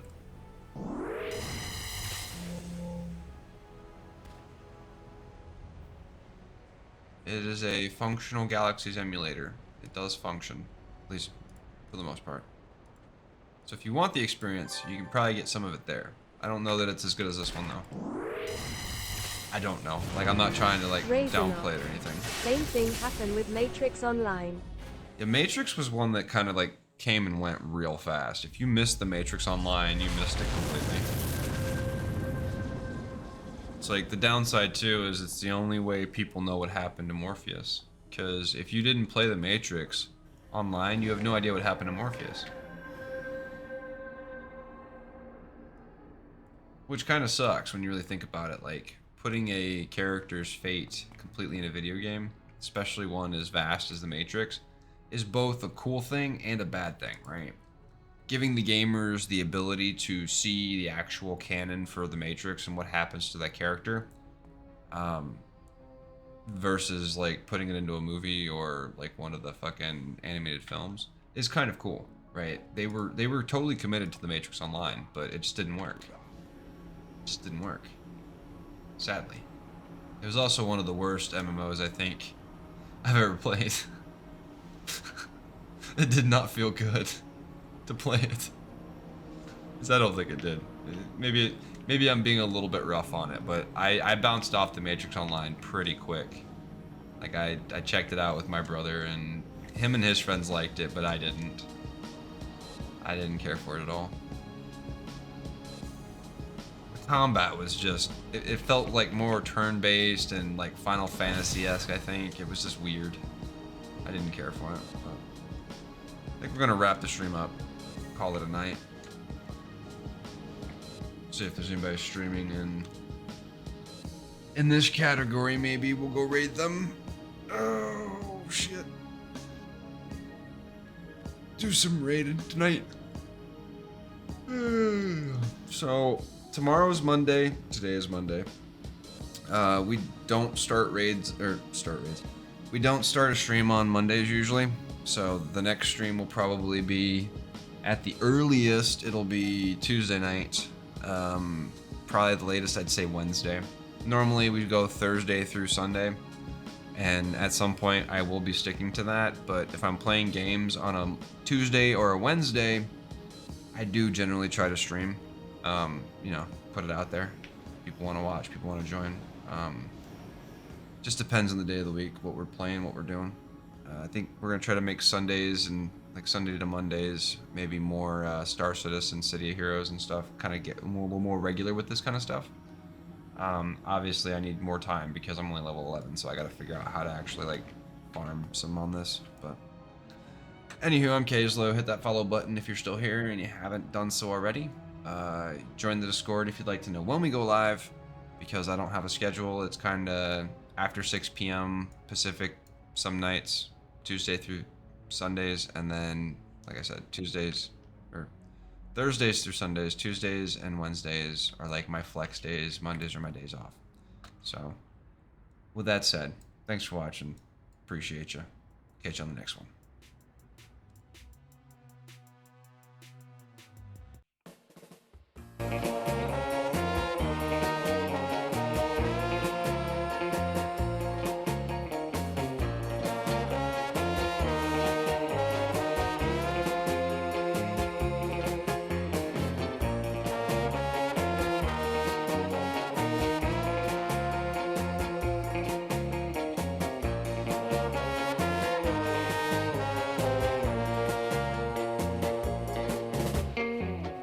I spend my days in despair,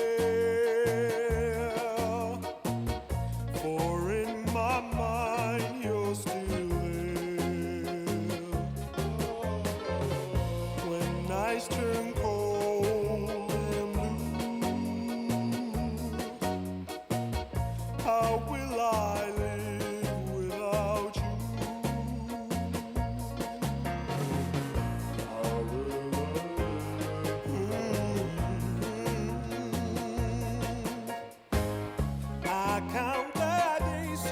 Raisin